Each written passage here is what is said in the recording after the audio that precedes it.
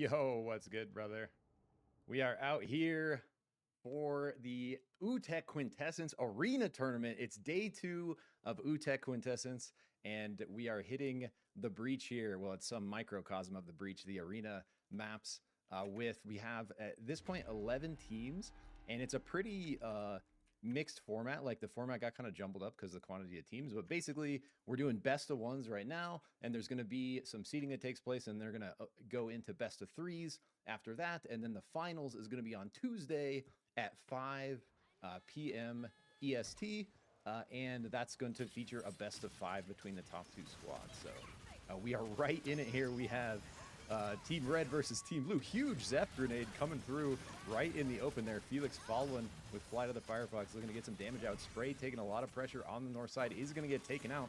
Blue looking really strong here. These Zeph grenades coming through big from Immense. Goth Cowboy is going to get this res on Spray though, but Fox pushes in, stops it. Ponyboy goes for the Void ult, doesn't connect, but does get the kill anyways. Blue is actually just picking them apart a little bit. Red fishing for reses, but not quite able to get it through. Pine, last player left here, looking for the snipes, but not going to be able to do much against 3. We just dove right into it, Twin. What do you think about round 1 here? So I won't lie, I missed the bulk of that because I realized I'm like, oh, I'm on the wrong screen. So I was desperately trying to fix. So I was communicating with Jang. You can see my screen in disc. I got you. Okay, Yeah. Cool. I just pulled it up. What a nasty team right here with Shrek Jordan and Eminem. I know Pine had a comment about teaming with a Bebo, but Goth Cowboy, absolutely ridiculous. Sprayed, absolutely ridiculous. So I'm not surprised to see them performing like they do, but especially Pine. I don't think he's lost. Oh, what a good Zeph grenade into just barely missing that bird bomb. But Goth Cowboy, not a very mobile chap. They have to get out of there. Great Felix ults in, but only to be met with a ghost grenade. And just like that, they are down 3v2 right now. And I'm sure this is going to go the way of Blue unless they're able to somehow get Goth Cowboy up, which they actually do. Good job, but it's still a mountain to climb against now 3v1 Goth Cowboy on Void. This, I don't think, can be done. What I was trying to say was Shrek Jordan, even though they lost that one, I don't think Pine's ever lost an arena tournament, if I'm not mistaken.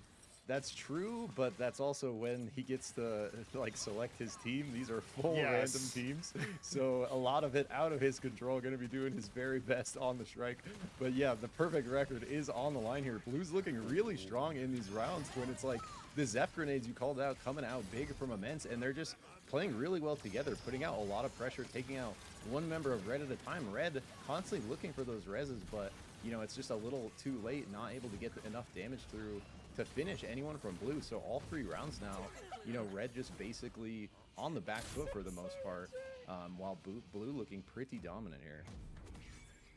Yeah, no kidding. I'm actually really impressed right now by Ponyboy's Felix.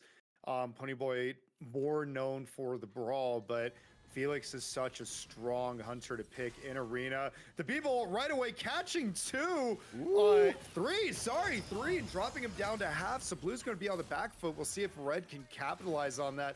Looks like Blue's able to get away and kind of lick their wounds, as I'm assuming they're going to, Eminem's going for the base camp. Great grenade. Sprayed somehow staying alive. I take that back, but an even better Felix ult right there. And Red had the strong start, but they weren't able to capitalize in time. And is this 4-0 for Blue right now? Or about to be? About to be, yeah. And I think we're seeing like a little bit of a Zeph diff here, bro, because it's like Red doesn't have any real support. Like Shrike, Bebo, you know, Void, Ghost. And we saw right there, they got a lot of damage out on Blue early, not able to finish off any kills, and they're just all the way back to full off of that Zeph healing. And yeah, it's just like, you know, there's something about having a support in arena where, depending on the team comps, it can really come through. That's what they need to do. Huge Tonk coming in from Man, gets the knockout mint. They need to stomp this. They have a 3v4, and then they have numbers advantage. They can play that out. That's basically, it's like to win against the support without a support, you have to win off the back of damage. You got to lock a target down, delete them, be in that numbers advantage, but it's kind of getting turned around on them a little bit here. We see Shrine back up, getting res by Goth Cowboy top left. Man looking to do a bomb res on Sprayed, actually gets it up, so Red looking really strong now, just Despy and Immense left. Immense looking to fish for that nade on Spray, not able to get it through. They take out Despy, so just Immense left on the Zep, running for his life here, looking for that big nade. Tonk into the statue. So let's go, Red picking up around here. That was great. Then, like you pointed out, that's exactly what they need to do. Just really try and get that B-bomb early on. And Bebo is really a war criminal, especially when it comes to Arena. That bomb able to do so much work with capturing the base camp, reviving teammates, things like that. And Eminem taking full advantage to use that to revive Sprayed and just kind of keep them in the fight and keep the numbers advantage alive. Good shot from Struggle Jordan, pushing Ponyboy backwards, and the base cap of the green armor is going the way of red. That Despiel was just a half second too late to try and push them off that. Green armor is great, but it's not the biggest advantage in the world. Red still needs to keep trying to push that little bit of edge, and they do it right there. With Ponyboy down to 1, another person knocked. Looks like 2 people possibly knocked. I don't know if they ran for the res or if I'm just misseeing this right now, but this one with Arena, it's not over until it's over. He is on res. It looks like he's going to get it through here. So Despy actually a clutch move, trying to throw that Bebo bomb up, but not able to get it over the ledge. And they're right back in it. 30 seconds left here, Twin. They're trying to push the fire. It's going to be a close one. Red taking so much damage now off the back of Blue. Eminem able to heal up. They were just 1 touch away, but they're still definitely hurting. Blue has a lot going their way. They're able to get that res off right now. It's a 4v3. They just need to get on the base camp, but 10 seconds is plenty of time to pull that off. Great ult in from Ponyboy. Ghost's not able to capitalize on the grenade that hit Despy right now. Another Blue down. They're doing it. They need to get on the base camp, though. They need to get on it.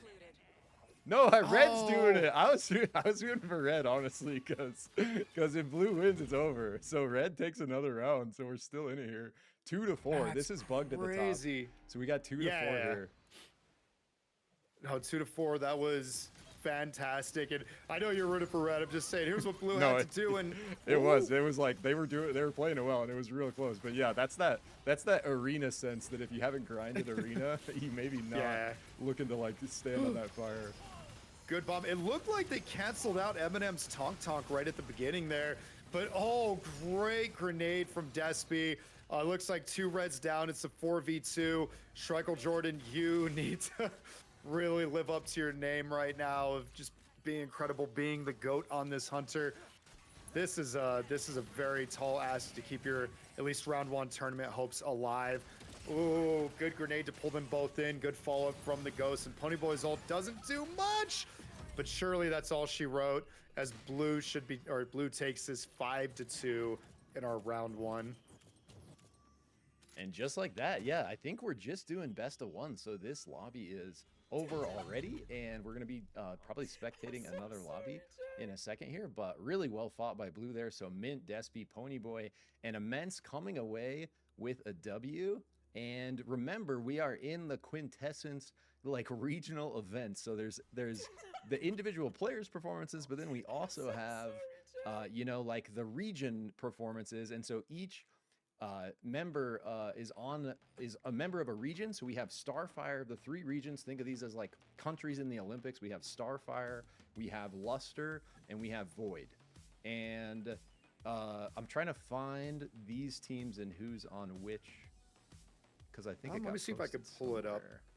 Because Void was black, Luster was green, Starfire was yellow, and I know the teams got posted.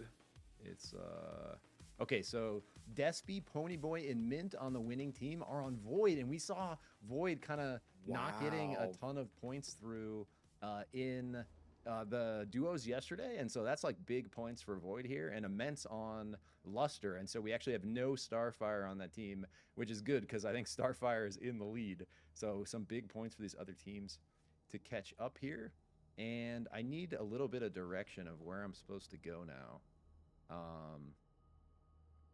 Let me. Yeah, looks like Ponyboy's asking if you want to look in. I'll just keep chatting about what we saw right there. I know Ponyboy. I'm gonna hop in and ask Toilet real quick. Sure. Tell Jang to stream together. Oh wait, he might be competing though. So yeah. Yo, Toilet. Hello. So now that we finished just the best of one, what's next? Because I'm just sitting in the lobby with these guys and they're wondering what We're to do. finishing other games, and then we'll do the second games. Okay. So should I leave this lobby and just hang out? You can. Or just stay in here? Yeah, you can just stay in there, I guess. Damn, the order over. That was fast. Yeah, that was quick. I mean, best of ones. Pretty one-sided? Go pretty quick. I mean, it was 2 to 4, so or 2 to 5. So yeah, a little one-sided, but.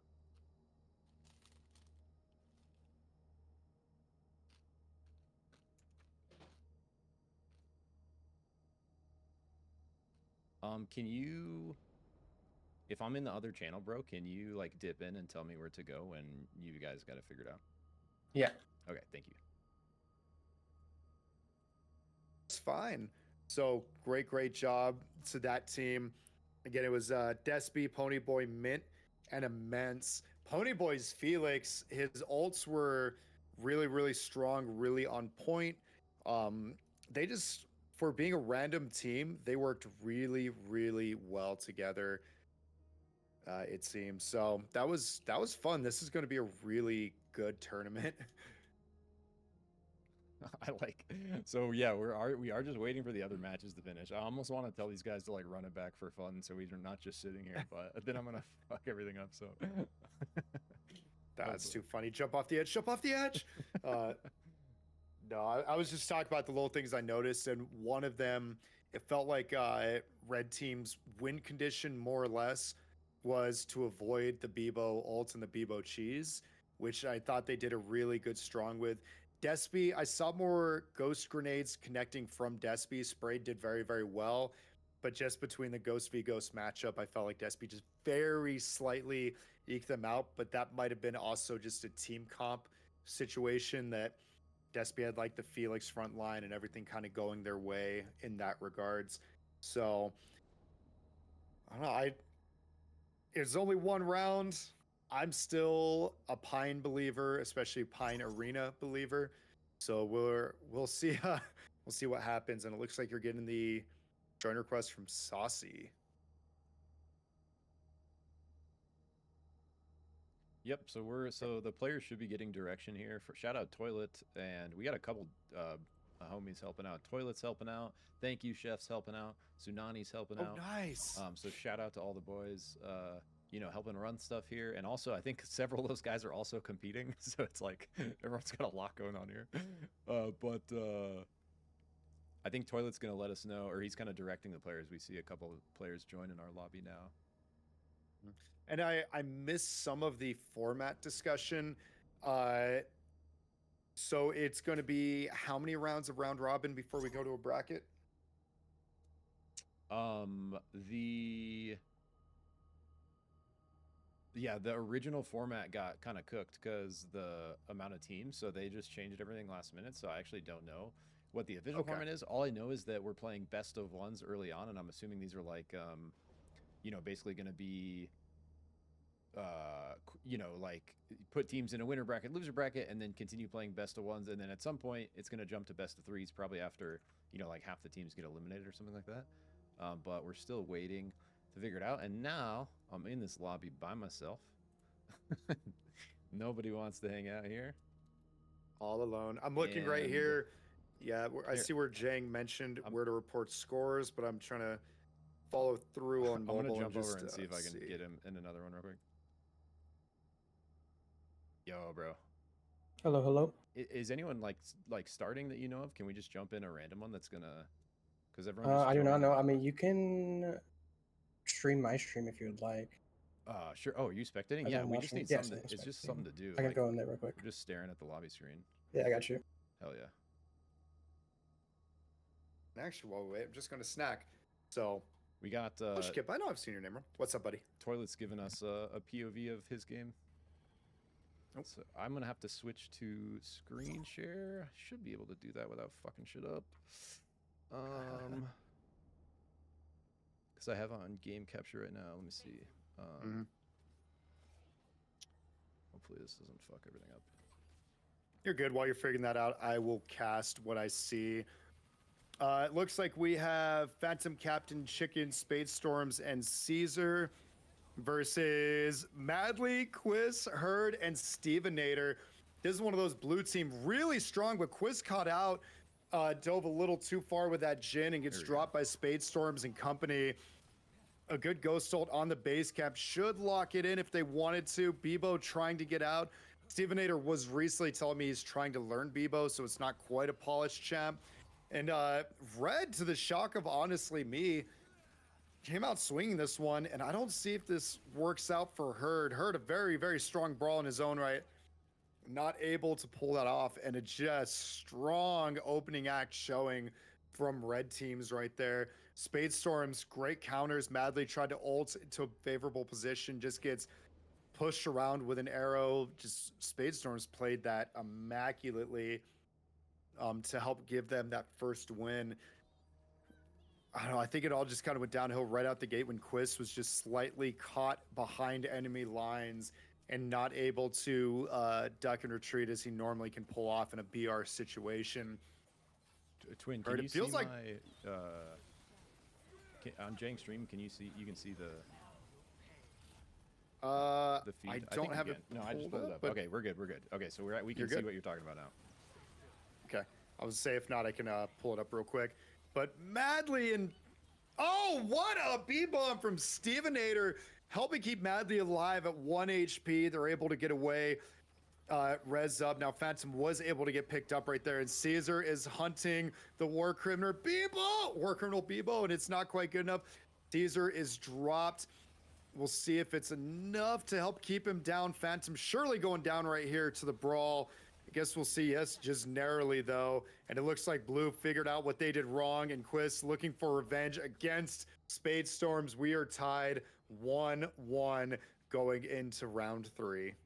I will say it is not 1-1. It is currently 4 on blue side.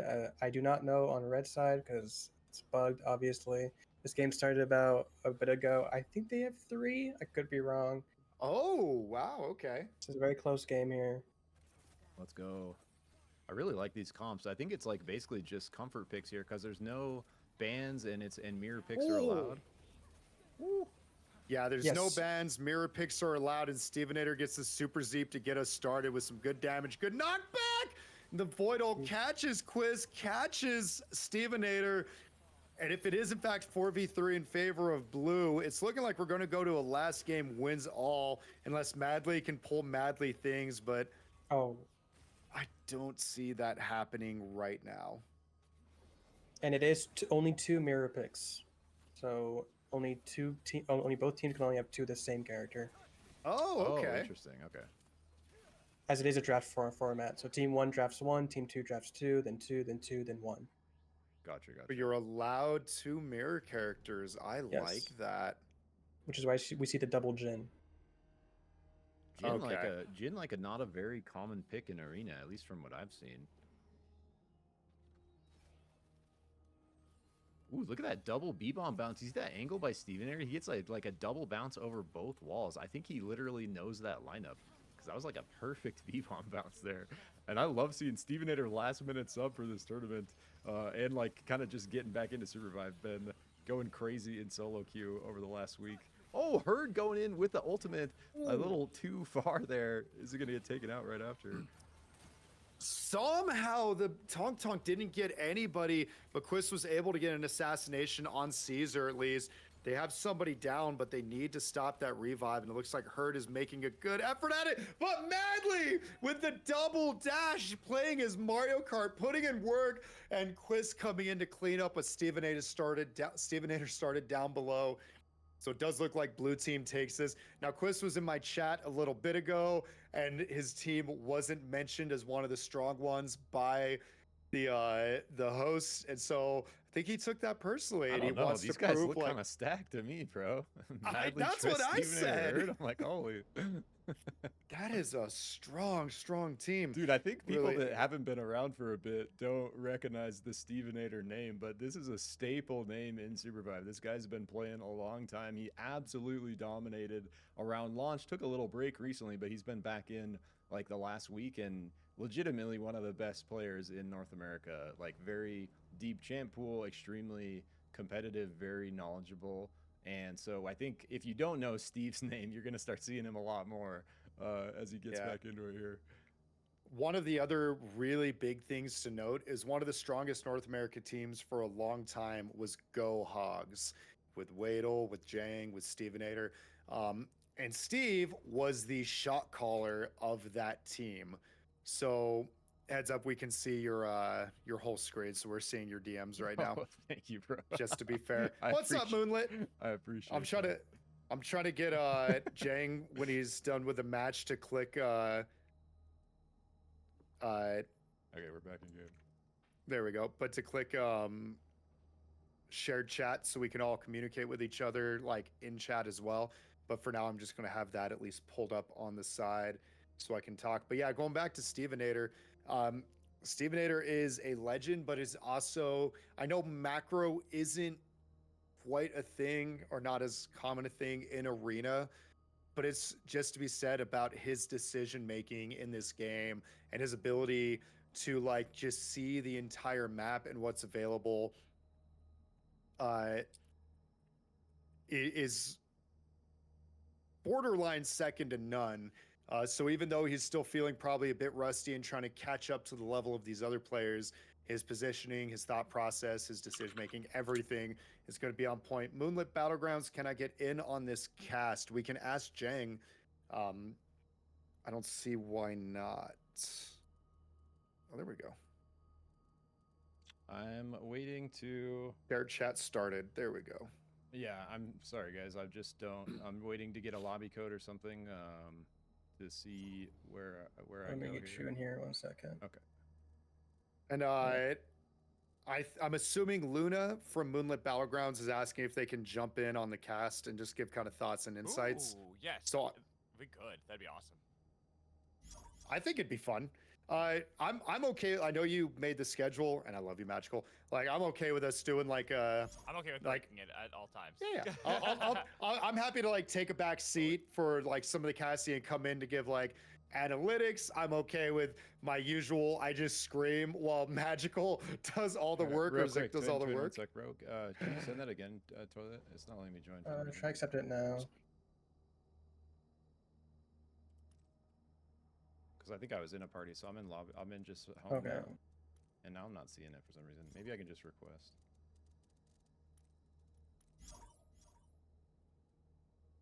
Hopefully they accept that one. Is there 9 people in there? Yeah, so I'm trying to leave as you try and join. Can you have someone else like add and invite me? Yeah, I mean. Cause yeah, it won't let me join. There we go. You in? I'm in. Okay, perfect. Sick. Thanks, Gotta bro. love that Zeph skin so much. All right, Toilet, you're the man, bro. Thank you. We are in the next round here, so this is 4v9. Good luck. Good luck. Thank you, sir. And if we take a look at the teams here, Are you sharing your screen on Discord, Zik? oh no, dude, there's so much going on, bro. God. I know. I got you. I'm your sorry. Huckleberry.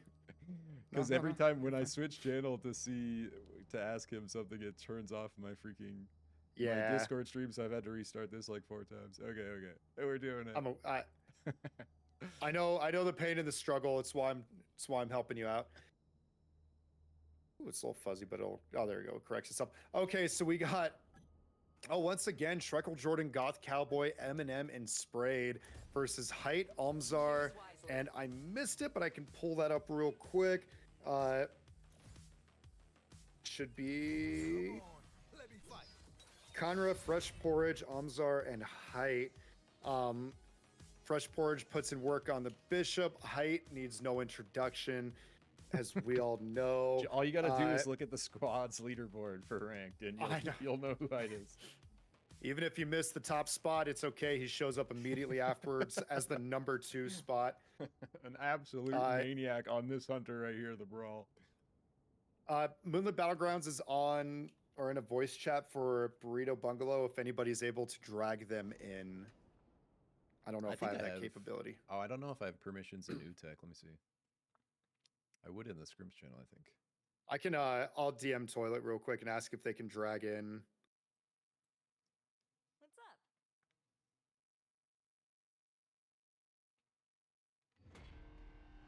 think, yeah, it would probably be Dylan or Jang that would be able to do it.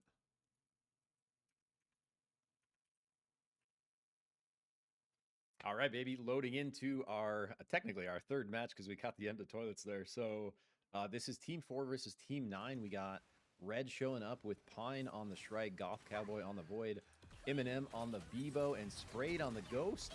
Taking a look at Blue, we got Omzar on the Shrike, Height on the Brawl, Conra on the Void, and Fresh Porridge on the Bishop. Big damage coming out already from Red. Omzar taken out very fast, is going to get shifted back by Conra, going for the res, but Height dies on the entry to the left, and they're just getting so chunked by Shrike, Jordan, Pine, and Eminem on that Bebo, putting out so much damage on that right front. And so now Blue completely on the back foot. Fresh Porridge going for this reg, but it's going to be... You see that? I So Shrike Jordan did not just a 360, but a 720 no scope in the Shrike mirror match and won. Now I'm a believer in Fresh Porridge. I'm a fan. This is the tallest of ass imaginable. I'm sure Red is going to take this first game, and Shrike Jordan took apparently that first loss personally because they came out swinging, getting the damage, knocking Height, knocking Omzar again. Like, that was insane what Pine was just able to do right there. Not to take away from the rest of Team Red, it's just, if you noticed, I don't know if they missed a single shot there. Yeah, I mean, it looks like the threat of Shrike, like if she's consistently hitting her shots, is just crazy damage. Height, looking for the entry here, is going to back out, sees that Bebo bomb out. Bebo bomb goes in, gets damage on Connor on the Void. Fresh Porridge looking for the flank on the south end. Red, a little pinched here. Eminem looking to ISO Fresh Porridge. Gets that super Zeep out, knocks him all the way back. Height re-engages, gets the kill onto Bebo. Now split fight. Sprayed going up north. Huge damage on Omzar, takes him out. Connor's one shot too. So Sprayed going huge in the top side is going to maybe get that second kill on Connor. A Fresh Porridge looking to answer back with Height on the bottom here. Void ult. Oh, Height almost gets How did he caught. get out? I think he didn't even have to ult that. He actually just dashes. So Goth Cowboy looks for a heal, gets it through. Fresh Porridge wants the punch, doesn't get it. Height grapples in, going for the kill, gets it on Goth Cowboy right as he gets shifted out here, bro. So now just Sprayed and Shrike Jordan with the nade, but Height gets him right as it comes through. So just Shrike Jordan left and Height locks it in. What a round, bro. Any other player in the world is getting caught in that Void ult. I don't know what kind of plot armor payoff the devs like situation Height has going on. That was insane positioning movement. And also, just like the little cherry on top, when he ended up knocking the Void, he got teleported to safety by the Void shift that was already committed. Ooh, big Sprayed grenade right there to save Shrike Jordan and Sprayed. Surely they were going down to get the first knock. Sprayed did in fact get dropped in the end, but it looks like Shrike Jordan's starting to put in some work in this back and forth matchup that we're experiencing right now. Yeah, these rounds are so close. Like 1-1 right now, but really like scrappy fights. So Blue definitely on the back foot here. Red looking superior in this one. We see they're getting Goth Cowboy locking in the fire as these three just pressure Omzar. I think Blue did get one away. Oh no, just kidding. Omzar's last. Omzar is last. Shrike Jordan with the taunt coming out. Pine was almost in a bad spot, got caught in the mantle position right there, but Omzar, there was too many people on top of him. He landed one shot, but it was just too busy around him to be able to really eliminate Shrike Jordan off that. And good aim from the B-bomb. Lots of tools to get that off the base camp, but you got to appreciate that is not an easy task to perfectly aim that B-bomb. Great dive and punch from Fresh Porridge, and Shrike Jordan, probably the team captain, is down right out the gate. Just like you said, we're scrapping. You like that? We're scrapping some more as Blue is just putting in work right now. Man, Height is so good. Like the way he's so good at just, I mean, Brawl is great at this, but you know, Height being like literally one of the best Brawls out there, he's exceptionally good at this. Like literally just tethering into all four YOLO right off the bat, getting behind them and causing all them to use abilities, turn, all of a sudden fighting like this flanked fight where they have to look in two directions. And we saw it play out perfectly that round. Gets like shut down early as Red put out so much damage from a Rain Twin. It's just like instantly two from Blue are down before the round even starts. So there was something really fascinating right there. B-bomb caught them. Shrike Jordan landed a shot, and I think it was Omzar dove in front of the shot, get down Mr. President to get the second tap and save their teammate. But unfortunately, it's like, all right, I'll just drop you instead. And Trickle Jordan got the shot, got the bird bomb, dropped Omzar. And it's here we are with Red surely taking this one to give them what would it be, a 3-2 lead. Oh, Rez went through. 50 seconds, plenty of time for Blue here. So a rematch here in the fourth round. I like this. Oh, from the top rope, and sadly, Fresh Porridge whiffs with the People's Punch right there. And it looks like Kenra's going down. Omzar surely going down. Void ult hits no one. And Height's trying to get that res off, but it looks like a Bishop ult to reach safety, and Trickle Jordan just does not miss. I'd like to see their actual hit percentages. I'm sure it's something ridiculous right now. Accuracy rating. Exactly. It's like, even if it's 30%, that is a terrifying number. Hey, in the that's like hands of Trickle Shrike. Jordan, like shot percentage, bro. That's like legit. Wait, Height? Height? Can you do it? Oh, loses to fire, but maybe is gonna do it here. Just only had one more left, but Height making a run at the end, not able to close it out. So I think that puts, we can't trust the scoreboard up here, and my memory's so bad with this kind of stuff, but I think it's 1-3 in Red's favor at this point. It's either 1-3 or 2-3, but I think you're right. In that regards, Height made a good effort. They needed maybe 10 more seconds, but there was that ghost grenade that connected with him. So Height was in a bad spot, but A for effort in that regards. Yeah, Fresh Porridge in the back getting chunked, looking to heal up a little bit. Height looking to heal as well, is going to get chipped by that laser, so that pot basically goes nowhere. Height shipping it in, looking to cause some mayhem with that tether entry, is going to go right back out while his Shrike is pumping damage on this south side. Omzor actually having a really good round here, putting out big damage. Height continuing to push on the top side, but Omzor is going to get sort of ISO'd on the bottom, taken out there. So now Blue fighting at a numbers disadvantage again. Red continuing to look really strong. Red, like, really good at, like, kind of holding their position, playing together. We see Blue constantly kind of going for these flanks, looking to play around the brawl playstyle, but Red kind of staying together as this this squad, this pack. Really hard to punch through this amount of damage. Round concluded. How do you win that as Shrike? That was just a great positioning game from Trickle Jordan right there against Fresh Porridge. Put the bird bomb when Bishop had to step away, was already threatening that space with a shot, which caused Fresh Porridge to have to step back into the bird bomb, get stunned, and then get shot for his efforts. That was just great option coverage from Pine right there. And I know Blue is already in a bad state, but that is really tough to win as Shrike when there's an object right in the middle in between you two. Yeah, and pressure on Blue this round, Twin, because this is going to be match point. I think if they lose, I think Red has 4 rounds here. Height does get the kill. Trickle Jordan is in the box. No res here. So big play from Height, locking in numbers advantage. Blue health down a little bit, but has tempo here, trying to kill that bomb. Does get it down. Sprayed trying to heal, but no shot. Porridge in with the punch, deletes him. Bebo is looking rough too, so Eminem is down. Last player left, Goth Cowboy on the Void, going for the res here, but it is so close. This is a crazy ego. He's gonna have to play this insane to be able to pull this res off.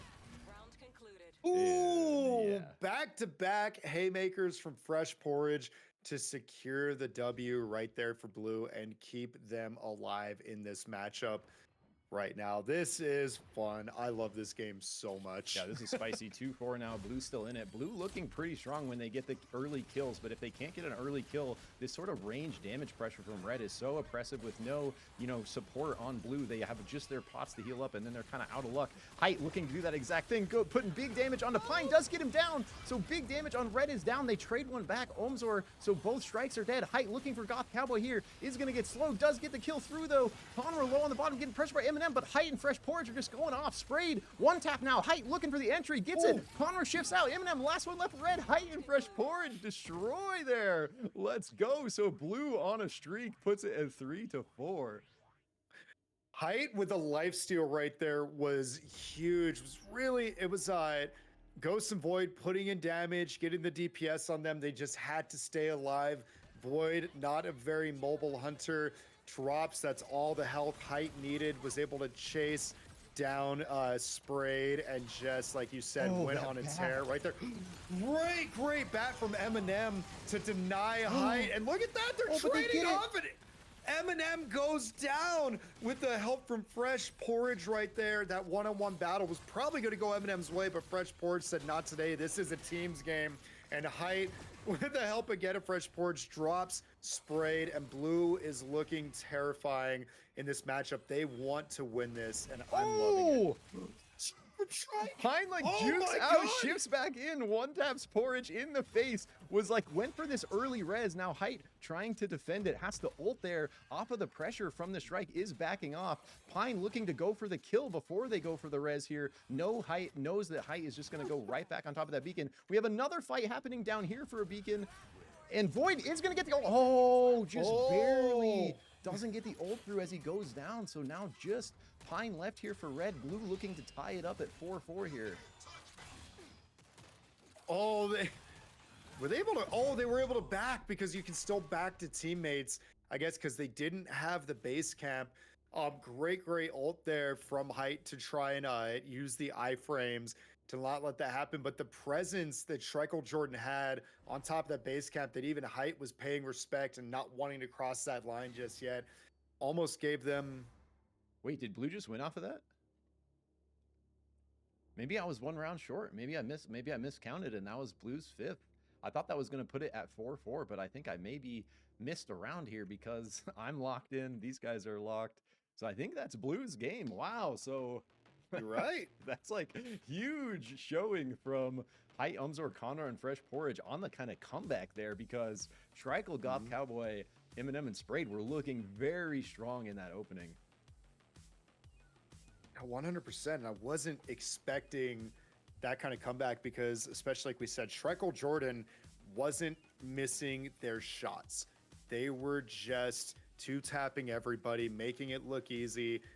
And in spite of that, Height able to fight back. Fresh Porridge, some brilliant ults and brilliant punches to help secure. And I noticed Fresh Porridge was almost like playing support, backup damage for Height in that, and that kind of 1-2 combo from them worked out really, really well, because Eminem seemed to be countering Height, or at least going toe-to-toe with them. And sure, you can win that, but again, Fresh Porridge comes in, 1 or 2 rockets, a good punch, and all of a sudden they're in a 4v3, and they're just seeing, okay, who can I pick off next? Sprayed, Ghost, you're strong, you missed your grenade. Sure enough, Height's going to stun, Fresh Porridge is going to come in and finish. And so like, I loved that duo combination. And not to take away from Umzor and Conra, they played great. Goth Cowboy played great. Everybody played well, but it just, that's what I noticed, was that little matchup difference. And we just brought in Moonlit Battlegrounds Luna Superwarrior. Do you have any thoughts about the matchup that you just saw? Hello. Yes, I am Luna, Hi. owner of Moonlit Battlegrounds. And yeah, I was just really confused. The score was very strange. I wasn't sure what was going on. I thought But I was I keeping guess- track, but go apparently ahead. not. Yeah. Yeah, I thought it was interesting because, you know, what is it, Height and Pine, I'm very familiar with them because they're on my team. And so it was really interesting seeing how they fight against each other. And I could tell that they kind of had like they wanted to kill each other a lot. A little bit of that and- team rivalry going. and- Weird. Yeah. And Pine, he has a lot of experience in Arena. He won one of the most recent Arena I tournaments. think he's won every So, arena tournament, hasn't he? We were talking about that. Yeah, like the last 2. I know at least 2 that he won. But anyway, he's the Arena god, and Yeah, the so I ones think I've their strategy casted, was that to Pine's get him out of the undefeated. match as soon as possible. That's a And good when they were strat. able to do that, they opened the map for themselves.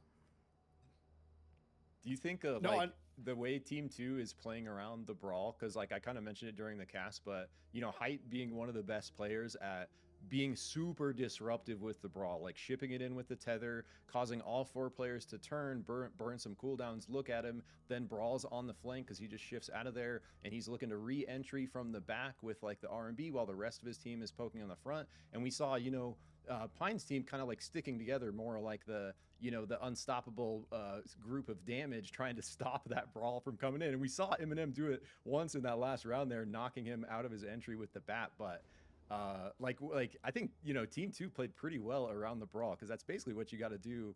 You know, you really got to lean into the brawl's disruptiveness especially without a support, right? Like no Zeph, no Bunny to kind of back them up. You basically get one go at this big wall of damage, and if you mess it up, it's like GG, which I think is why they kind of went down early the first couple rounds, but able to kind of lock it in, get that a little more dialed. The last couple of rounds were looking a lot cleaner. Yeah, for sure. There was one game that I saw where Height just went into the middle of 4 of them, and he's amazing, so obviously survives, but his team wasn't really following up on that, and so he wasn't able to cause that chaos, I think, the way that they wanted to. But in the last few games, you could see that his team was following up on him more. I think they were just being more aggressive. They weren't playing as safe, because Height is a pretty aggressive player, so they have to be aggressive with him. So when they were aggressive with him, then they were able to break that line. Nice, yeah. That's pretty much. And I love like these two players, bro. I like since they kind of came into the scene from BAP, I've had a really good time watching them. And there was all this like early kind of like drama of them like coming into SUPERVIVE, and then the whole like Nidhogg thing between Pine, and then they become friends, and then there's such good storylines with these BAP players. It's just been such a pleasure, from like an observer caster perspective to like watch them grow. And it's like super hype, bro, because I've been watching Moonlit Battlegrounds. Like Moonlit Battlegrounds, as far as I'm concerned, is like the sort of only oldest like actual sort of team org where you guys have been very intentionally kind of looking for skilled players and rotating players to put together a solid roster, and even like an academy team at this point. And I think that's something that's super helpful for players. And there's really like as far as I know, no other sort of like orgs or coaches that are sort of be intentional like that. And it's been really cool to see your guys' roster sort of evolve over the last like 12 months to the point where it's an insane roster now, bro. Like the Moonlit Battlegrounds roster is goated. Yeah, I was big. So for a long time we had DJ and Unseen Jaguar, and then we started off with Goked and Jay, and then eventually those 3 guys dropped off, and it was DJ and Jag, and then we had Pensado for a bit, and then eventually we got Pine. And after Pine's arena win, I was like, oh my gosh, this guy's cracked. He's just beat TLD in this arena match. And I was like, okay, well, Pine, just take full control of the team. You can invite anybody that you want. And he invited Afro and Spades and Height, and the team just kind of popped off from there. So I was like, okay, just make a team, go. And so that's what he did. They had a beautiful tournament showing just this last... I was really happy. Yeah, that was awesome to watch, man. I was, a few days ago, I was watching some old footages, and for the prologue tournament, I made the promo video. And I remember watching, so I put the clip of TLD winning the very first show match once the game went into open beta. Mm-hmm. And I remember being so tilted that they won. I was like, oh, I really wish we won. I want to win so bad. And then I watched that video after this tournament just happened, and I watched this video. I was like, oh yeah, we're winners now. Let's go, the evolution, baby. Hard work. Like I wasn't as tilted anymore watching that video. It's hilarious. My question about your organization, if you don't mind, like while we're waiting for the next game, I remember I'm one of those guys that like if there's a good tournament going on and I'm not on the mic, I like to meet up with friends, go to one of the local breweries, and pull it up on the phone and just have a beer and watch. And I was like popping off in this booth because there was an end game that like TLD was expected to win, and it came down to, I think it was Moonlit Battlegrounds and Go Hogs, and MB, if I remember correctly, managed to pull it off with like a last second clutch win. Am I remembering that right? I think I know which game you're talking about. It's like a month and a half ago. Was it a poverty run for MB? It was 100% a poverty run. Yeah, I think I know what you're talking about. Yeah, I remember that game. But it was one of those like that was one of those that I kind of look back on and think like I've always been, for me, I obviously I'm a fan of everybody. I can't help myself. It's just how I am. I love all these great players and great teams. But it's like Moonlit Battlegrounds has always been a staple. Go Hogs has been a staple, and TLD. So I'm like, cool. If one of these 3 do well, I'm happy. But to see Moonlit Battlegrounds just start like rising more and more and more to the top and becoming a threat of like, yeah, we could be hopefully top 5 this tournament, but we're going for the win. It's like, oh, we gotta win. And now it's like, hey, how do we stop Moonlit Battlegrounds? It's like, I don't know, man. I'm still spamming the stuff in chat. They're getting stronger and stronger, and glad I picked my horse in this race because I've loved, like Zick said, just the evolution of you guys, just guys and girls, sorry, coming up and just getting stronger and stronger. And not even just like, oh, we're stronger because we have better players, but those players also bring better strategies, positioning, comms, everything along with it. So the growth in that regards too has just been so fun to watch. Yeah, I think because earlier you mentioned the apprentice team, and I think that is one of our biggest strengths too, is that we in our Discord chat we have a lot of discussions between the two teams, and the apprentice team still has a little bit of ways to go in terms of performance. They do well in scrims, but in tournaments they're struggling a bit. But I think it also gives the upper team, the main team, a chance to think about themselves more when they see the apprentice team.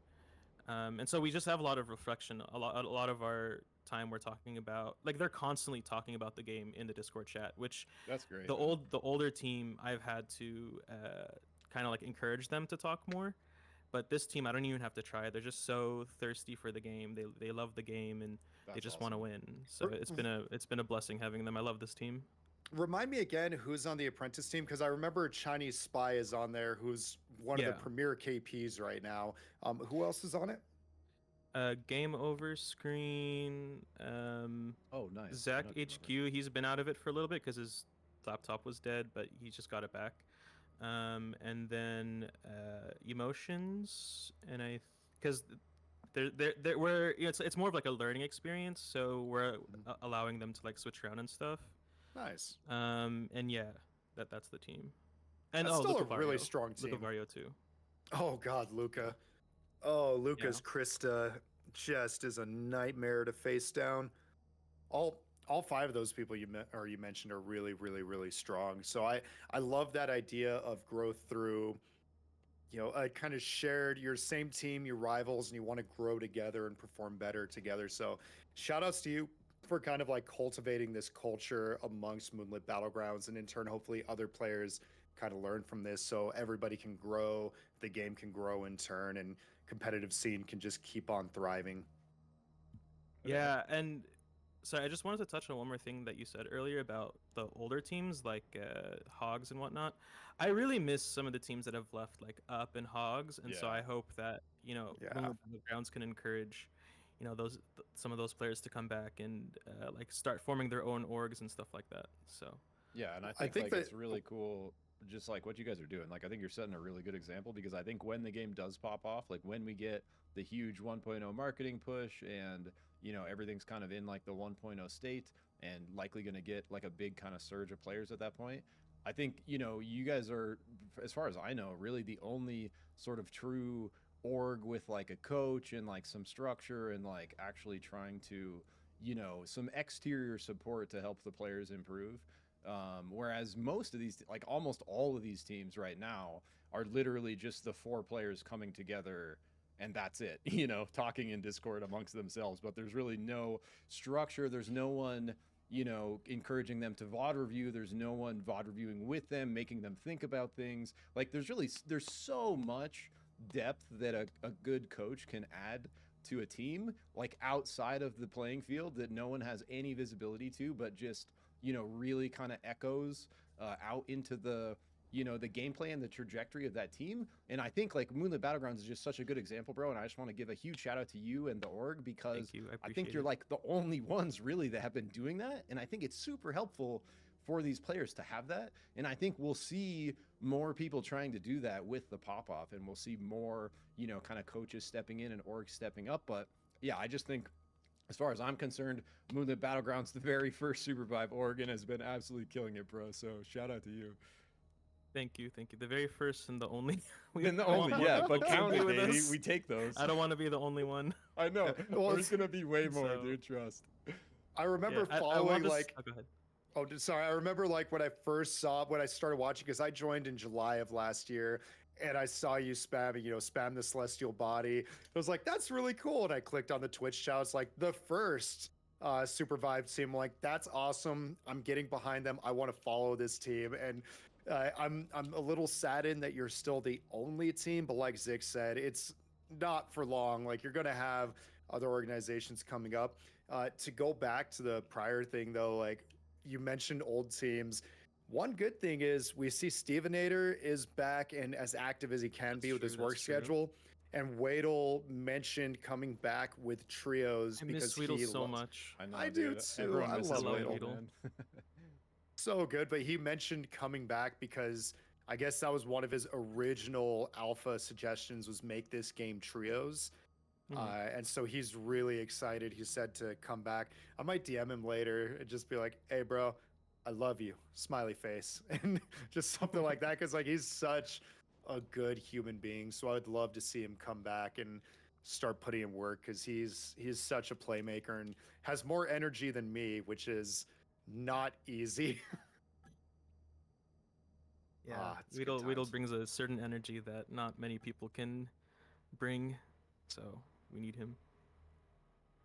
He's True, been getting true. some games in this week. I've ran into him the last couple nights solo queuing, Oh, or that's just good. like queuing games. What? He's been out there. That's awesome. I want to kind of like redirect our attention to this game going on. Looks like we have Heights team that we have been seeing, but also they're facing down Skedaddle, Cat Microwave, Saucy Hack, and Danksaur. I'm not as familiar with Team One, all of them. So do you guys have any thoughts on this matchup? I wanna bring in the man that needs no introduction here, the casting goat of SUPERVIVE, MadMagical. Yes! What's up, brother? Let's So- go, so MadMagical. I heard you guys talking. I didn't want to interrupt because it was a really good conversation you guys were having. I'm like, I was just enjoying listening to all y'all talk about like SUPERVIVE, the future we have, and like I'm with Luna too. I feel like there, and Usyk, when you guys were talking about more orgs getting involved, I definitely see that. That's probably going to happen as we get closer to the full release. We'll have more orgs. I already know that there are a few that are looking to get into it. They're kind of just waiting to see how everything's looking for the full release. So things like this are a great way to kind of show all those organizations that are considering picking up a team for SUPERVIVE why it's such a hype game and why they should definitely start getting these players, getting the coaching staff and all that stuff set up before. Because once it goes live and everything, and we, knock on wood, see everything really explode, it's going to be a lot harder to just jump in as easily as some of the teams that have been there since the beginning. So I'm really excited about that, but also I'm excited about today. I look at Arena, one of the most chaotic game modes that we have, because it is just in its whole nature is team fights, which kind of goes against some of like what MOBAs are, where it's like more strategy built in with the team fights, when to look for this. The Arena's like, nah, just go at it, fight right away, which is always fun. And that's why I look at like our teams that we have going into this one. When we already just saw that Team 2 were able to beat Pine, of all players, the GOAT of Arena, taking them down is a big thing. And Height, especially, this player that has been right there at the upper echelons of competitive play with Gap and now joining in with Moonlit Battlegrounds. It definitely is going to be the team to continue to watch, but Team 1's, I don't think, a team that we have that we can look at and just discount either. They have really good players that have been playing a little bit more in recent tournaments, recent scrims. Like Skedaddle is one of those players that we kind of got to look at as, I believe, one of those Felix players, which is great to bring into a brawl, especially against someone like Height. You have Cat Microwave that is also a really hype player to play, plays more like the aggressive style. Saucy Hack, I know a lot of players have talked about this player as someone that's kind of the wild card that has definitely been building themselves up. And Dancer is still a newer face too, but I think a lot of these players have a lot to show when it comes into a game like this. 100%, bro. Couldn't agree more. And I think, Twin, do you want to hit this one with Magical, and I'll kind of just chill and Sure. spectate? Sure, I'll take this one, and then I'll let you get in the following so I can finish these nachos. No, it's a California sushi roll, like all those ingredients blended in with nachos, and it What is. the hell? It's one of our local brewery has that available with sushi, and I'm like, and it's walking distance from my place. So That sounds amazing. I want GG. that. yeah, no, come out here and I'll treat both you. But to follow up with what you were saying, though, you talked about Saucy Hack being a wild card. Looks like they're a wild card on Shrike. That we're seeing a lot of representation in this tournament, and I love it. Shrike being one of those hunters, as we all know, that very early on, very strong noob stomper, then really falls off until you hit that certain skill point. and all of a sudden she can take off again. So I love seeing, like, with the slight reduction in her shot time, that she's being seen more and more and more. And that was a great bird bomb. Dive in immediately from the Felix. Doesn't get a whole lot, but ooh, Fresh Porridge with a punch. Fresh Porridge going down. I'm going to pass this off to MadMagical because I'm not doing justice to the work that is being done here. Nah, you're doing great. You're always doing great, Twin. You definitely sell yourself short, but gotta give it over to Team 2 there, how they're able to kind of respond. They bounced back, they got the knock, and what a vortex shot, double knock with the second win. Skedaddle, nowhere to go. Game 1 to Team 2. I love seeing, I pointed out Fresh Porridge almost treats Bishop like that support, that like, not necessarily going to be the frontline engaged, but follow up when somebody's not paying attention and sucker punch them right into a wall. Almost got caught out there, was able to escape thanks to how mobile she is. But Fresh Porridge really making sure they lock in. What a beautiful bird bomb and grenade by the Ghost there. But still, we're seeing how low they're starting to get these members, but just never close enough to actually get the knocks. Nice dodge away from Skedaddle to get out of that, but the Vortex Charm landing. Summon Napalm a little bit shy of the target it needed to. But Team 1 is going to control the base camp while Height tried to dive in, but a little bit too late now, seeing the tier 2 on the other side. They might have to refocus and see how they want to fight against Team 1 to get control. You're right, and Red Team having those shields, having the base camp, and having the clock on their side, able to do some damage right there, and they get the spike on Almzar. Saucy Hack able to drop Fresh Porridge, keeping us at, oh no, I'm sorry, it's a 4v1 right now as poor Zeph tries to run away, run as fast as he can. You don't have the time. We're sorry, it looks like this is going to go in the way of Team Red, Nice. which will tie us up at 1 apiece. 1 apiece, and I gotta give a lot of credit to how our red team was able to play that one, and that time around looked a lot better. While it is getting difficult for them, they have this great initial play where they find targets, they get them really low, but they're never in a position to capitalize on that. That last time, they kind of baited out Blue Team into their zone and were able to punish them for that. They got the knock onto Hype right here. They are going to be the ones getting engaged on first by Blue Team. Blast off, going wide for Fresh Porridge, but they're still aggressing. Saucy Hack has been split up, but still landing the headshots. Now looking for Amzor, but all that time, Connor had gotten control of the base camp, so Team 2's on the other side, and now they try to dive in. Looking for the knocks, it's going to be first Zep taken down, but Height, he's wailing, he's ready to dash back in, but they have to wait with how low everyone is. Healing back up, Danger a little bit too far, but they're trying to confirm the knock onto Connor. Height is low, but he dashes back, takes down the Ghost, 1 for 1, but we already saw that Saucy Hack was able to get Amzor on the other side, so 2v3, Bird Bomb going wide. Fresh Porridge waiting for a Height. The chains have connected. Tries to dash back in, only getting a little bit of damage. But now it's Fresh Porridge taking way too much on their engage too. With Height alone, 1v3, battling the best they can on the base camp. Tries to heal back up, but it's Team 1 taking the third game. That's the thing about Height's Brawl. He could have 1 HP. You blink and he's back up to full health with that lifesteal. That's why it's so important for Skedaddle to land that Felix shield pull, apply that anti-heal, and not let Height lick his wounds and recover, courtesy of your health bar. Height, so aggressive, diving in, capitalizing off that Zeph grenade to try and get them going, and just stays on the hunt. Cap Microwave down, their healer down. It is a 4v3, and Red Team calling for the respawn beacon. They know that they can't win this one, and Fresh Porridge and Height are on the hunt.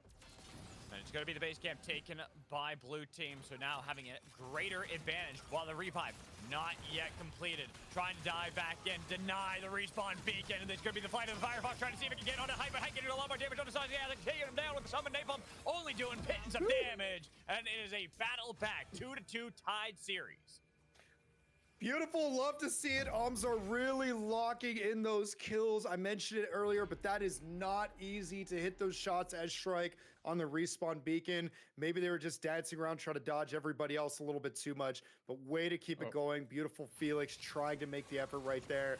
Hard fought. I like the call to go respawn, but man, Blue Team just capitalized so well on their Oh no, that's not looking good against Santac. Too far out, but they took down Height. 1-for-1 trade. Saucy Hack, they're trying to get the revive. They dash back in. Fresh Porridge is gone. 2 still down while they're looking to see if they can get height back in this one. Revive is completed, but Condor giving up their life for it. 4v2 as a revive had happened for our red team as well. But they're dashing a little bit too far, and Height slices down the competition, needing only 3 more in order to claim victory. But the 2v3 now make it a 3v1. Height might have to go for either a long respawn or maybe even try to fight back with all these members of the red team looking to hunt them down. They've heard the siren and they are heading over to the respawn beacon. Saucy Hack will be there in time. Bird Bomb sent out. We're getting a little bit of that timer down. Some Nadon forcing off Height from the respawn and against 3 members of red team. Not looking good for Height. He's got no armor. The dash is gone. The chain is there, but only getting a little bit of distance away. They're waiting for any of these headshots to land for Saucy Hack so they can start really nuking down Height. He tried to dash in. Got a lot of damage on to Strike, but not enough to actually get the knock just yet. And instead just kind of delaying the inevitable because it's not looking good with the flight of the Firebox and burn damage to take the lead back. So I'm actually going to give that round, give all the props to Skedaddle, because if you notice, the Zephyl came in and started reviving blue team right there, and Skedaddle ulted over the Wisp, stopped the Guardian Angel effect that was happening, and helped keep their just what it home from Bishop with a follow-up punch that was huge to get a 3-person knockup, get Dexter down low, probably give blue the base, I would imagine, or at least have red running away. The thing is, no one had fallen, and still no one's fallen. Finally, Cat Microwave is taken down by Height, is so far away from the rest of the team, forcing blue team to try and see if they can dash back in. Now they've rejoined, but Fresh Porridge was taken down by the headshots landing from Saucy Hack. Waiting to see if he can get a little bit more damage. 1 on Conra, waiting for that second one to see if they can nuke down the support. But instead, they got to focus on the real important members, Amzor and Height. Those are the real targets, and that's why the dash came back in and taking down Skedaddle a little bit too far and not looking for the proper target, which means Saucy Hack, who's now low, taking too many headshots from the opposing Strike. Leave Danzer alone, and again, the series will be tied. 3-3, that was brilliant. As you pointed out, they didn't take anybody down right away. Red had to take a step back though, try to recover some of their health, and Height just smelled blood in the water, dove in, killed somebody, immediately boxed them, and used his mobility to get out. And while Red had their backs turned, the remainder of blue team saw the opening and dove in. And again, Height trying to take out the healer. A little wall is formed right there, so they have to stop and reset to figure out who is going to enter. And Flight of the Firefox goes in, hits one, but doesn't quite get him trapped. Had a lot of damage, but still unable to get Height. Dancer will be revived, so the Wisp not quite crushed just yet. But Vortex Charming landing on a Skedaddle, and they've already used the Flight of the Firefox from Skedaddle. It's going to take a little bit of time before they can use that again to try to see if they can get Height out of position, where they're going to get a lot with that shield helping out. But that's just the dash back. No team in control of the base camp just yet. Heals everywhere. All of them trying to make sure they're as healthy as possible, but look at how battered a lot of the armor is on both sides. And a double charm to land. Flame Shield tries to deny Height, and it will do just that. The burn on a Fresh Porridge. Cat Micro throws out 1 nuke to take him back down. Well, it's going to be a trade on the other side. Skedaddle survived and looks for the burn, but missing that, and Amzor making sure they can battle right back. Dancer might get revived. No. Saucy Hack unable to do so, or does he? Because he gets rid of both the Shrike and Zeph to take another game. This has just been a back and forth, round for round slugfest. There's no throwing in the towel. There's meat in the middle, throw haymakers at each other's faces until somebody drops down. And I am loving this. Great job by Fresh Porridge. Always going in. Seems like they're overextending, but is able to get out. Flight of the Firefox goes in, and Height is caught in the fire right there and goes down. That is big for Red, but they have to capitalize and not allow him to get back up, which is what Skedaddle's trying to do. Is he's able to drop Conra. An ult from Zeph coming in, keep them healthy, and just like that, Red is up 4-1 with Fresh Porridge desperately going for a revive. I don't know if you're going to be able to do with Saucy Hack right there. They have a minute. I'm sure Fresh Porridge is going to attempt to just go north and have a little bit of abyss spacing them out right now. Great job by Red Team to just delete and capitalize some more to possibly take this series. I know that this is game. This is where it all matters for the Red Team, and they will take the game, defeating Height squad. I loved how Saucy Boy was able to get over there, drop the bird bomb on top of it, and although Fresh Porridge was able to punch them away, there was enough follow-up right there. And that's where teams kind of struggle with the communication usually of, hey, do we chase them down over the abyss and stop this? Or do we take our advantage, heal up, and try to catch them as they're gliding over the abyss? And it looks like at least 2 of them were together, 3 of them were together and said, no, they don't get to revive. We're chasing them down. It's just a lone bishop. She can only punch one of us if we space properly. Good job. Great job by Team Red right there to take that win. Yeah, and this is why I was kind of talking about the same. It's like they mightn't be newer faces, but these are players that have been really putting in the time and effort to grow as individuals and really have impressed me in many ways. Like Skedaddle in that one, I got to give a lot of credit because I was going to mention how if you looked at how Height was playing, Brawl versus Felix, we all know it's a classic counter matchup. It's really difficult for Brawl to do a lot, and Height was answering well by always trying to see if he could get the opposite flank of wherever he saw Skedaddle was. But the biggest problem was that, yes, that only works, that works well until the opposing player does the same thing, says, oh, you're trying to go to the other side? I'm just going to follow you. No matter where you go, I'm going to make sure you have a difficult time engaging. And there was one big fight. It wasn't that last match, but it was the second to last one, the penultimate fight. If you look at how, at first, it was an early flight of the Firefox that had been used by Skedaddle that didn't get any knocks, but they were able to delay the fight long enough so the cooldown came back up. They had that available, and then the second Height tried to engage because he thought, oh, I saw Skedaddle was down south. I can go north and try to play around the base camp. That's when Skedaddle's like, no, I'm just going to use the flight of the Firefox to kind of curve it around to join where you are. And now I'm holding the flame shield so you can't get anywhere. Keep them pinned down and make it so that Height pretty much was effectively useless in that penultimate game. No, you're correct with that. I was going to bring that up too. Is Skedaddle, some of their ults I thought were questionable, didn't really lead to a lot. But when it mattered most, those ults were so clutch and turned everything around for their team. You talked about the second to last game. You're right. Height got pulled in, had no retreat option except for to dance through the fire and the flames, and got shredded for it. And the team, without Height to engage, without Height to distract, without Height to just keep being that menace, they weren't able to rally together and do something about that. And that was huge. And I was honestly expecting Blue to take that the last game that we saw to bring it to a 4-4 series with how the trend was going, but Red just really figured out their game plan in that last match and just capitalized beautifully with every little thing. Height doesn't get to play, nobody gets to play, and Skedaddle, just their positioning at all times, keeping that flame shield up for all. Height's coming in, he's coming in without the lifesteal. And so Height really just got pushed away via that Firefox wall. Good, great job all around.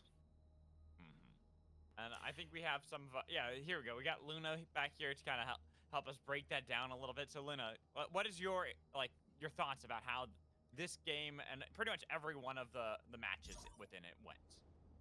Yeah, so it's actually a really interesting way that this game evolved. If you look at the first game, the team won the blue team. Which one's blue? Height or Blue is Height. Blue is Height. Okay, so the red team, they initially started really aggressive where they just went all in right away, and they just used all of the resources. So the Heights team, the blue team, they just backed off a little bit and you just fought right back and destroyed them. The second game, the red team adapted and they decided to slow it down. You know what? We have better characters. We have better poke hunters. Excuse me. We have better poke hunters. We have Ghost and Shrike and Zeph. Whereas the blue team, they have Bishop, which is not as good at poking. So they just won the poke battle because the blue team was still playing kind of slow. And then after that, they kind of started flipping, and the blue team started playing super aggressive, and they just went all in. You see Bishop just going in and trying all this stuff, just all in on to whatever, and then he ults and he punches and all this stuff. And so they weren't prepared for that. They lost to that. Red team, they start to adapt to that, and then they slow down even more. They let Bishop initiate onto the Felix. Felix can handle that, right? So you could see the way that this game evolved. It actually completely flipped. One side was aggressive, one side was passive, and they completely flipped, and then the red team just adapted better. Yeah, I mean, it was just well done by the red team, and this is kind of why this is one of the things I really love about SUPERVIVE, and being able to see a lot of the growth in the early stages of it. Like, obviously, I have a lot of faith in SUPERVIVE as a game and as an esport that it will continue to grow and continue to expand. But it's really cool being in these earlier stages because we see the development of a lot of these players.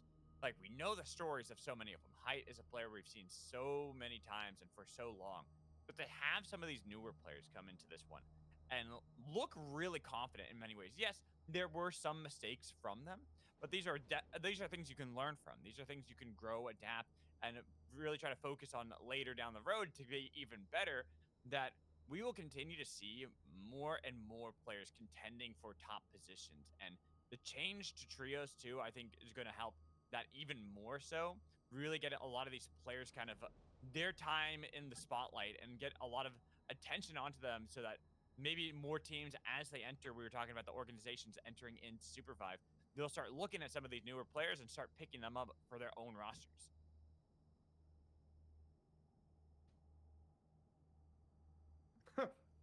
Sorry, I just saw that Luna was typing with my brother in chat.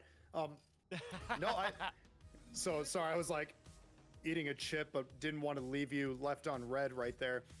Yeah, I'm hoping that a lot of these players, like you said, do get picked up because I think we all have faith in this game. I know at least I do. I think it is going to take off. I think it is going to have this huge esports scene. And the beauty of the way it's structured is that you don't have to be limited to 10 teams or whatever. We could have 30 plus strong, contentious teams all vying for like the top spot in tournaments. And so that's just going to give like these new players. By the way, that's per region. Per region, yeah. Yeah, because some people will say, "Oh yeah, there's 30 teams like all around the world." No, I'm thinking I'm with you on that, and I think that's going to be like per like Americas, per Europe, per Asian region. It's like we're going to have like 30 plus teams in each of those. And I'm hoping it gets to the point that any given Sunday, any of those 30 teams can take the tournament because everybody is just so strong. Obviously, there's always going to be the top dogs and the big dogs in the fight, but any given Sunday, any of these teams can win. As we saw with the last game, we were discussing before the tournament, there's some really, really strong teams in this tournament. Height's team was mentioned. I personally, I'll admit it, I didn't look at Skedaddle and Saucy Hack and Cat Microwave and Dangstor and go, yeah, they'll eliminate a top team or they'll win. And yet here they are. And now, I know you had faith. But it's one of those, like, I know any of these teams are capable of winning, but I wasn't ready for that. And now they have the next Goliath that they have to face down with Lemur's team. Lemur, Maddie, Dylan, just strong players. And they're already going at it, and they're already able to push the Zeph out and get him down to next to nothing. He's able to heal up, but now his heals are going to be on cooldown. Ooh. But they probably saw that Skedaddle Flame Shield come out, so they're going to know that's on CD too. But the damage, the snipe, but the second win getting that kill on one side. They're trying to make sure they can stop all the Wisp, but they got to get over there first because the base camp's already been captured by Dylan, and they look to see if they can bring back up reach, but they aren't going to be able to do so just yet. Lemur dashing in Flame Shield. Make sure this brawl has to get out of there, and he is going to be almost taken down. Heal back up, and so close to V4. The heals for red team. They come through. Still, Maddie and Dylan remain strong and resolute at the base camp. There's going to be the attempted revive on the other side. Maddie now in a bad position because they all are aggressing to take down Myth. A takedown goes and look to take down Dylan as he's pushed off the respawn. And red team will take game one. Wow, they just picked apart that blue Zeph right at the start of the round. He was able to heal up, but once his heals were on cooldown, they just said, cool, we're going to do it again. And that was just great job. Lemur almost pulling off some crazy miracle. If he got one knock, I think he could have won that 1v3, but they just spaced well. Ghost hit his shots, and they were able to drop Lemur. And by then, too little, too late for Dylan to try and get that res off. Maddie drew the line, and they crossed it happily to go stop them. And the big problem that any Brawl player is going to have is when you have something like a Felix on the other side, you have to bait out the Flame Shield before you can go for the engage. Because if you go so early, like right there, you see that you put your team in a bad position. It is going to be a 1-for-1 trade, though. Dylan was able to take down Skedaddle for now, but the Vortex Charm landing on a Myth makes sure it is going to be not even that 1-for-1, it's a 2-for-0. While Lemur by themselves up against Saucy Hack on the top side. The dash in, getting off the respawn beacon because there's too much aggression coming in, and they look for the spike as into the wall. Face plant on the Flight of the Firefox, but doesn't matter when there's only Lemur here trying to get any distance away for our chasing, and it's going to be another game taken by Red Team. That was okay. I'm gonna give all the cookies to Saucy Hack right there for spacing that just outside of Lemur's Brawl's range, landing the shots and making Lemur have to like step and choose, do I really want the fight here? Like I thought for sure Brawl in the face of a Shrike loses this almost all the time, and they just position themselves perfectly in that matchup. Flight of the Firefox doesn't get much in the way. The hit, but Skedaddle still able to drop Maddie. And it looks like we're a 1-for-1 right now as Saucy Hack goes down. The taunts come out and Dangsor drops to follow Lemur, securing that kill. And we have a 3-2 right now as Skedaddle and Cap Microwave run away to try and get a res off. 3v2 though. Skedaddle still on the other side notices that Lemur was going straight for the respawn beacon to try to interrupt Cat Microwave. Does force off Zeph from the respawn with the spike on Skedaddle, forcing out the Flight of the Firefox, getting the flame shield onto 1, but not the damage that you need. Second one body block. Zeph tries to get away, but the Vortex Drum landing on 2. Skedaddle unable to punish that, and it's going to be the bounce back. 2-1 lead still for the red team, but blue on the board. Blue is real quick, Twin. I just want to throw in to Magical because I think we found out yesterday and he wasn't here. If I'm remembering correctly, Cat Microwaved is actually Lods. Oh, just so you know. Oh, that's right. But Lod, okay, yeah, that's like I remember seeing Cat Microwave play, but that's interesting, and even more interesting to see the Zeph instead of seeing Jin then from Lods here. Not going for the classic beforehand, kind of going with more what Pine has also done, where we know Pine is a great strike player, but also has that pocket depth for the team. We're seeing right now the red team getting a lot of damage and taking down Dylan on one side, Skedaddle forcing Maddie away, but Lemur is too much of a threat, having already gotten rid of the ghost, and same with Skedaddle taken down by Maddie. There's the pressure coming in from the red team to try to see if they can force off Dylan's win, but it's going to be the spike down from Lemur, and a tied series by the blue team. Lemur from downtown. That was a good job by Maddie denying the flame shield just outside of its range. Felix tried to step away to reconvene and figure out what they could do, and Ghost just pounced. And to top it off, yeah, Cat Microwaved is Lods, and Cat with a Bow is Aphios. I don't know if Cat with a Bow is competing today, but we were told that yesterday. And great job by Lods to eliminate or to knock Dylan right there, and a bird bomb to secure it. Hey, it's a great way to start off a fight and start off game 5 here when a tied series is at hand. You want to make sure you have every advantage possible, but Lemur, even in a disadvantageous spot, takes a headshot and it's going to be bounced back by Saucy Hack, making sure that Dylan is going to be still in the dirt while they stop the revive on one side and leaving only Zeph alone. They try to bring back up Maddie, but Dangsor and Skedaddle jump and pounce on the Zeph. The burn is there, and they've got so much on the Zeph, they just need to land every shot possible to make sure they take back the lead. Yep, lead goes 3-2 in favor of red right now. Well fought by everybody, but again, Saucy Hack is looking like a quality almost Shrike Jordan clone here, just doesn't miss those shots, and Lemur is fast. Lemur's Brawl moves, and it didn't matter. Saucy Hack landed the shots when they mattered the most right there to secure or to help make sure they got that win. And right now, blue team are the team that are trying to take control early onto the base camp. They are getting forced off, and Maddie can snipe down. Lodge helps out the fight already. It is going to be bounced back by Lemur, but 3v2 stomped, whisked by the red team. Lemur has that backup of Zeph, but same on the other side. Lodge is still up. The base camp now taking control by red team, so close to capturing it. Blue team's got to answer before that's actually there, because that shield would be too much for them to deal with, and it is going to be the red team capturing the point and putting pressure back onto Lemur, who tries to dive back in, but a little bit too far with the flight of the Firefox, making sure Lemur has to get out of there. Heal up for now with Zephyrs both battling on one side. Vortex Charm going wide, but it's going to be the second win of the Vlad to take down Richa, and now looking to see if they can get down Lemur as a 4-2 lead for red team. I'll be honest, I was so busy watching Lemur in the bottom left of the screen win his fight that I'm like, oh, Blue is winning right now. And I look up and 2 members of Blue were just down. So I don't know what happened. Lemur fought their heart out. Zeph fought their heart out, but Red is just playing so well. And that is a beautiful Zeph grenade to get it started as Dangsor goes down and Saucy Hack has to back up. Skedaddle also licking their wounds, but Lemur says not today as they dive in. But Saucy Hack just does not miss.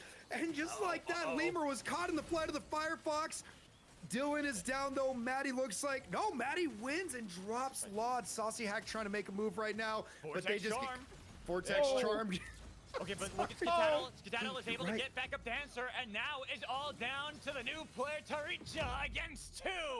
But red team will take the entire game. The match is theirs. 5-2 Red. I heard you wanting to like talk in, and I didn't even notice. I was just so fascinated with where the action was going on that, just like me, the players didn't realize that Skedaddle was getting the pickup right there. And I am so sorry to this team that I was not an original believer. They have taken down 2 behemoths of teams and made it look borderline effortless. This is a monster team. Skedaddle, Saucy Hack, Lauds, and Dangsor. Saucy Hack does not miss their shots. Lauds playing incredible. Skedaddle, those ults were incredible in those last games to catch Lemur out of step. Dangsor just consistent with his threat. Well done to this team. And really kind of showing that there is this developing talent in NA. I know EU as well. We've been seeing a lot of our developing talent as well, but just looking at how things have changed, because before even the change officially of trios, we've already seen a lot of teams kind of moving around. Sadly, some teams disbanding, some players going off and to greener pastures for themselves. But we are seeing that some of these other players are starting to take up the mantle and say, hey, we are now here to be the next great of SUPERVIVE before we go into the official live and before we even get into trios. Can you guys see my screen here? Do you see the it might not show, it's not showing in Discord, but on the actual stream it should be showing, because I can only share. It's gonna mess everything up if I try to share. Here we go. Yeah, I see it. I see it on stream. Okay, cool. But yeah, so this is Toilet just sent this to me. Shout out Toilet, just running the show in the background here, doing an insanely good job. Thank you, bro. But he just sent me this score sheet here, and I just wanted to, make sure you guys could see this to sort of like talk through it a little bit after that game. Yeah, because I don't think it's gotten this last game added to it, right? Oh, probably not. No, I think this was like probably the snapshot right before the round or the match that just happened. So I'm actually going to step away real quick. I don't know if Luna or Zik want to take over. I'm going to use the restroom. No worries, bro. We can cover for you. All good, man. Yeah. Love you. I kind of want to talk about this because it is really fascinating to see. Going into that match, I didn't even know that the Taricha, Dylan, Lemur, Maddie team had been undefeated so far. They haven't lost. Same with Urge, Stevenator, Madly, and Quiz. They were all undefeated, but they go up. At least we have our Saucy Hack, Lods, Dancer, and Skedaddle team go up against the Lemur squad and take them down. So now they're going to move up pretty substantially in the standings and look a lot better, especially because that was quite a dominating performance. That was a 5-2 victory they got over them. And they go based off the plus or minuses of your rounds and how many are in that. So if it ends up being, a 5-4, you don't get any points. But if you're able to kind of stop the competition, you are going to gain quite a number of points. So it will really shake up the top of our standings here, since that Lemur squad had 9 positive rounds over everyone else. That's 3 points above even the next closest, which is Despy, Ponyboy, Mint, and Last Eminence. So now we're gonna see them move down, and we'll see that the Saucy Hack, Lods, Dancer, and Skedaddle team, they're gonna get +3, so that's gonna move them up quite substantially too. Yeah, pretty like big shift there. I mean, that was like we didn't really know this spectating that round that just happened, but this that was like a really important match. Literally, you know, one versus kind of or first place versus fourth here, and fourth dethroning their perfect win streak so far. So now both are going to be at 3-1, right? And like you mentioned, the rounds coming a lot closer too off of that 2-5. And so I'm assuming you would probably know more than me, Magical. What do you think? Like, are the rounds for seeding or for like tiebreakers and stuff? The round advantage? So if I recall, like a lot of the round advantage is for seeding. It's mostly for seeding for our teams that will make it through. Gotcha. And then I Okay, think cool. if it's a tied, pretty much it will go. The win-loss is going to be your main one, right? Then if you're tied in win-loss, then it's the rounds. If you're tied in rounds, then I think it's a head-to-head. How like if you guys played each other, who won that one, right? And that would then break up the tie from there. So, say like we have a position where Saucy Hackalods, Dancer, and Skedaddle end up tying with Lemur's team, right? And we see it's a tie in win losses, it's a tie in rounds. Then it would go to the head-to-head, which would go over to Lod's team. It would put them at the advantage for that. Gotcha. That makes sense. We At see, least that's usually how it is for. yeah, and we had the format did have to get changed up a bit because of the amount of teams, and so it wasn't the original format Jang described to me, but basically we're playing through the best of ones today, I believe, and then we're going to be moving into best of threes and then into the finals on Tuesday. So like the finals of what's happening today is going to happen 5 Eastern time this coming Tuesday. But I don't know. I don't believe we're going to get into the best of threes today. I think we have 2 more rounds of best today, ones. not But today. okay.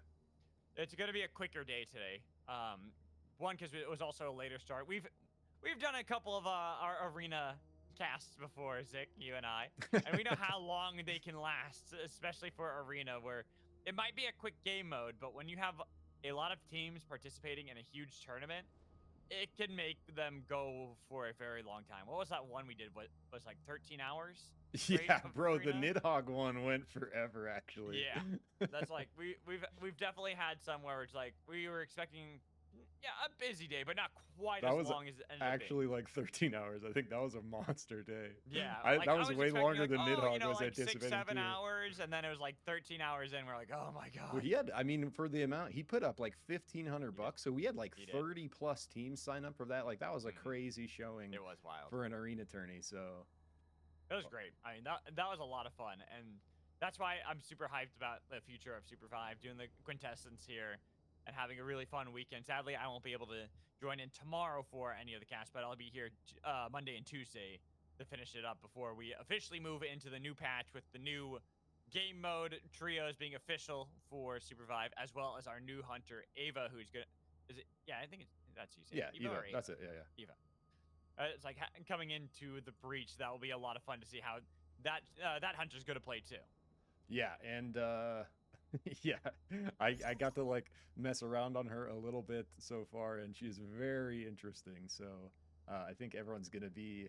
It's gonna be like it's cool, man. It's gonna be a treat. Like I'm so impressed, bro, at how sort of unique and different every new addition to the roster has been so far. You like kind of think of each of them, and they're all very kind of unique and defining and have their own kind of space. Like Bebo, Krista, Saros, all very kind of unique in the way they play.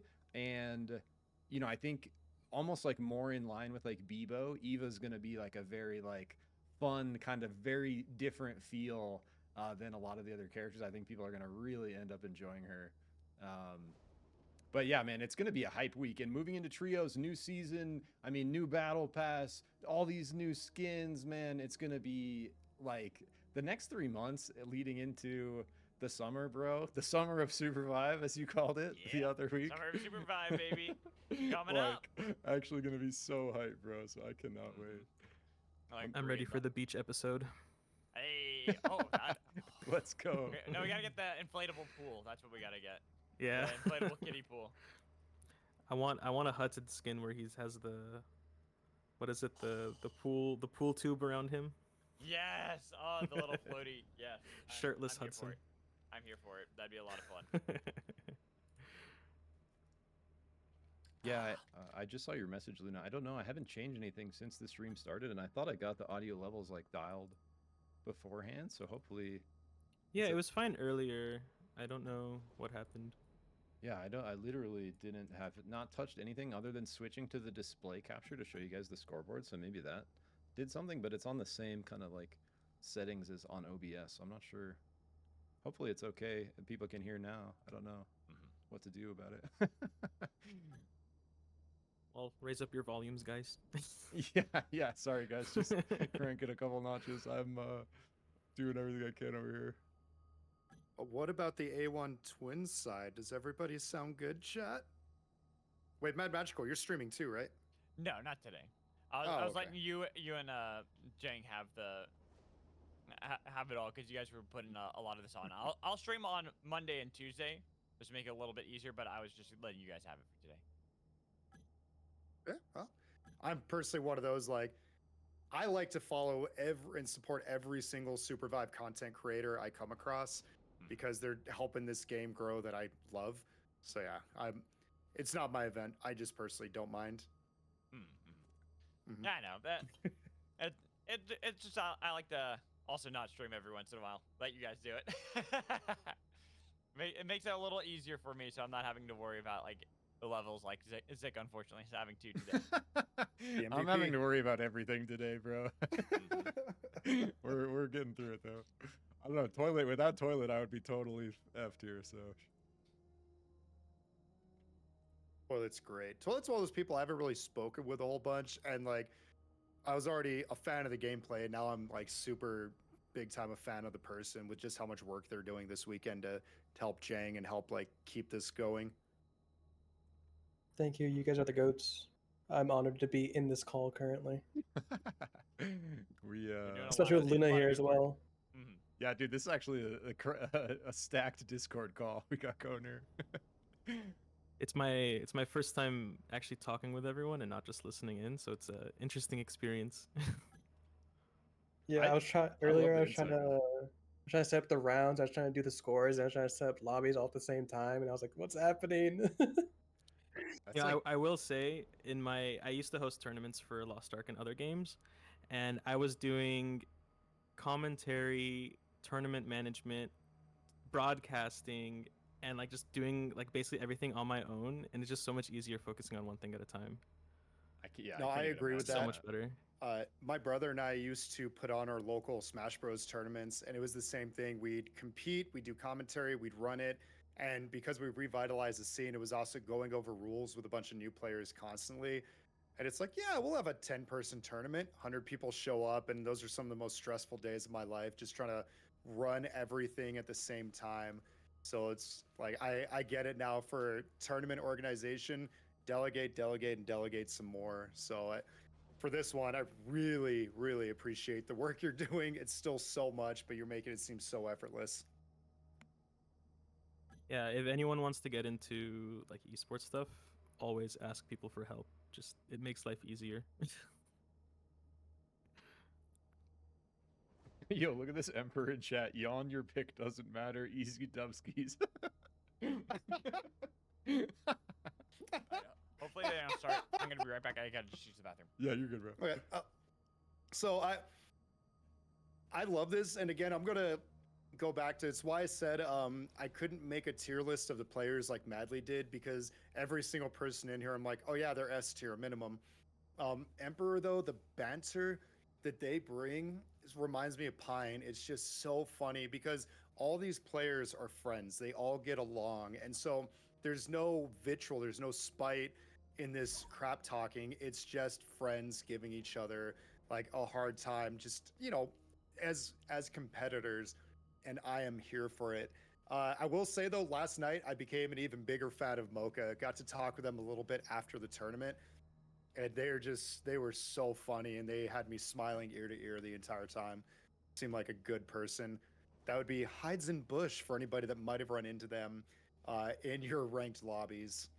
That's cool. I was seeing Mocha play yesterday with I think he was with Madly in the duos mix up, and they were putting some pretty good games together. Emperor is basically known, if you're not familiar with like the sort of like SUPERVIVE Arena scene, Emperor is sort of just known as the arena GOAT. I mean, right alongside Pine, but Emperor is truly an arena only player, and he is like known for the double blade oath. So we'll spectate his oath this game in honor of Emperor, but he is like very skilled at arena, and like arena is his focus. He loves like the mechanical side of SUPERVIVE, the combat and stuff, and he literally doesn't play VR. And so I think like this matchup, kind of like Emperor's team versus Lemur's team. And again, guys, remember, these are like randomized teams by the kind of tournament organizers as best they can, and then doing a bit of balancing so there's not, you know, one like super stacked. But, you know, these are not like set teams. These guys are just maybe playing together for the first time, a lot of them. Some of them may have played together before, but you know, it's really cool. Like, I love seeing when we kind of have like random teams, because you get to see this like teamwork like, form up on the fly.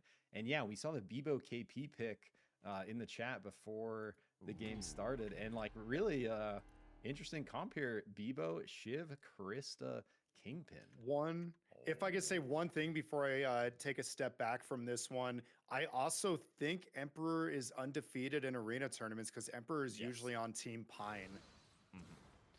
This is true. I was about to say, Emperor is also one of our, I believe, arena-only connoisseurs here, who is big on playing just arena. So seeing them here on a team, playing the Bebo too, already starting out with the Super Z with a pull from downtown. Summon Napalm Hell take down Maddie, but it's going to be traded down. Savvy Hero is gone too, and now Movement trying to dash back in, but that's going to be another one traded back and forth. Trying to get the revive onto Hero while the B-bomb does not connect with the Tonk for the baseball bat, looking for Dylan. While revive onto Maddie, just in the nick of time to save that wisp, while Mocha unable to find a better position to get back into this one. All the while, Emperor trying to save the team with the respawn, but just taking more of the attention away with these three members. Focused onto the Bebo and almost getting a home run from Emperor, but instead he's going to be caught and taken down while go all the way out to where Mocha is against Lemur. Lemur not letting him get back to safety, and I don't know how much more glide you're going to have left there, Mocha. Will find the ground, double looks for the shift. slam, but not able to get in time. Almost gets it there. That's like to actually just grab out in open abyss without a mantle on KP, you need the shifts up, and we saw the double shift there looking for the dunk. Not quite able to get it through. I don't know if it was going to matter anyways, but nice round from Red there, Magical, like holding really strong, kind of in that central position, picking off blue one at a time. Oh, but look at this really long flank angle from Emperor and Hero. They are spotted out, though. Dylan kind of realizing, wait, there's only two in front of us. Probably looking for the long flank angle, but base camp going to be captured by Lemur just in time. Tonk looking for the delivery. Will crash onto one. And Taricha, the first casualty, will move and try to make sure they can take down the Wisp. Dylan hoping to revive, but it's a Fusillade to take down Myth. Two gone, all ready for red team. They might have the armor, but this isn't looking too good for them as they're getting burned and run down. It's only Lemur dashing away from the slam, but pulled back in by the Meep. And now looking to get slowed down as Emperor will get him onto the grind rails, trying to see if he can get him hop off. And one more baseball bat could be it as he throws back. Lemur taking down one, making it really difficult for the blue team, but by yourself, not looking too likely unless you can take down Hero, but Hero was able to barely get away. Yeah, really nice round from blue there. Basically picking apart the red kind of front one at a time. You called out the flank coming through from Emperor, finds that Tonk on the Zeph, takes out probably the most critical member of the team very early on. Then the red is fighting a 3v4 from there on. Blue finishes it up nicely, but what a round, like very kind of calculated. As Emperor trying to get the base controlled. Wants to give that advantage to his team. Pull not going to connect, but it's going to be the Vortex Charm on a Bebo. Fusillade to trade it back for Maddie. 1 for 1. Red team on the base camp, and they take down Movement. No longer have to worry about Shiv as Maddie was pulled out to safety by Taricha. Should be able to get the revive. Unable to do so for Savvy Hero. Movement so low, and Lemur making sure to guard that Wisp with his life.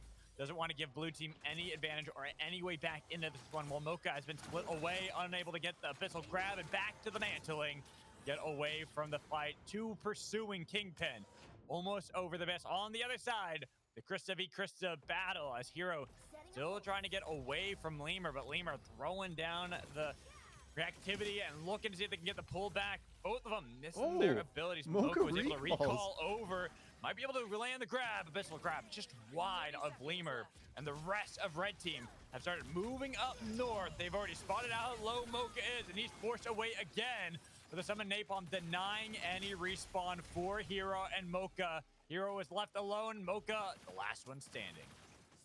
Yeah, so Red, I mean, it's almost like, you know, Blue has to be the 10 ones seconds to left. kind of play it, execute well, because in my opinion, in Arena, having heals like something like a Zeph just makes such a big difference in the kind of sustain, and especially when you consider the way Zeph can kind of like whoosh away a Wisp and play around Wisps, and you know, the ult and all the kind of things in his kit. Like, it really makes, like, if you don't have that mirror on the other team, you have to basically use your, you know, you have the extra slotted in with like damage or some kind of controller, right? You have to, like a Bebo, you have to do what he did in the second round, find that Tonk on the critical member, give yourselves number advantage so that, you know, they cannot be leaning into that support playstyle, constantly picking themselves up and rezzing. And so I'm looking to Blue to kind of do what they did in the second round again, where they find big pick and then play off of that. Movement goes in deep and gets taken down while there is the slam on the back line on Taricha and a 1-for-1 trade. The Wisp stomping from each side. Maddie's taken down, blown up, and Movement might be resurrected by the B-bomb. Emperor wants to get the shift back up, but it's going to be difficult when pulled back in like that. Rain of Arrows denied. No, because they were able to get the revive in a 2v4. Blue team forced off the red. They want to tie back up the series yet again. With Lemur low, Dylan onto the respawn beacon, and 3 chasing this down while Kingpin tries to capture the base so they can have the armor. Dylan exploded, so they don't even need the base. Yeah, we saw it. It looked like Schmovement maybe overextended. They're getting taken out early, but Blue instantly answers back right as that happens. We see the rest of Blue engage, and they're able to eat, despite the numbers advantage, come back and get that round win. So I think that puts it at 2-2 here, right, Magical? Yes, it does. Yes, it does. Let's 2-2. go. Nice back and forth from a lot of these teams, and kind of showing the prowess of all of them. The Movement was able to barely get away. Abyssal grab! Perfect target. The lockdown. The summon Napalm. The burst of damage. Maddie, the first casualty for the Blue team. We're now pushed back, and this time it's going to be a little bit more difficult to try to see if you can resurrect the Wisp while trying to go for the delivery system of the Fuselage into the back line. Dylan is taken away from Taricha while Lemur does take down Emperor, trying to make sure he can survive. Sees how low they are, and Abyssal grab going wide that time, while Emperor trying to top his way back over to Hero and leaving Lemur so close to the edge, and one more shotgun blast to the face will give a Blue team a 3-2 lead. Blue looking strong here. When Emperor got stunned out of that Tonk, I thought that was going to go Red's way after that, because it looked like he was just CC'd to death there, but, you know, they end up just Oh! Huge snipe coming through from Maddie. Wow, Spike what a snipe. instant. Let's go. My brother loves doing that, dude, on Ghost in Arena on this map. People love to glide there, and if they don't know, you can literally blind fire where they're going to glide, get that cheeky pick, and Maddie does it to perfection there. That was very nice. People always kind of forget that Ghost has that ability. The Arcane Railgun is so good at that. Now Blue team, right out of the get-go, put on the back foot 2 members down while they are trying to get the revive all the way over here. It does bring back up both Mocha and Movement, so they aren't quite down just yet, but it is difficult. Red team have already captured the base, and they are still fractured. They're not fully together as a Blue squad to try to see if they can collapse under the space. Yeah, an Emperor on the deep flank way on the other side, looking for that entry Tonk. Oh, they spot him out, though. Just, I don't know if they saw him before that or randomly checked the bush, but he is forced out there, and I know he's there. Schmovement on the right, maybe looking for an angle.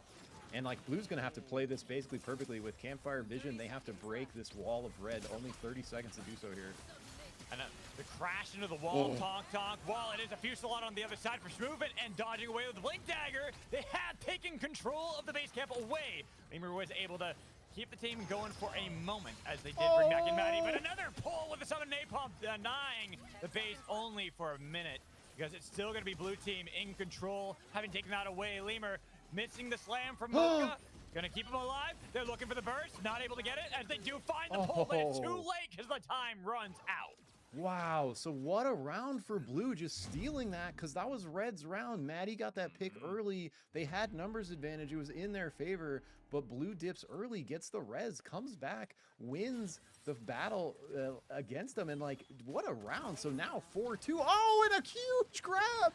Big pull, big slam. and that's going to be the slug wave, only getting a little bit of damage, but on the other side, Dylan had been focused down. They forgot to see if they can defend their other carry in Myth, and now they're getting collapsed upon with Mocha trying to heal back up. But here's Emperor and Hero ready to see if they can find any stragglers, as Taricha is going to be the one they want to get, but Maddie's still there to defend. Vortex Charm and defensively with Lemur putting out the salvo, but not taking anybody down. It's going to be the Bebo trying to get it low, but Emperor's going to be able to survive.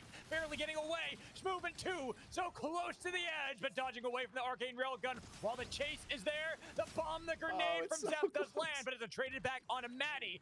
3v2. Hero tries to make sure there's not going to be the resurrect onto Maddie. Same with Mocha, who takes down Taricha, and it's only Lemur. This is match point. 1 versus 4, and Lemur's got to pull off an absolute miracle, and I don't think that's going to happen. Forced back yet again. Another salvo, only going wide, and with no health remaining, blue team topple red. Man, those rounds were looking so close, and like there were a couple of them were like reds to win, but blue just refuses to go down, refuses to die, and no support on their side. So really leaning into that full crowd control damage combo. We look at the comp. I mean, look at Bebo, Kingpin together. That's a crazy amount of like crowd control and, you know, setup. And then you got the damage from Shiv and the kind of a hybrid from Krista, tons of kind of control and damage put together. And so really leaning into that comp, into that play style, able to kind of pick apart red one by one, sort of disable the Zeph from being able to pick anyone up or be effective with their healing. And yeah, and that was against our, you know, before 2 matches ago, our first place team, like team 1 was undefeated 3-0 off to the bat. And then the round we watched before, or the match we watched before this, and then this match, just very, you know, close fights. Like team 1 still playing really well, but these teams like just doing a great job contesting them. And this is why I'm so hyped about how this tournament's really going so far. We're seeing that it is really anyone's to take. Of course, we are only playing best of 1, so we can find out seeding going into Tuesday. But it will make things very chaotic going into Tuesday and how things are kind of leveling out, and which teams are going to be the top seeded one, which ones are going to be middle seeded ones, because you can suddenly find yourself being in the middle of the pack, but finding yourself up against Lemur or Height, which is never a position you want to be in. It facing off against those 2 players is going to be very difficult if that's the first team you have to face off against, especially when we move to best of 3s for Tuesday. Yes, sir. And sorry, I'm working in Discord. You're doing the things behind the scenes. I'm finding the next lobby here that we can watch. It's We're gonna have a banger I do though, have dude. an update. I do Oh, have an yeah. update. The undefeated teams, Team 1 and Team 3, just fought as I was watching the game. And Team 1 of Despy, Ponyboy, Mint, and Last Immense just lost to Team 3, Herd, Stevenator, Madly, and Kirk. So now Team 3 is 5-0, the only undefeated team left. Can we watch that game? Wow. Yes, that is the game you're gonna watch. It's gonna be Team 3 versus 4, and Team 4 is Conra, Porridge, Amzar, and Height. So if I may, real quick, again, I mentioned this earlier, but Quist was in my chat as we were getting stuff ready and did not hear their name mentioned amongst the brutal killer squads. And my brother, we haven't seen them yet. Just because we haven't seen them I know. No, hear me out. My brother just said, he's like, use the Aegir, let it like prove them wrong. And Quiz, absolutely, and not just Quiz, obviously, Herd, Madly, Steven are all amazing players.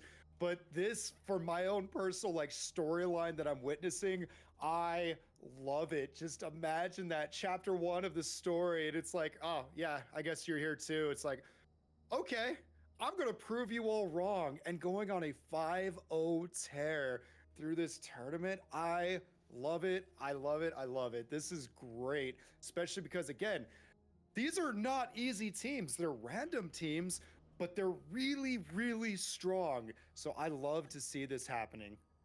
I mean, and now they got to go up against quite a terrifying team.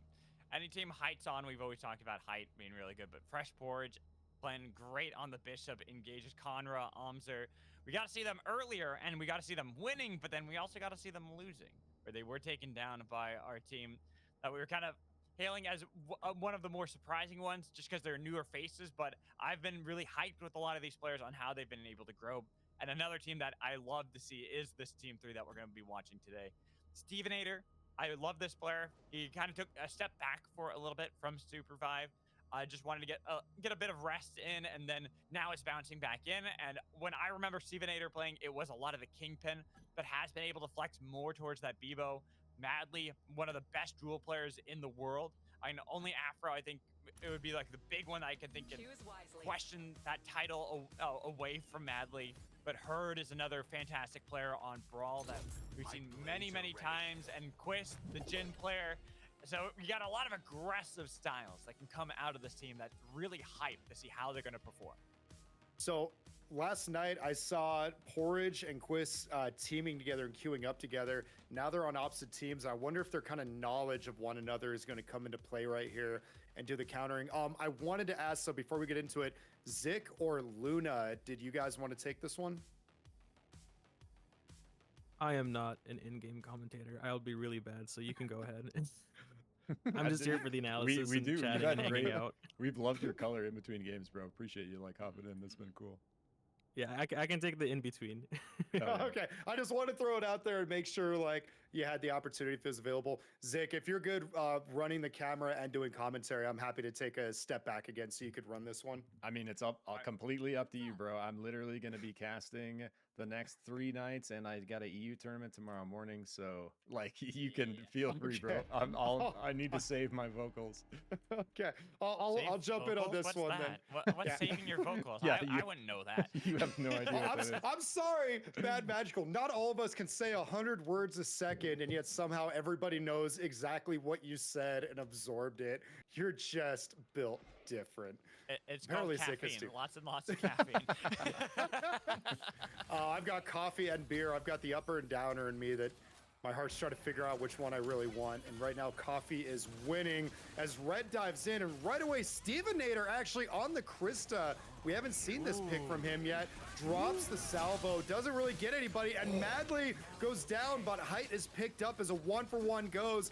But it looks like Conra trying to get the friend, get the save your homie syndrome, and it doesn't quite work out. But just like that, Almzor, who doesn't seem to miss, is dropping and lands a little pop shot on Brawl as Porridge is going sorry. for the revive in the top right. And I think they're going to be able to get it. Yeah, Amzar was just creating a lot of distraction there. Lots of time had been played out by that fight. Porridge should be able to get this, but it's going to be interrupted. Quist, perfect time, but it's still a tire. Taking down. The team's back up. Quist was able to take down Porridge, but turned right back around. As blue team, they ain't out of this one 30 just yet. seconds left. No, they were able to get it, and Quist fought so hard. They're trying to get the death box res, but it's not going to happen as Height is actually, I didn't even snap is on Oath, but now how the turntables, it's 4 for blue and 1 for red. Fresh Porridge again playing the sneaky support role, able to get that res off and give this win surely to blue. And huge props out to Porridge on how they played that one, because that res wins the game. That grenade that they placed down at the feast to get the blast away from Quist, to give just that fraction of a second, just that minuscule amount of time, that would have been a death, because Jin is so good at capitalizing on those little windows. But it wasn't to be. And now game 1 to blue team as we hop into game 2. We already see Quist into the back line, but a missile breaker denying Jin the no-orbital assassination, while Fresh Porridge was focused away by Madly, and they get him grounded. So now with Herd taken low and already separated from Stevenator, blue team out to a massive lead. 2-0 with 4 in that last one. So Red's got to be wondering right now, like, okay, we weren't able to maintain a lead when we had it, and that one, they never had the lead, and it was just a horrible snowball effect that all started because Quist dove in, and his escape option was covered, so he just got shredded. That was just very, very, very well done by Blue right there. Trapped him in, got their win conditions met. If they just keep this up, I don't know how Red is going to be able to turn this one around. Well, the thing is, when you look at this red comp, they are incredibly aggressive, and they all have to be on the same page, because when they aren't, that's what happens. You get separated. Madly was already taking down the salvo, not doing enough damage, and even though the singularity had been popped, they're trying to get the revive onto Stevenator. Fresh Porch with the punch into the wall, denies that as they already got the Wisp taken down with Chris 2, as 2 remain for the red team. The slice, dice, and dash, not going to work for her. The bird bomb will connect onto him, but he's got the wall to defend him. as base will be captured by the red team. No revive on the other side for Stevenator, while Hurt does get the double knock down, but unfortunately being too low without a shield or armor is easy pickings. Same with Stevenator, as he only dashed in, tried to see if they can get one back, but unfortunately unable to do so. So I like how Fresh Porridge had their eyes on the map, or they knew something is wrong, somebody is missing. They did their dash satchel jump combo and jumped on the Krista, trying to get the respawn going right away, really locking in that win for them right there. Because as we saw in the first game, if they get that respawn off, it's a brand new match, and honestly, you might have just thrown away your win. So that was good awareness by the Bishop. And I gotta give a lot of credit on to not just Fresh Porridge on how they're able to play this one, but Height playing the different style. Usually we're so used to seeing Height play that aggressive style, the dive in and be the carry with Brawl. But here has gone for Oath as the defensive tool, because you can see how much space it creates for the team.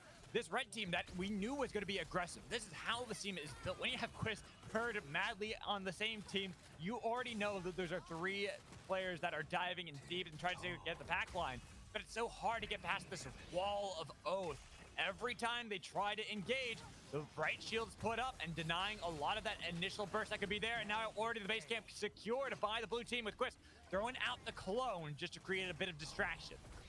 So in the realm of team comp, it's not just Oath too. You got Bishop that can punch him away, and they have to be worried about that Void ult if they're not careful. And as they're playing the long distance game, there's a Shrike staring you down. And just like that, the Void ult, although they did get 1 for 1 right there, looks like I might be mistaken. I think it's 1 for 2. And Red is caught. For 3 is what it ends up being. And now it is going to be the match 4-0. This is our team. The red team had been undefeated going into this one, and now 4 in a row taken back by the blue team. This could be quite the shake up to the standings, especially because we only have one team that remains undefeated. Red team now have to pull a Pine here. They have to go for the reverse sweep, as it's going to be the Singularity not connecting onto any target. A Pistol Breaker onto one as they try to separate. Stevenator is already down. Low health. Quist hoping to see if they can sacrifice somebody, but unable to capitalize on a Conrad's low health. It is them taken down. Blue team completely sweep the undefeated squad. Wow. As Conrad just emoted right there, GG. They tried everything, and as you pointed out, they had to be on the same page. They had to move as one, and as being a first-time all-teaming together squad, they just were not quite on the same page. And even if they were, that was so difficult of a comp to run into. Credit where credit is due. Blue team, like, they knew the job from the picks and bans, and just well done. It was more of the team comp, like, we dare you to cross this line, cross it and see what happens. Turns out that line is a brick wall with a sharpshooter on top of it, just peppering the assassin squad until they had no choice but to dive. And when they did, the CC was in place, the damage was in place, and they just couldn't do anything. The damage output wasn't enough to compensate for how squishy of a comp they were. So I'm going to say this if you can, Zick. Toilet is streaming another series. If we want, we can cast this one as well, because I think do it, baby. it's still mid-series. I'm not sure what the exact score is, but it looks like blue team only have a point at the moment. I'm pulling it up. Hey. I'm not too sure either, as I was watching the other game, but I'm pretty sure red team is ahead currently. I think they might have 2 points. I'm not too sure, though. Well, let's see right now, because we are having it very close as Despy has been taken low. The spray and pray from Maddie, but it's a nice grenade to try to see if they can dash back and re-engage with Pony, but a little bit too late, as that's a lot of health onto Lemur, dodging away from the rockets. What's going to land the rocket? It's going to be the rocket that lands, and then Despy to take out Maddie on the other side. So at least we know that the blue team is at 2 points now. What a game to walk into right there, with a 2v2 ghost on ghost fighting each other, and Brian Koala tried to step up right there with Lemur snipe. but unfortunately the health bars were just a little too low and they couldn't quite hit the skill shot. Beautiful Zeph grenade on Lemur right there. They can't quite follow up as the B-bomb goes out. And I'm trying to take a look at the comps right now because there's some really, really good poke on Red. Zeph grenade to keep them healthy as Ponyboy goes down. That's the big one, though. Your engaged tool is gone, and that's why the aggression comes in from Red. Fusillade under the back line, but unable to find anyone with the Tong slam from Lemur.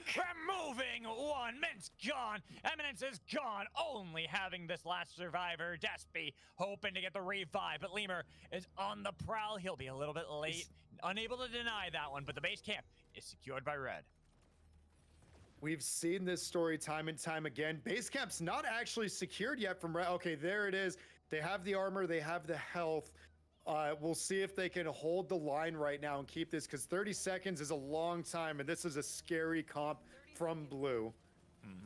Especially because now Ponyboy is back up. Summon Napalm onto the base as the Lemur goes aggressively, but the rain of arrows forces back a Blink Dagger away as they're looking for it. Engage Tonk Tonk, missing the targets it needed to get.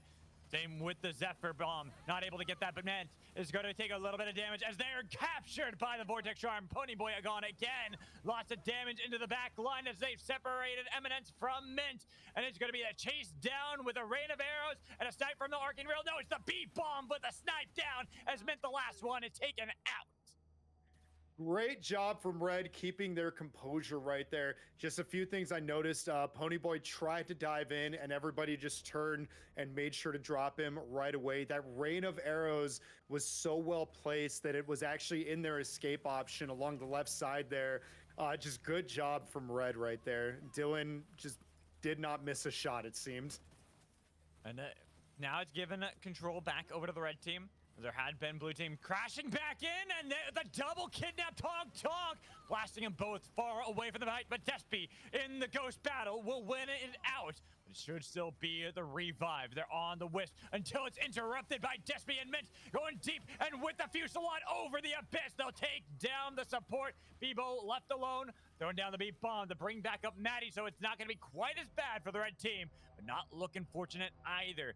It's a revive attempted by Dylan with the wisp on the other side by Lemur. Maddie taken down again in the ghost duel.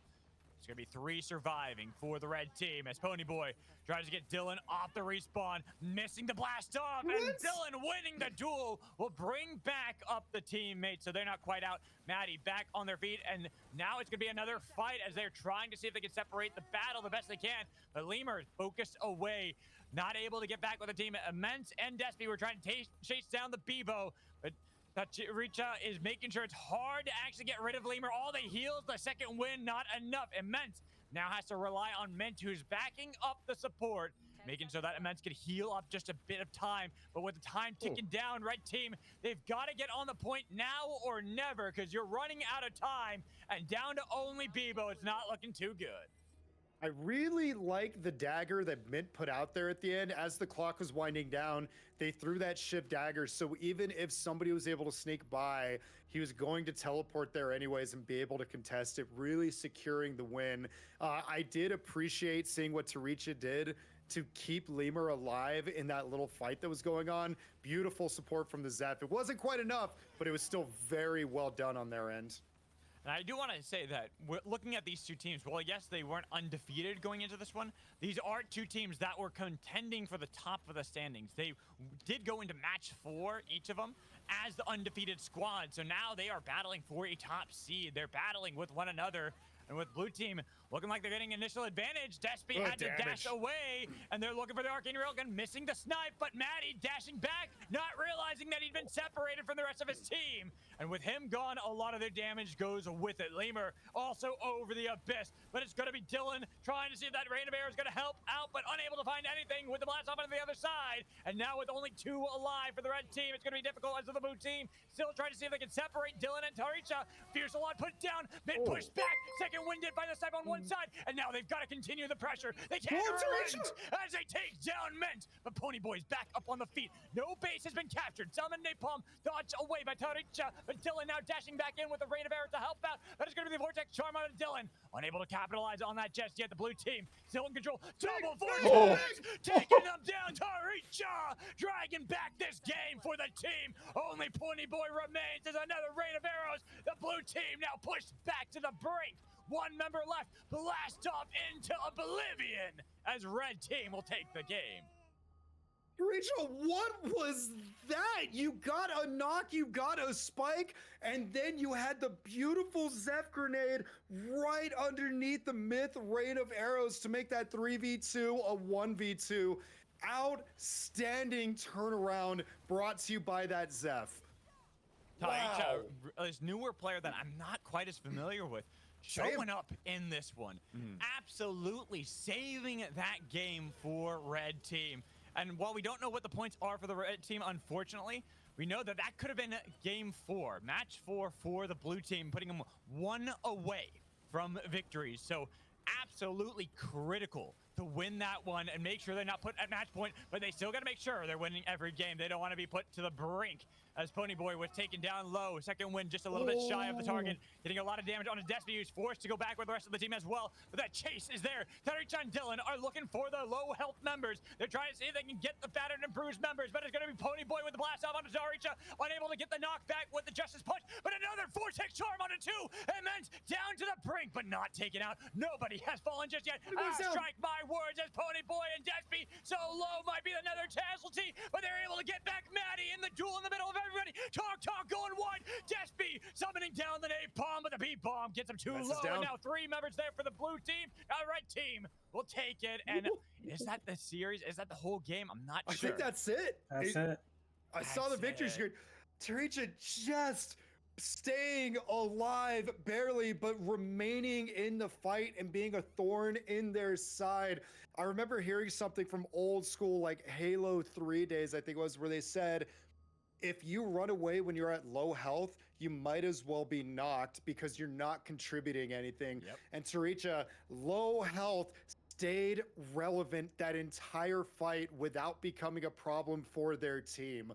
That was great. I wanted to touch on how like Maddie seemed to overextend for sake of trying to get that knock and things like that, and everything just in those last 2 games got outshined by Taricha and their play. Like again, everybody did good, but I was just locked in on that Zeph and watching the turnaround plays that this seemingly newer player was able to pull off against some of the best of the best of the best. And really incredible. This is why SUPERVIVE is so much fun, especially Arena, because you just see some chaotic games and see how these matches end up lining up. So I think it's only appropriate if Luna is still around, if we bring back in Luna to kind of talk about this as well. Get their viewpoint on how especially the standings are looking right now. So for that last match, that match was crazy, and to be honest, I was struggling to keep up with it. How about, okay, we did 2 games, right? Just one after the other. Let's talk about the first one real quick. So the first one was pretty simple, and I don't want to take too much time, so I'm just going to break it down real quick. It was a typical, let's put it in Overwatch terms. So it would be a dive comp versus a death ball comp. So the dive people, they go in, they try to get the backline, but the problem is with the death ball comp Heights team, they did not have a backline. Sure, they had the Void, but the Void was always standing next to the Brawl, and so Brawl was just healing. Sorry, Brawl, not Oath. Oath was always just healing him up, and then you have the Bishop just pushing everyone away. It was really just their comp got countered. For this one, it was a big fight over poking, and sorry, can you guys remind me, was it the blue team won or the red team that won? Red team won. Red team. So like I said, it was kind of hard for me to follow this one, but I think it was a poke. And wait, which one was Bebo on? Red or blue? Red. Okay, yeah. So it was this poke comp where they were poking each other and trying to find opportunities to get in, and Bebo, he's just being that spear with his tonk, just abused that. And yeah, and sorry, my analysis is not good for this one, but that's basically it. Was a poke comp fighting over space, and red team just came out over top with that one. No, bro, I've loved like it's just awesome because like you know, from a coach angle, you're forced to look at the game differently than everyone, right? Like everyone that's just watching for fun is just seeing gameplay. Maybe they're learning a little bit. Players that are watching are looking to improve their own play, but there's very few people watching that are trying to sort of absorb the context of everything and use it to help other players. And you know, I'm not a coach, but I try to do a similar thing with my videos, right? I really like making educational videos. I really like mechanics and like especially combat mechanics and like depth to it, which is why I'm just completely addicted to SUPERVIVE. Like this really isn't even my normal type of game. I'm more of like an RPG like build dude, but the combat's just so good and there's so much here that when you're trying to kind of understand, like you mentioned, like that last game was so crazy, bro. Like just watching, I mean, anyone watching, it's hard to tell what's going on. So to like break down what's happening in like any kind of like coherent analysis is like a challenge from the beginning. But it's just really cool, bro, to hear, you know, your perspective coming in as someone who is looking at as sort of what's happening on a higher level, looking at team comp, looking at strategy, and trying to help individual players like fit into that, you know, understand where they fit, understand how the whole team fits together, and then understand how that team comp is going to play against another team comp that could be, you know, literally anything. And you're mentioning, you know, some Overwatch terms like the death ball versus the, you know, dive comp and things like that. Like these are things that, you know, a lot of people watching like aren't even, you know, thinking about. So I just think it's been awesome, bro, having you in here, just getting to hear, you know, a little bit of that coaching mentality. And it's going to be, like we were talking about earlier, it's going to be really hype when there are like more people that are kind of thinking the way you're thinking and trying to help people understand the game at like that 10,000 foot view, so that they can execute on the micro level and have it be effective, you know? So I've loved having you in here. So thanks for coming. Yeah, thank you. I appreciate it. I'm just gonna be honest though. I got all my stuff from Tom Kick, so because he's coached our team several times. So if anyone wants to understand the game, just go to Tom Kick. He's such a amazing. great resource. Oh my god. He's Yeah, uploaded shout a out lot of to those Tom Kick. videos to YouTube as well. Which when I was picking up the game and learning, my friends and I, we still have a group chat going that we just keep adding more and more people to. And that's one of the most common things is we'll like share a coaching video from Tom Kick and say, hey, go to 34 minutes in, like this is relevant to what we experienced. And like obviously watch the whole thing, but oh my gosh, listen in. None of us considered this. So like hearing that you were able to take coaching from somebody as well played and intelligent as him and make it your own and turn it around, and again put it towards not only a phenomenal team but analysis of this level, I love it. That is amazing. Yeah, it's fun. It's fun. SUPERVIVE is a fun game, and yeah, that's Afro. He's my player. I know. Yeah, I didn't realize it at first either. I am, by the way, contractually obligated to say Afro is currently my favorite player. So shout out to Afro. Yeah, Afro's amazing. I'm sorry. That's That got me. That was broke me. funny. I'm going That to was mute my really funny. mic now. What'd you guys think about the game? That was a pretty crazy one. What'd you guys think? Which one? Are we talking about The second 5-0 one or the second one? I mean, personally, I think that I just wish we had seen the first two games beforehand, obviously, since we didn't get to see everything of it, to see how a lot of it went down. But I Magical, think come a the little big- closer to your mic. I have you all the sorry, way I up, was but you're a leaning- I little was leaning quieter back. now. Yeah, there we go. But yeah, I think that how that game played out kind of shows you why. I believe that there are going to be a lot as we get like to the best of three. There'll be a lot more changes in how you have to approach certain games with the compositions you have. Because even if you feel like you have a meta comp, like we can see how much if you have just certain counters tossed into your build set out for your team can really impact and disrupt what certain players want to do. Right? You were talking about the poke and how vital that was for the red team, but we also saw earlier when you had a poke team kind of like that it can get disrupted, it can get engaged upon, it can make it so that it's difficult to do that, or you can do something opposite where you see there's a dive comp on the other side and you just build this very defensive wall that's really difficult to get through. And so I think just looking at that kind of side of the game, we will see a lot more adaptation going into best of threes. And Since we're talking about new players getting to the game and all that stuff, if you're a newer team and you're just trying to get into the game, and this, you know, even like teams that are competing in some of the tournaments, because the skill level in these tournaments is still pretty big. Just have a team comp that makes sense. It doesn't have to be the best team comp, but just have a team comp that makes sense. I think MB is kind of like the only exception because they just pick their comfort picks. Comfort picks work too, so they can work in the right hands, is what I would say. Like, I think how you kind of have to approach, if you're a newer player, comfort over the meta I was just talking about is going to be a big one. And then when you get better, then you can go. That's when you get more into meta because you can play more styles. You're a little bit more fluid and can adapt. And then when you're really good, you can just say, screw the meta. I can play whatever I want. I think Tom Kick feels a disturbance within the force by us saying that, because he's a big meta pick kind of guy. I know Tom Kick very well. I've talked with Tom Kick before too, and that's what I'm saying. It's like and when I say that, that is a big like asterisk next to it of like play whatever you want if you're good enough at the game, because very few players can do this, right? And this is coming from someone who's played MOBAs for years. I have played League of Legends since 2010. I've cast it since 2016. I know how a lot of those players can be, and meta is very important at the top levels of play, but there are very few players that are so good at a given character or given archetype that they can get away with pulling that out. But very few can do that. Yo, if you guys pull up, it's showing on stream, but not in the Discord live. I have the scoreboard updated from Toilet. Zach, I sent you a different one that's better. I think I got it up now. Oh yeah, thank you. Yeah. Thank you. Oh wait, why so is we there do a have 6 I was going to ask, while we're pulling this up, just looking at it without even seeing that score sheet, because I don't have that, I'm noticing a lot of high placings from Team Void. Despy, Ponyboy, Mint, Stevenator, Quiz, Saucy Hack, Lods, Danksor. Like, it looks like Void didn't do so well yesterday, but today they just seem very, like, in front of everything and on top of everything. So I'm trying to pull up the stream now so I can see what you're talking about. I think that's a great point. Luna, I'd be curious to hear your thoughts on this. I feel Luna is one of those perfect examples I was talking about of when you can play meta, but you can also play things to counteract what your opposition wants to do.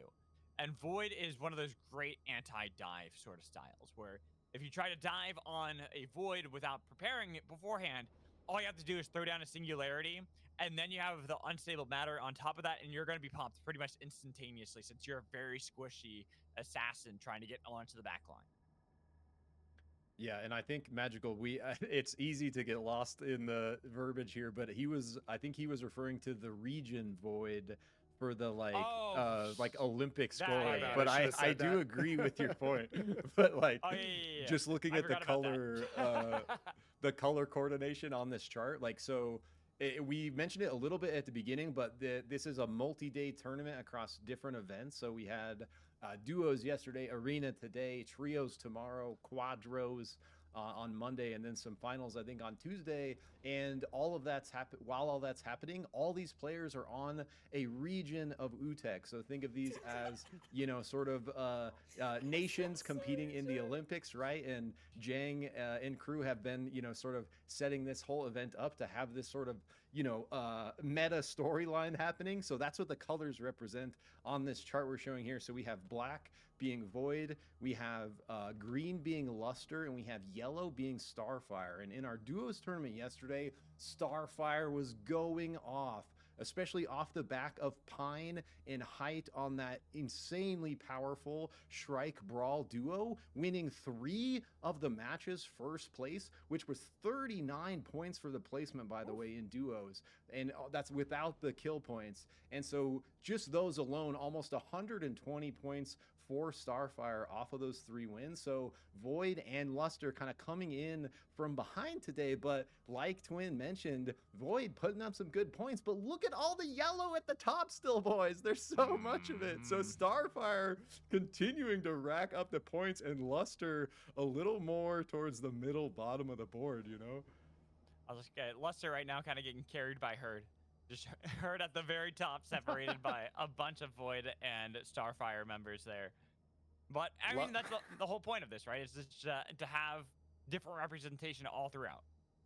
It's true. I'm just really hoping we don't add a lack in front of their name because I really want Luster to not be lackluster. I want them to step up, and I'm hoping that they really do with the next 2 days of events, 3 days of events. I forgot we have finals on Tuesday.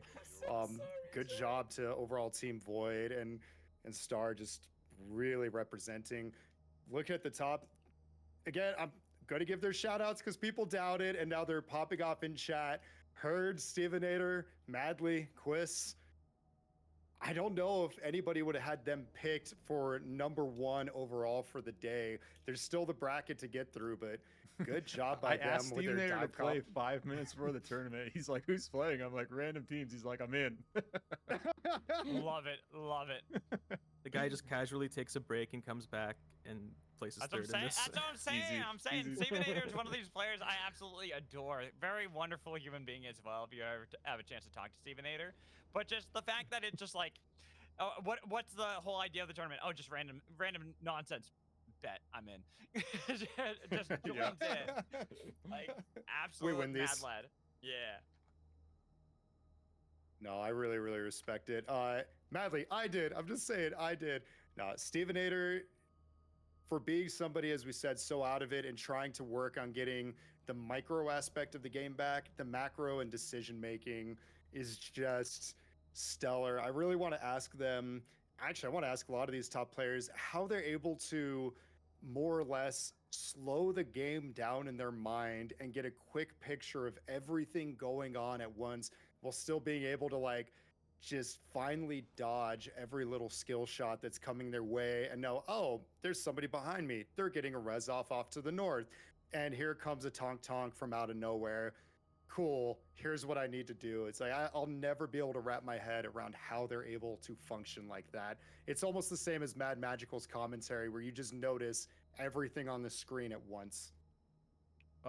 Real quick, I got a question for Toilet / Jang. Saucy Hack was just calling out, which is like a good catch, because they had a bye round. We see like teams 2 and 3 or second and third kind of in the rankings here have one less match played than the others.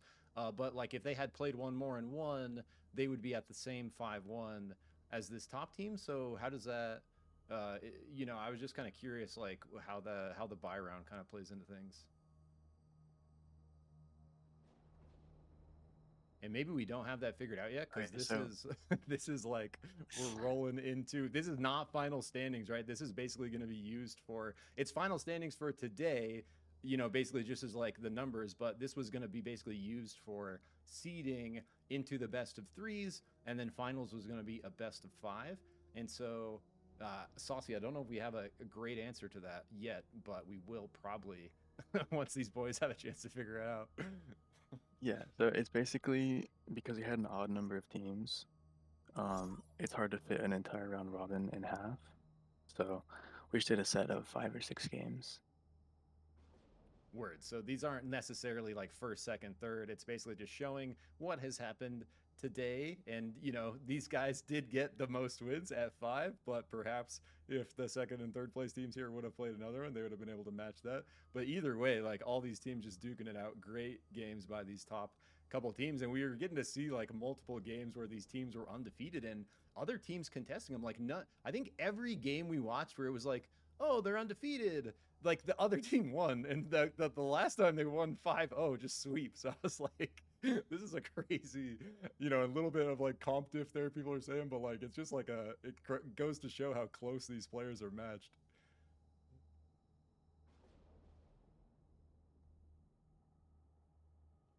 All right, Do you have any more games, or what's going on? It's like, I think got no, it, I was just actually, leaving it to anyone else, but I think Jang. I just yeah, go ahead, bro.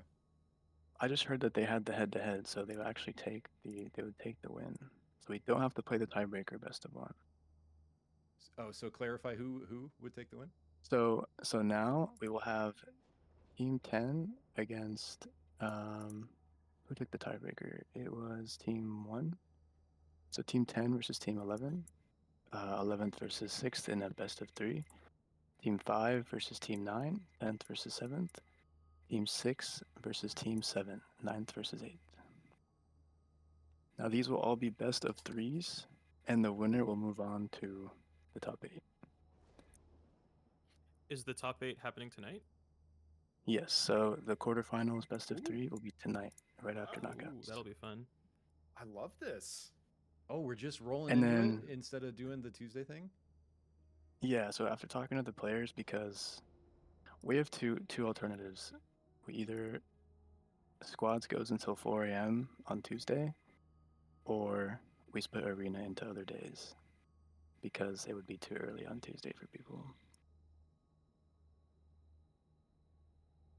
So, we will I do want to the- do, yeah, whatever the players want to do, I'm cool with. Like, because I Yeah. saw some people say they weren't even going to be around on Tuesday. They were playing today. So I think if we could determine an arena Yeah. winner tonight, that would be dope. Yeah, so for sure we'll do quarterfinals tonight, and then depending if people want to, stay up and play longer, then we can. Gotcha. Okay. Oh, pitter patter. Let's get at her. Let's. Who's our first 2 teams? All right. So, Team 6 and Team 7. Let's go with that one on broadcast. I am, Toilet brought me into a lobby. Or Is that- 6 and is that the 7, one I'm in? sorry. Yeah, my apologies. That was supposed to be the tiebreaker game, but we Yeah. do not have that anymore. Oh, gotcha. Okay. So let's Yep. get Team 6 and Team 7. Or, 9th versus 8th. I'm gonna step away while we're setting this up real quick and grab a drink. Cheers to SUPERVIVE. W Supervive. I'm going to switch back to game.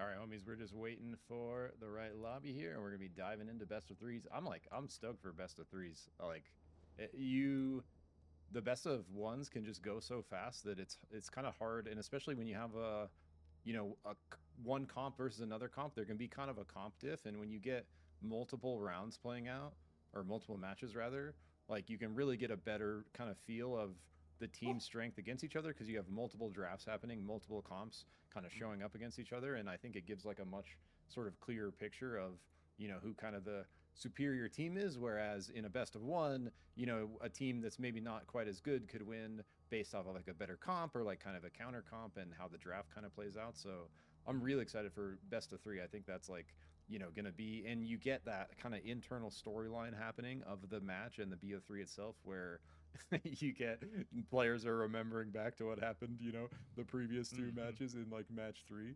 And so yeah, like I'm like best of 1, you got to do best of 1s early to like get through the kind of seeding like in a reasonable amount of time, but these best of 3s are going to be hype. Exactly, and that's always what makes them really interesting, right? And that's kind of what I was talking about, like the adaptations you're gonna have to bring in, where you can play for meta, but you also want to see what your opposition's taking, especially with this kind of draft that we have, where there's mirror matches allowed, but it's only 2 of the hunters that are allowed to be mirrored. So you have to kind of take that into consideration. Which ones do you see your opposition take? Which ones do you want to mirror? You can't show your counters to certain things too early, but also you got to be careful because if you don't take a certain thing that could counter, and then all of a sudden you're put in this awkward position where there's 3 hunters now on the other side that you want to take, but you can only get 2 of them, you got to be careful.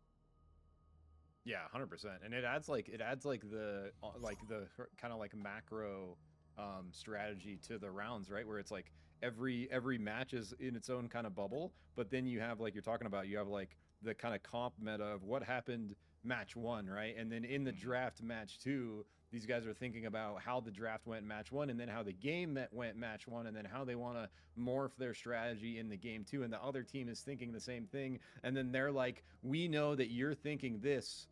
You know, it starts going like deep and yeah, I like it. It really adds like a cool dynamic running a BO3 instead of BO1, so like this is gonna be I think a banger here. Me too. I'm really excited to see how it's going to be jumping into our best of 3s here, and I think I'm gonna let you and Twin take the start of this one, mostly because I have to use the bathroom. Sounds good, bro. Sounds good. Here when needed. At some point I have to use the restroom. I'm your I Huckleberry. probably should have just done it, honestly. We'll have to do it after this one. I mean, if you need to step away, it's okay. I don't mind. We're Like, good, bro. I'm try, good. Try my best. I can hold it. Let's change subject. It's like a road trip, and you just passed the last exit, man. You just gotta Nightmare. hold the line. Hold the No, line. you're good. Yeah, we're good. We're good. Okay, I did not catch any of the picks in the chat just yet, but we're gonna have to play that one by I wasn't ear. But looking I either. did. Yeah, we're about to find out. I did notice one of the teams, Abador's team, we haven't seen on stream yet today, and I don't think I caught their overall rankings. But is it SNA or SNA? I've always called them both because it just makes me laugh. Comrade Cyrus, Hazakon, strong team in their own right, so it should be excited to see what they do. Notice that they have the dive, they have the backline with Abador. They will have the brawl counter courtesy of Felix, along with a brawl of their own. Builds look really, really good. Let's see what Team Blue has come up with for. Captain Chicken says that they're restarting. So thank you for the heads up, Captain Chicken. Okay. We're gonna see. I caught a void in there. I was like, what just happened? All right, so we're just gonna watch 5 rounds of suicide here.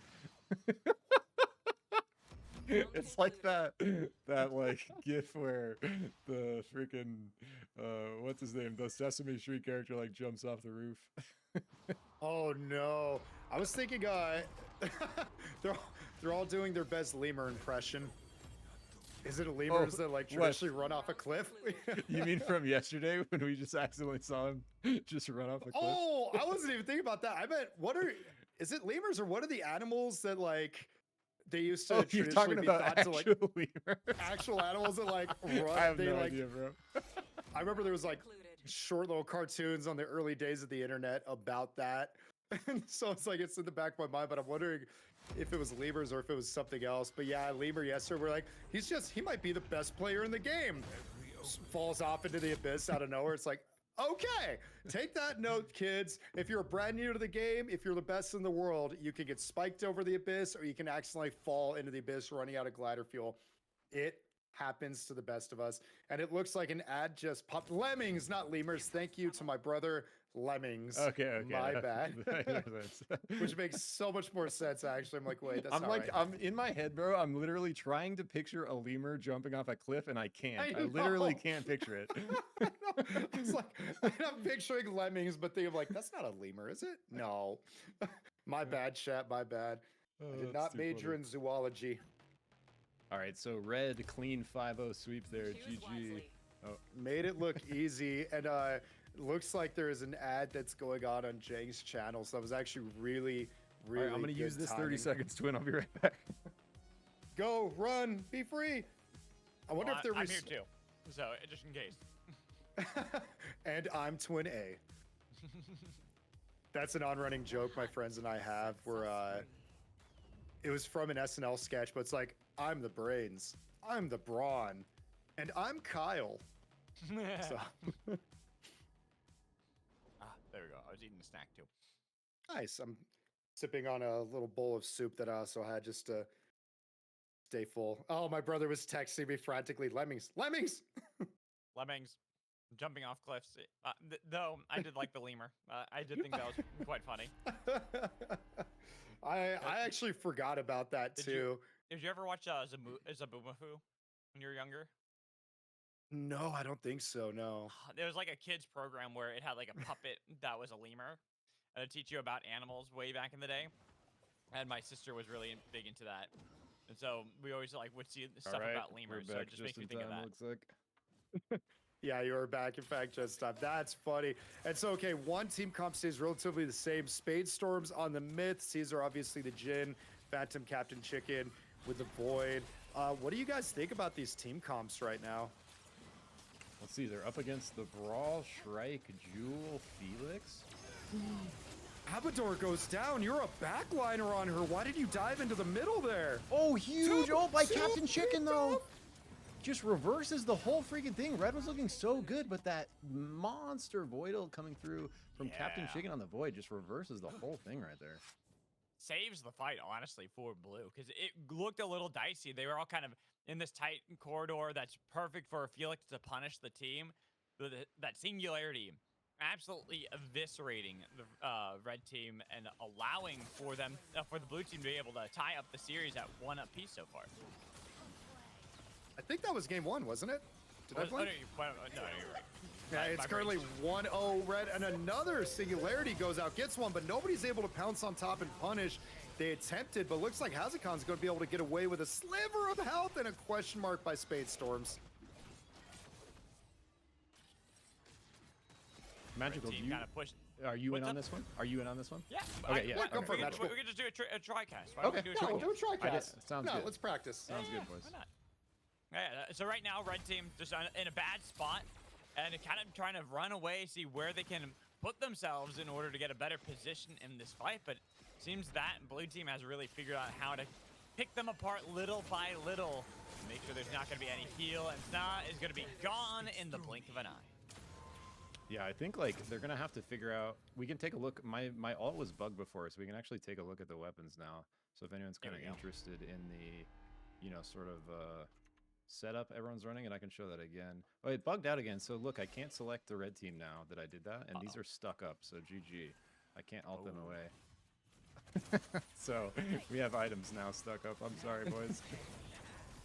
Ooh, good bird bomb to try and catch Spade Storms. A little out of place, but they weren't able to capitalize. And Abador is going down again. Great singularity, though, going to drop Hazakon. Captain Chicken has just been on point with these Void ults. And it's difficult for the red team to really fight back in this one. They've constantly been picked apart, and the worst thing about it is this is a composition for the red team that really does need to stick together. Blue team doing fantastic of splitting them up time and time again to pick them off one by one. Oh, it picks itself. GG, nice. GG easy. I'm And that like is pan- 3-0 I'm like right panicking now over for here. Blue. Like, how do I fix this?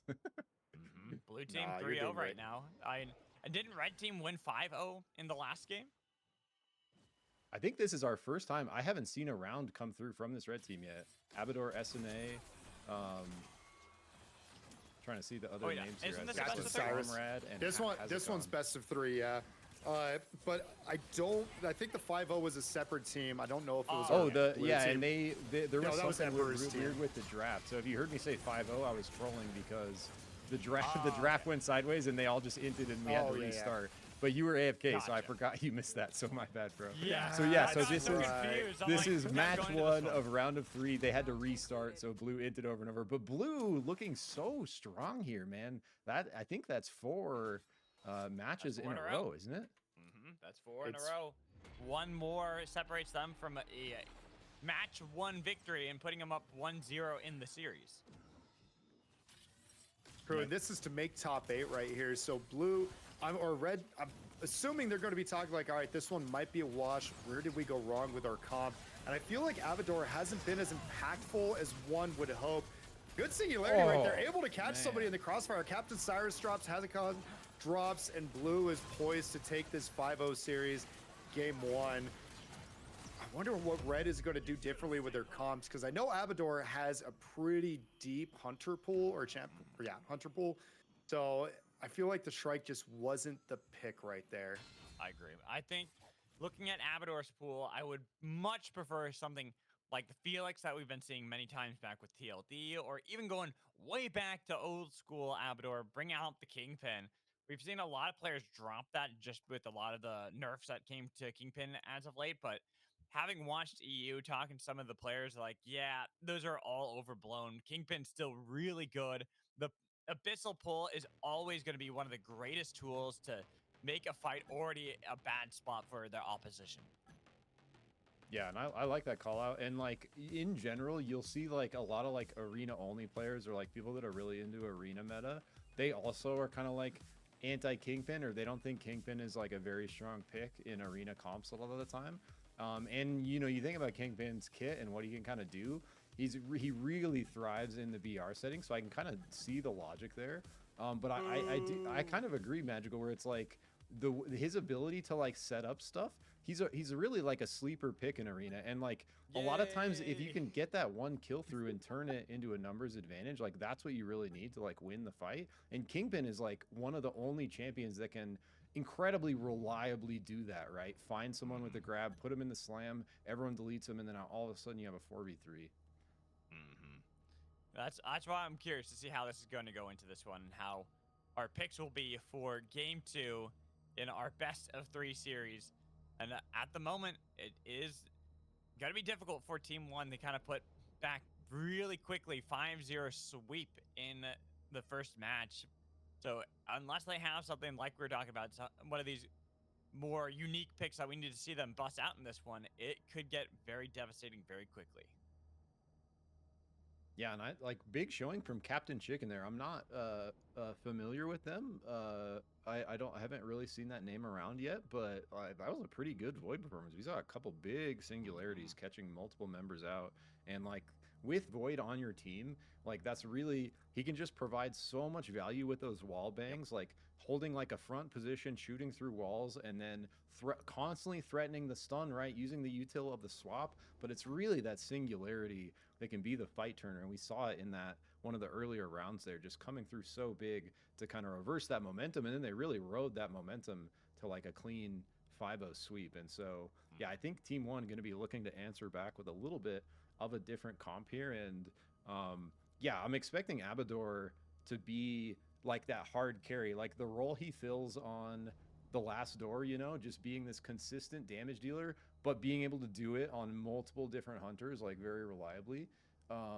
You know, that's really what he wants to bring to this arena team here. And it's like, we've seen a lot of Shrikes, so it's like there's validity, for sure validity in the Shrike pick, but you know, maybe that's not one of Abador's like most practiced hunters. Like when I think of Abador, I think much more of the Ghost, the Shiv, the Myth, you know.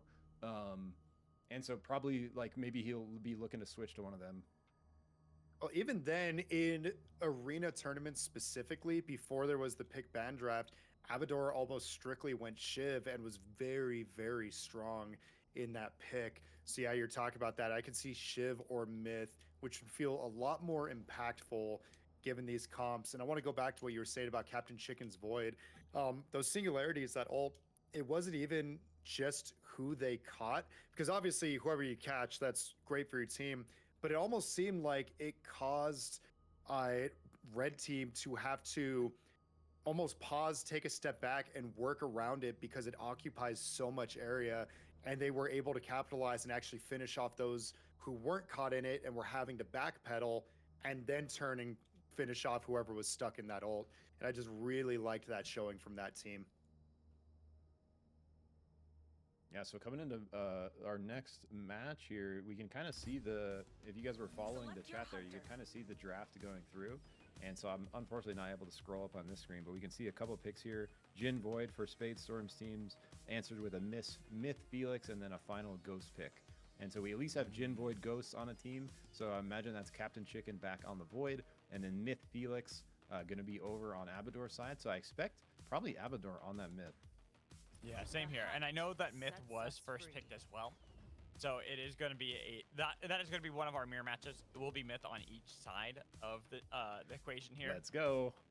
So kind of expected. Not seeing really any like truly crazy picks going into this one. Yeah, kind of like what I was talking about. Maybe seeing Abador play something a little bit more spicy. Go back to the old school Abador that we saw way back in the day with that Kingpin. Just going to go more with what everyone kind of looks towards, as you were talking about, the arena meta, what everyone feels is most powerful in these straight up team fights, and looking at how our two teams are set up. Abador's on Felix. A bunny. So Abador is on Felix, changing that up. So Comrade Cyrus not having it the Felix this time around. This is something I was talking about. Abador, a really good Felix player. But the Luna, I think, is the big change here for the red team. something that can really add in for a lot of their defensive tools, but also the bunny. If you go with that battle bunny build, we've seen it before, especially over in EU, that this is something that a lot of players just never are ready for, how much burst damage the bunny can actually do. And her value in Arena, bro, is huge. It's similar to the Zeph, where if teams aren't really used to considering the bunny in play, like she's so good at finding those wisps, getting them out of the situations to get the res. But if Blue plays against that well, if they counterplay that well, they can really shut down the Luna. So it's really up to Blue how well this Luna is going to do. Obviously, Cyrus has to pilot it well, but Blue has to really be playing around it. Otherwise, Cyrus is going to be able to constantly be picking up Red. Red off to a really good start here, putting out huge damage. Caesar getting chunked. Almost 2 down instantly. There's the Luna out. Luna out there keeps SNA alive, but Avador gets picked off to the left, so now down to a 3v3. Singularity. Whoa. Not going to connect. It is going to only get pittance of damage as now the drag back Caesar re-engaging as they have split apart the red team and drag back a game 1 victory. That was looking so good for Red. The It problem, felt like though, Red just couldn't quite finish their food. exactly. Just if you notice, the Jin got away with like a little sliver of health. Everybody just kind of got away. They couldn't finish it off. They were able to turn around like their wounds and finish them off right there, especially after they eliminated the bunny. Yesterday, Magical, we did see Hazakon on this myth doing really well. So I think this is comfort for Hazakon. Yeah, a little bit more what you kind of expect from some of these players too. Getting a little bit more comfort for some, maybe swapping out others, as there is going to be the grab on the Phantom, but unable to actually commit fully the disengage and forced to use a Flight of the Firefox defensively. Abador healing up as they've already lost out on their myth, and now the re-engage from the blue team as they are starting to rip apart Red, even with Abador deep behind enemy lines, getting the burn on his fate, not able to get the kill confirmed. Instead, it's only going to be Caesar taking down 3v2. The separation from the red team. Caesar looking to get resurrected from the wisp form. It's only up to Saz. Maybe Abador might be dragged back in, but unable to do so. Blue team, another victory. Yeah, and like I mentioned at the beginning, like if blue team plays around wisps well and shuts down the Luna from doing what she's supposed to do with her backpack, like she's really limited to only the heals, right? And like you said, Magical, she can set up a huge root into burst, and like that's what we need to see from Red here is like big root coming out from the Luna to set up a burst, get everyone to collapse on that, turn it into a 3v4, because blue is not letting Cyrus utilize the kind of backpack here. If they're getting a knock, they are finishing their food, as it were, right? Now blue team on the base camp. Trying to see if they can capitalize on this. It's going to be Singularity. Big forecast. Look at that shift. Again, as they are going to be able to burst down that Felix and then separate with the napalm. Bunny struggles to get away as she hopped right in the tree and the swamp back to make sure the bunny's going nowhere. Snob going to be the only one surviving. This Crystal on the respawn beacon gets 4. There's no shot this Alpha is going to do enough as it's going to be the burst down. Krista forced back all the way to the respawn point to the initial spawn of the game. And 3 in a row, make it 8 in a row for the blue team. Did you guys see that? That was swap? actually kind of crazy. That swap with Yeah, that swap yeah. on her was on top of a ghost ult, just as like insult to injury right there, injury to insult. And he pulls I'll the say. wisp out of the Luna ult, bro. Like he literally completely cancels the Luna R. Her like main value she's adding to that fight, just shift the wisp out of range, instantly cancels it. Luna's on the back foot, and then just dies. Like Blue's playing this like very well around the bunny. Now we're seeing the bunny separated again. Deep in behind enemy lines, it's going to be the Myth instead taken down. It is traded back, Myth for Myth, but with the Singularity to lock down, they're hoping to get that revive from the bunny. Does it again. Close, but again, the swap, that 9 Comrade Cyrus, the ability to support this team as blue team are 1 game away from knocking out another team and moving on to top 8. Captain Not only will Chicken, they man. knock them out, yeah, Captain Chicken's going crazy with those ults. And right now they are 9-0 against this red team. They've got to figure something out right here and fast. 5-0 sweep the first round, 4-0 right now. They're countering the bunny, making it just basically a 4v3 the entire time. And again, this shift out, so her main feature is nullified. What do you do right there if you're Comrade Cyrus? It's tough, man. Like it's really tough to play Bunny into players that know how to deal with her, and especially into like a good comp where you see anytime anyone on red goes down, blue completely positions around the wisps to guarantee it and completely shuts down, you know, kind of that hunter from doing anything she wants to do. And so red's basically fighting a 3v4 with a little bit of heals coming through from Cyrus. It's really tough. If you ask me, I think you go to Fall from Grace's style when it comes to the bunny, and you play Battle Bunny, because right now they're playing 2 defensively, which means they can't stop the onslaught from the blue team chasing down the backline. Abador missing the Flame Shield and the Flight of the Firefox, the burn. Not doing nearly enough. They'll be fine with the swap from Captain Chicken, chasing away Felix, who's on the brink of death. Needs just one more auto on the other side. We see the attempt to try to bring back up Hazak on, but unable to get that as Luna is gone, and only one animal remains on the field. This Fox tries to dash away, but the feathering is not there, and it is a clean sweep, 10-0 for blue team. So I did notice something, sorry, that the Battle good. Bunny was trying there was actually not ulting right away. Somebody went down, they saw the shift was going to come out, and so they tried to position to where Void was shifting that wisp to, and maybe just then do the ult or dash in. But somebody else on blue team, I think it was Caesar, kind of caught the memo and made themselves like a wall, so the Luna still couldn't function. They had the read, they had the play, and blue just countered their counterplay expertly right there. So it was a good effort, but great job to blue team for the 10-0 sweep. All right, so I don't know what the plan is from here. So we got that. Are we going to do some more of the best of threes? Yeah, I think Toilet will be putting us into the next best of 3 lobby. Let me see what's going on here. But I just want to shout out Captain Chicken on the Void, man, looking clean, knows exactly how to deal with that Luna.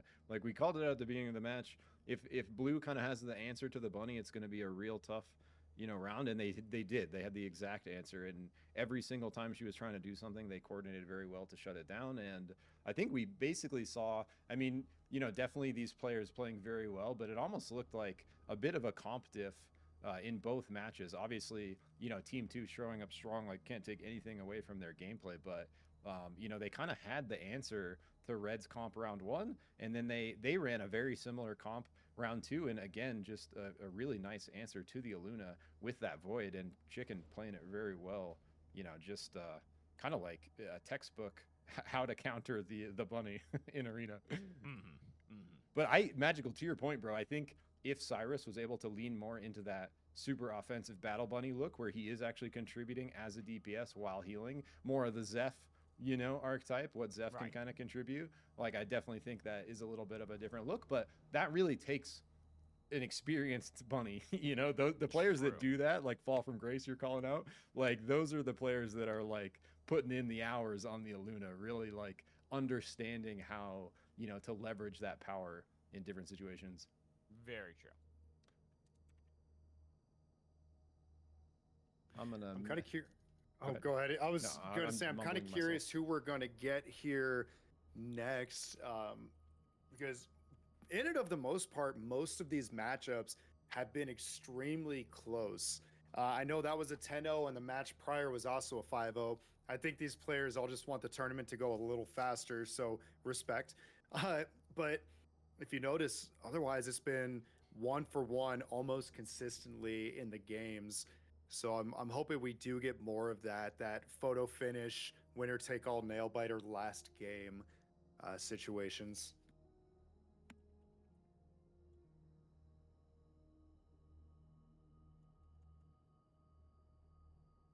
Magical, credit to you and Zik.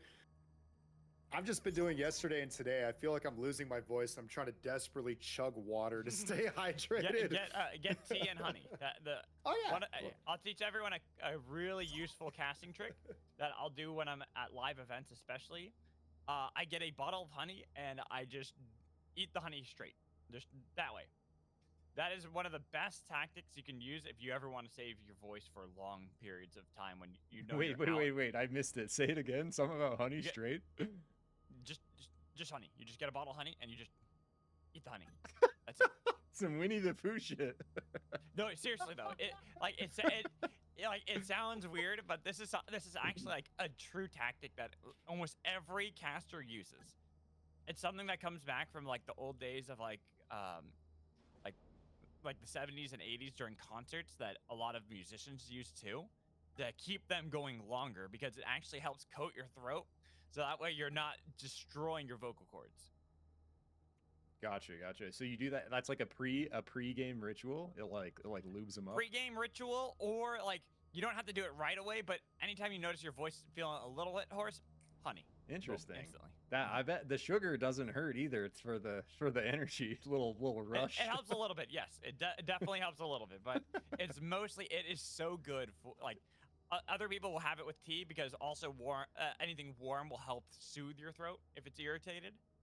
So these are just the different tactics that you can use. Nice. I like it, dude. Warm. You know, once we get to the live events later down the road. Word. Dude, I can't wait to I'm be there for it. Can't wait to be filling up the hot tea next to you guys at the live event, bro. Let's go. It's gonna be so hype.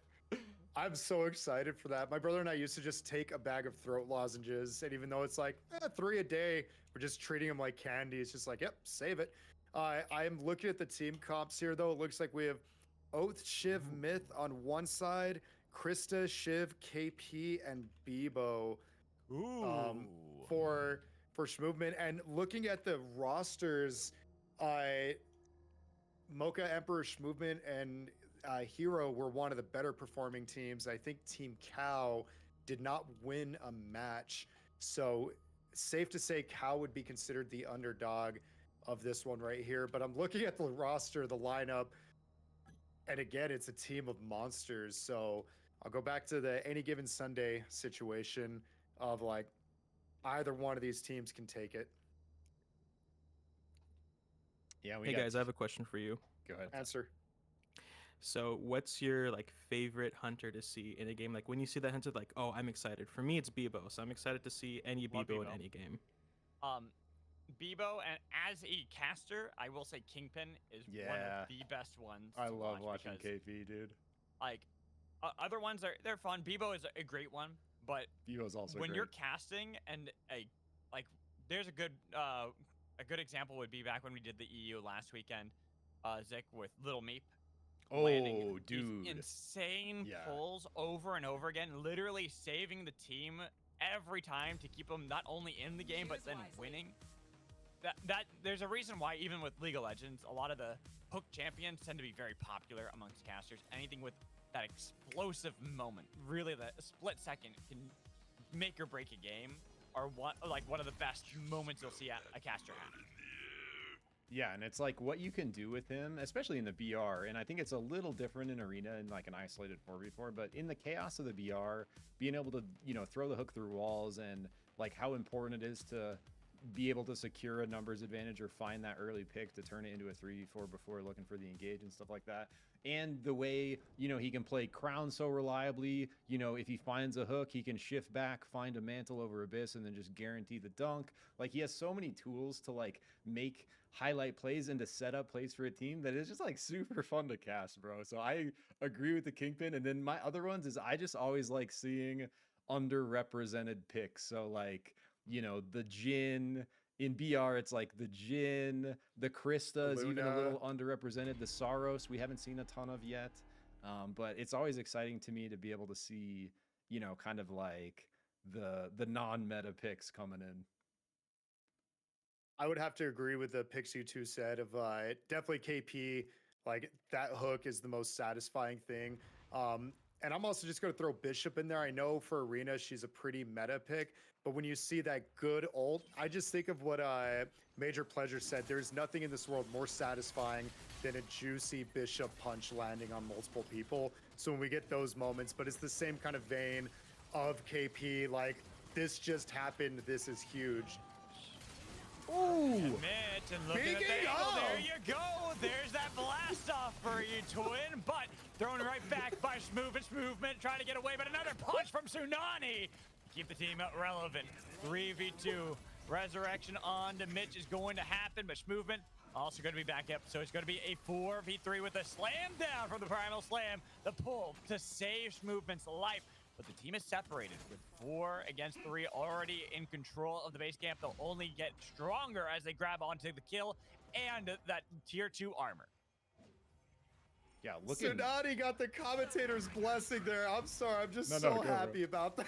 30 seconds left. That was like, I mean, really like scrappy from Red here to still be in it because the fight's looking so good for Blue. Red doing their best to recover. We saw Rez go through down here, but Blue off of that punch entry, just like a really nice kind of consistent follow-up, and Red not able to fully recover there. Blue taking first round, and you guys mentioned them potentially being a little bit of an underdogs in the standings. Like, that's what you need to be doing, you know, coming out, building some early momentum, getting that mental, you know, solid, especially if you're coming off a few losses, goes a really long way in these best of threes. No, I Right now- agree. Oh, go ahead. No, you go, you go. I was gonna say, Tsunani also did a really good job doing a bishop trick of counting the dashes and punching somebody over the abyss, so they had no choice but to glide and getting it Whipper right there too. But Mocha able to stay alive, but now you're gliding over the abyss against some very good shooters, but somehow able to get away as Emperor drops down Mitch P. Jang landing the arrows, rain of arrows put down 2, and keep in mind that Mocha's been separated from the team, but Emperor nearly taking down Jang, getting the heal back from Oath, and having that tier 2 armor strong with Mocha out of nowhere. Looked for the RKO onto Oath, but still the fight of the base camp. Tonk going wide, but it helped out to get the kill onto Jang, but they might be able to resurrect the Wisp all the while. Mocha still getting attacked by Jeb, who went over the island, will take out Kingpin. Now down to just Emperor, as Cow have taken the game back, and Vibo will be no more. Dude, Emperor is so disruptive on this Vivo. Like, I know they lost that round. These are super scrappy fights. Both rounds, by the way, have been super close. Both teams playing it really well, but even though Red loses that one, Emperor's Vivo just is looking so annoying to Blue. He's just constantly just bapping him and like keeping him like out of range and like threatening Jang with the bomb and like putting him into the wall and stuff. So I think these are really close fights.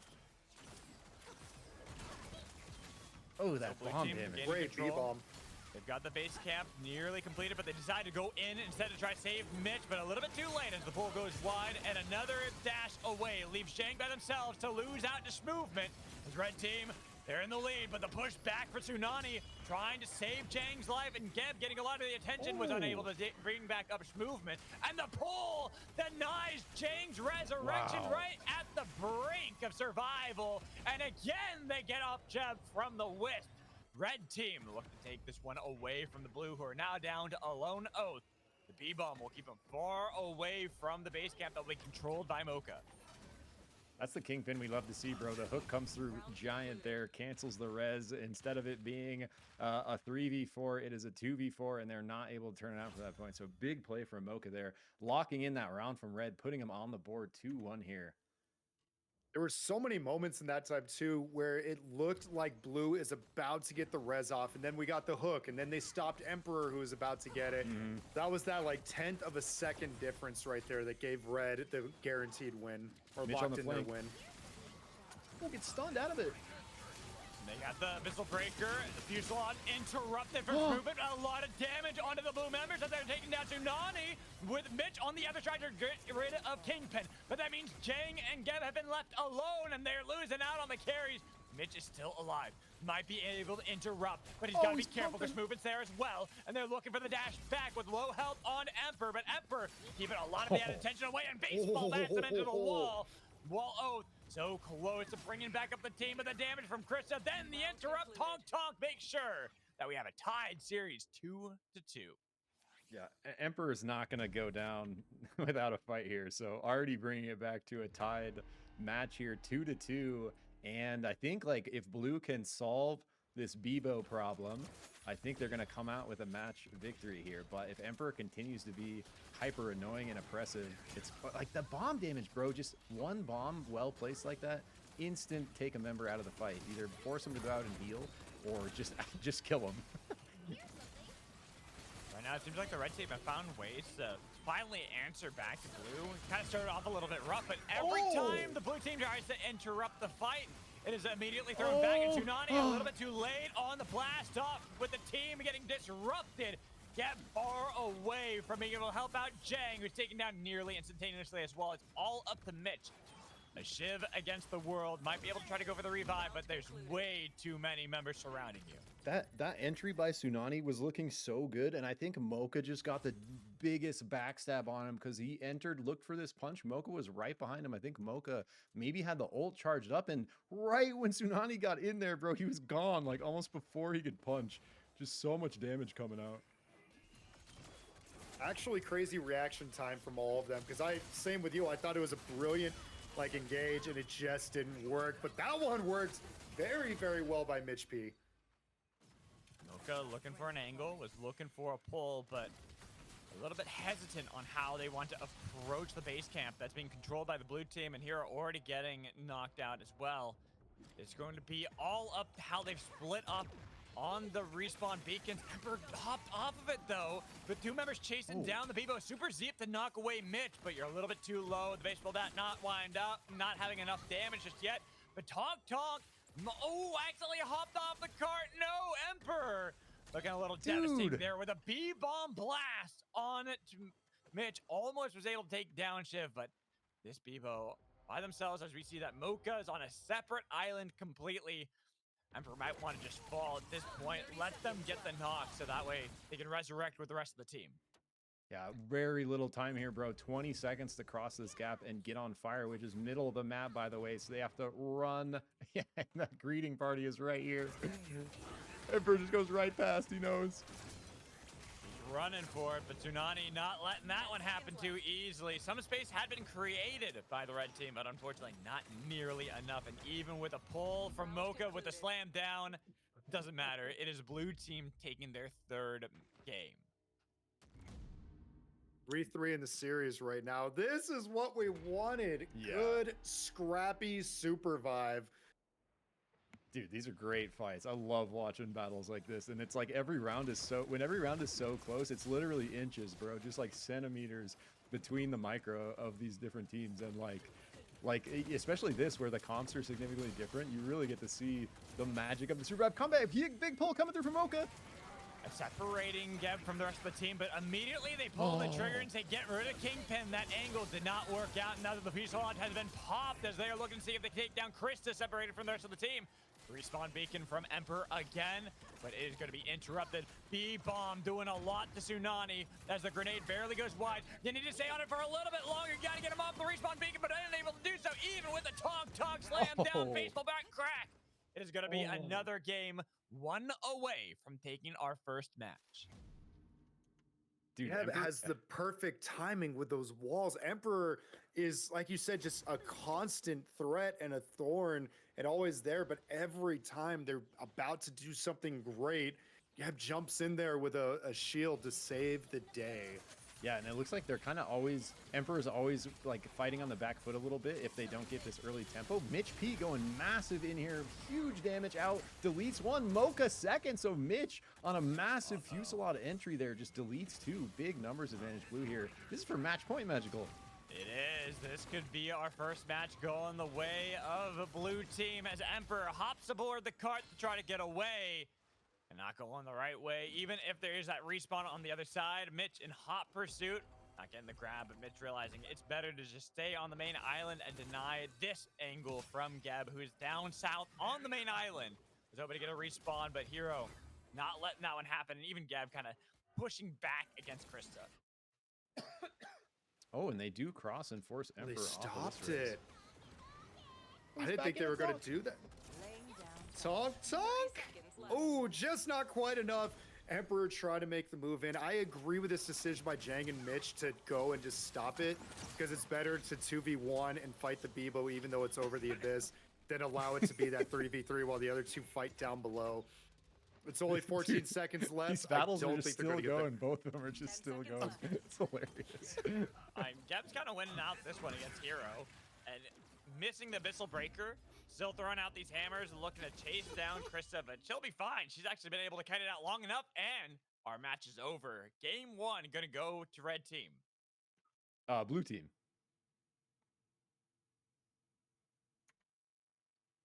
Blue team. Yeah, you're right. I thought I had it marked as red for some reason, but yeah, blue team wins. So Tsunani, Mitch, Blue team. Jeb, I was and looking at the Jake. top again. I always get confused Yeah, by the top. Yeah, this is so misleading. I don't know why this is so buggy. Yeah. No, But- no.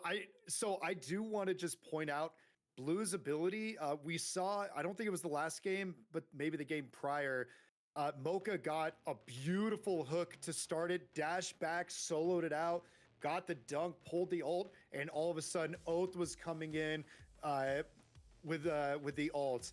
Bishop came flying in from out of nowhere and with an ult, and Mocha was taken out of the match. So what should have been Team Fat's advantage all of a sudden became their disadvantage because of how quickly everybody turned and reacted to that situation. Like, it was so great to see. Tsunani in particular was just always there, ready to pull the trigger on the ult and disrupt whatever they had going on. Excuse me. I think we're all starting to cough now. I was feeling it as well. That time to bust out the tea and honey. Toilet just informed me that Geb is subbing for Schmovement. Wait.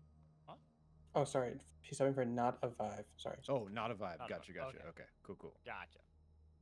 So just want to call that out. Geb showing up. So shout out Geb for filling in, and GG's for the other that had to leave. And that was match 1. So we got 2 more matches ahead of us potentially if Red can take this one. And we are right into it. We saw the draft go through pretty quick there, the pick ban, and getting into our second match here. We can see, I missed what was happening, but we see a Bebo KP still on the side of Emperor's squad, and then Shiv final pick on the side of blue there.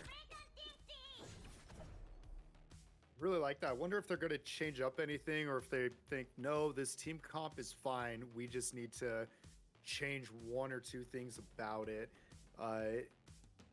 Should be really, really interesting. And also, what's up with these subs today just coming in clutch? Because Stevenator was also a sub and went big for his team.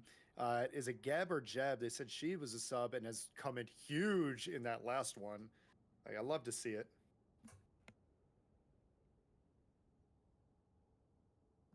Sorry. No, you're not cough.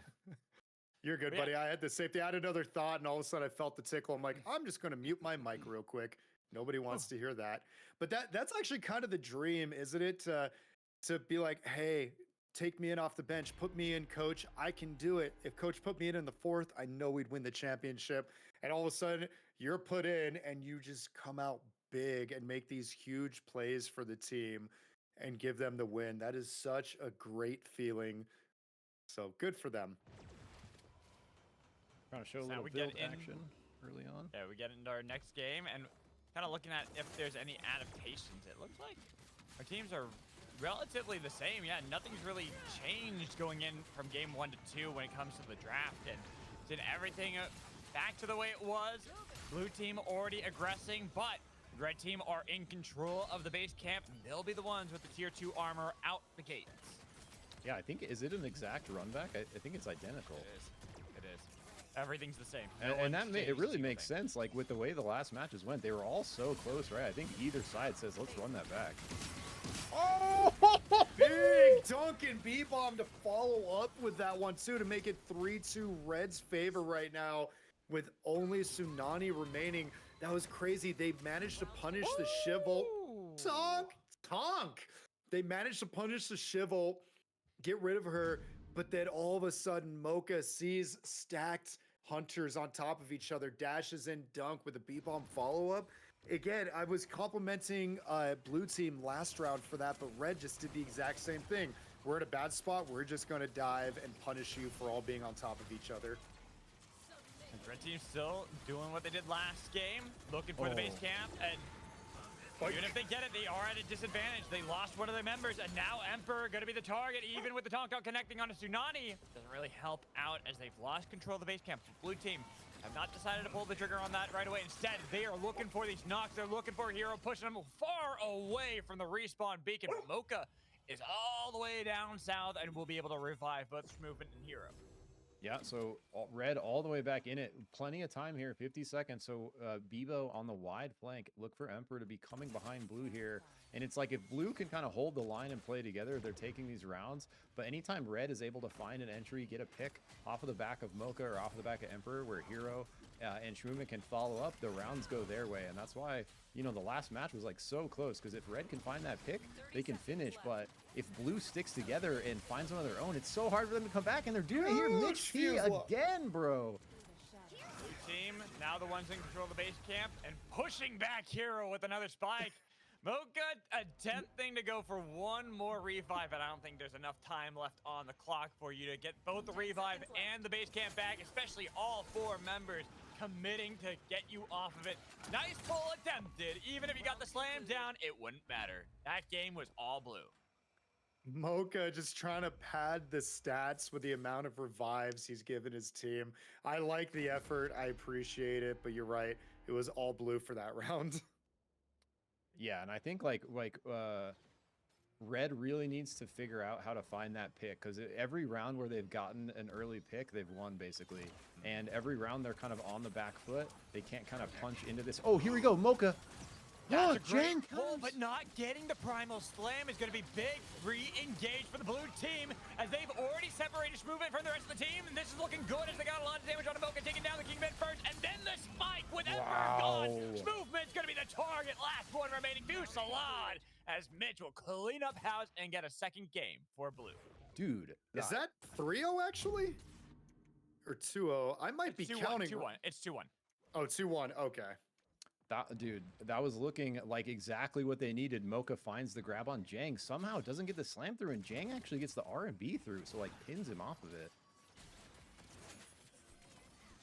Ooh, Mitch narrowly dodging the hook right there. And that was the time to get it with walls in between, so blue can't just collapse on them. So great awareness from Mitch. The red team still putting up a bit of a fight, trying to push back and get on top of the base camp themselves. Just so hard when there's a wall like that. Oh, great counter to anything the Kingpin ever wants to do. Every time you see that hook come out, you put up the bright shield, and red team pushed back to the corner. There it is. Backs against the wall. There's one more pull attempted. You got to get the slam to land, but Tsunani interrupts that, and then a push back on a Mocha, who's then toppled down. Even if it's a trade 1-for-1, Jang then taken down is going to be the big break here for the red team. They got to regroup. They've got to be careful, because Mitch is there with Geb right behind him. The B-bomb doing nothing, and the revive on the Mocha goes through with a slam down on a Mitch. Red team claw back the game. Even if you got to tighten the deal with an oath, you can eventually take them down when you all work together. That Tsunani entry to save Private Jang when Jang got hooked was looking so good. Actually manages to fend it off for a second, but they are not able to quite recover from that tempo. And like, that's what, if red can find that grab, find that pick off the back of Mocha or Emperor getting a bomb delete, that these rounds go their way. We see it again right there. Mitch sneaking in. Mitch sneaking in. For the angle, looking for Shiv. Shiv v Shiv, but it's not really a duel when you have a Bishop there as well. And then Mocha was looking to see if they can get the knockback. Geb taken pretty low. You got to be careful. No shield, too. Broken down as they go through the front door. Hero had to trade their life. Looking for the pull. Nice pull from Mocha. The slam helps out a little bit, but not enough damage as they're going to resurrect Geb, but it's going to be the resurrect and the Mocha and Hero as well. While they look for Jang, taking out the myth, and then Geb with the front line yet again, put down into the wisp. While Mitch tries to see how close to the edge they can play. Dash back and away, but Mocha is ready to re-engage while red team take control of the base camp and stop down the wisps. Oh, huge punch by Tsunami, takes out Hero. Red down to 2. Yeah, answering back. So they get a third somehow. Blue turns that somehow. I don't know why Mocha didn't go for the wisps there. I think he could have gotten the wisps and resurrected some of his teammates, but now by yourself with Tsunani blasting off into the fight. Mocha's now put over the abyss and it's got to land a heroic pull. But Tsunani not letting that one happen at all. The blast back, but that slam down. You bit off more than you can chew there, Tsunani. You got to wait until Mitch is not in a position like that to take the game. They are going to be able to revive Jang on one side, but a broken shield on his side. And slam down. Mocha dashing in with a slug wave, but the Fusillade put back on the other side and same with the salvo. Not enough damage, nor enough time as blue team will take the game. What a round. That was insane, bro. I thought that was for sure going Red's way. Blue turns it around, then Mocha almost turns it around again in the 1v3. I'm just gonna shout out Tsunani again for just being such a disruptor, especially of the B bombs with the satchel to like move them away from wherever once, just like that. Yeah. Ended up destroying it, but great. also just ulting in to disrupt other people's ults to stop the respawn there. Like Tsunani is playing amazing. Oh, there it is. Mocha. There goes Mitch, one of the big backliners.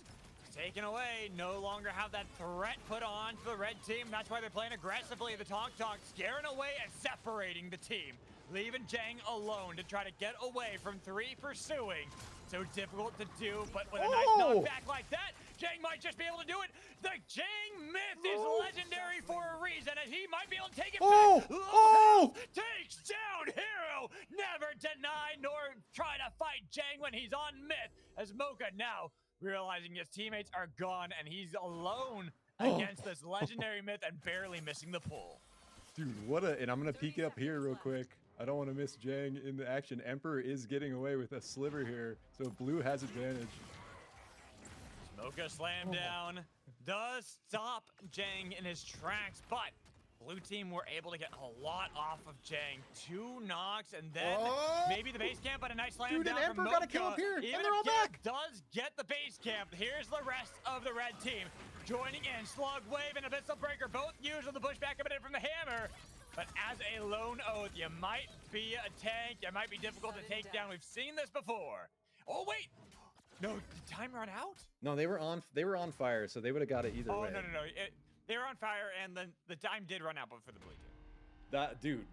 That round, these rounds are getting increasingly more insane. Right into the next one here. That was one of the better ones I've seen. Jang played out of his mind, had the happy feet, as they said in chat, just dodge, duck, dip, dive, and headshot them. Unfortunately, it was all for naught as they got taken out, but Mocha with the double dunk there during it, as he dives in with a fuselage right there. Mitch Taking dropping down hero.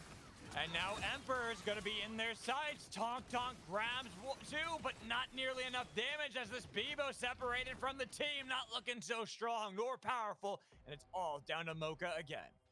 Mocha has been showing up huge for Red, trying to do it again here. Constantly the one going for the reses, going for these big hook plays, trying to set up the team for victory. Looks like he is going to just bail south, but this beacon's way far away. He's got to go way down here to the left.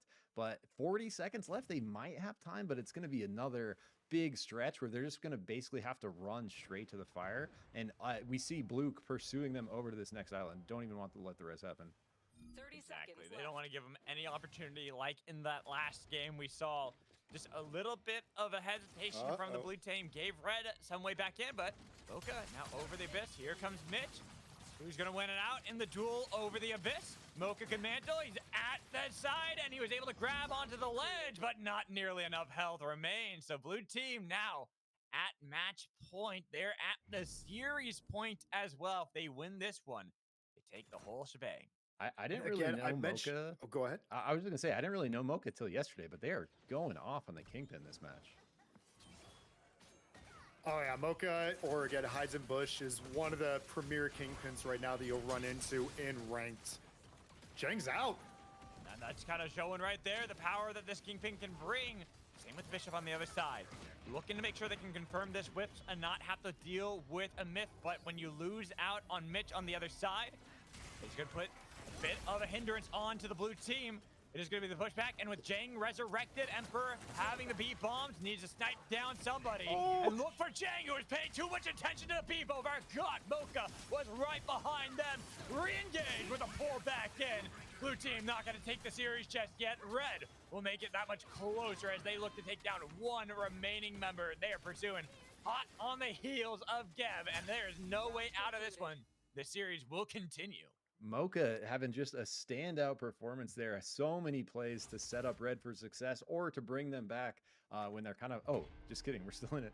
I thought for some reason. No, if I'm counting right, I think the series is tied 4-4. It means Santa got my letter. This is the winner take all for at least this round. Red to stay alive, blue to take it all.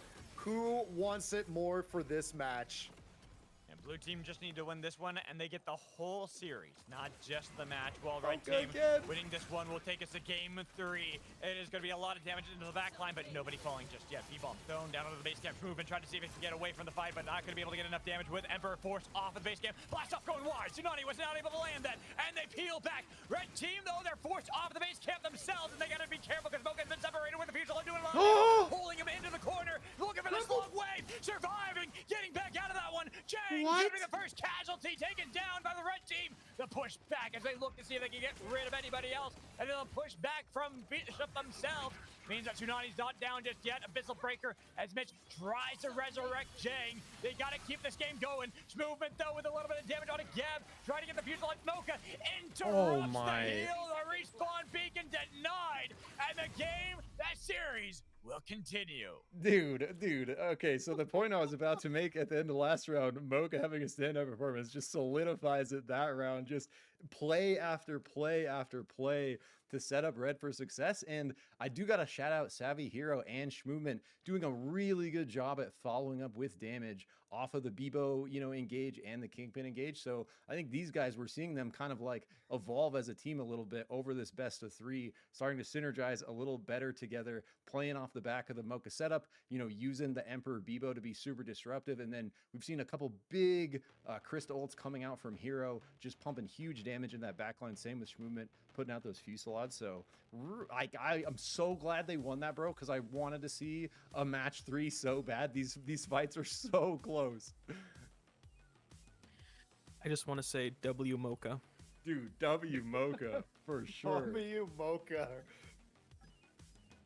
Especially like when they were already on match point right there and being eliminated, Mocha was getting those hooks, got the double dunk right there in that last game. Mocha was cornered and just eating a Shiv ult, and all of a sudden just endured it, got a 2-person dunk, slug waved both them, and did so much damage to 2 people while cornered.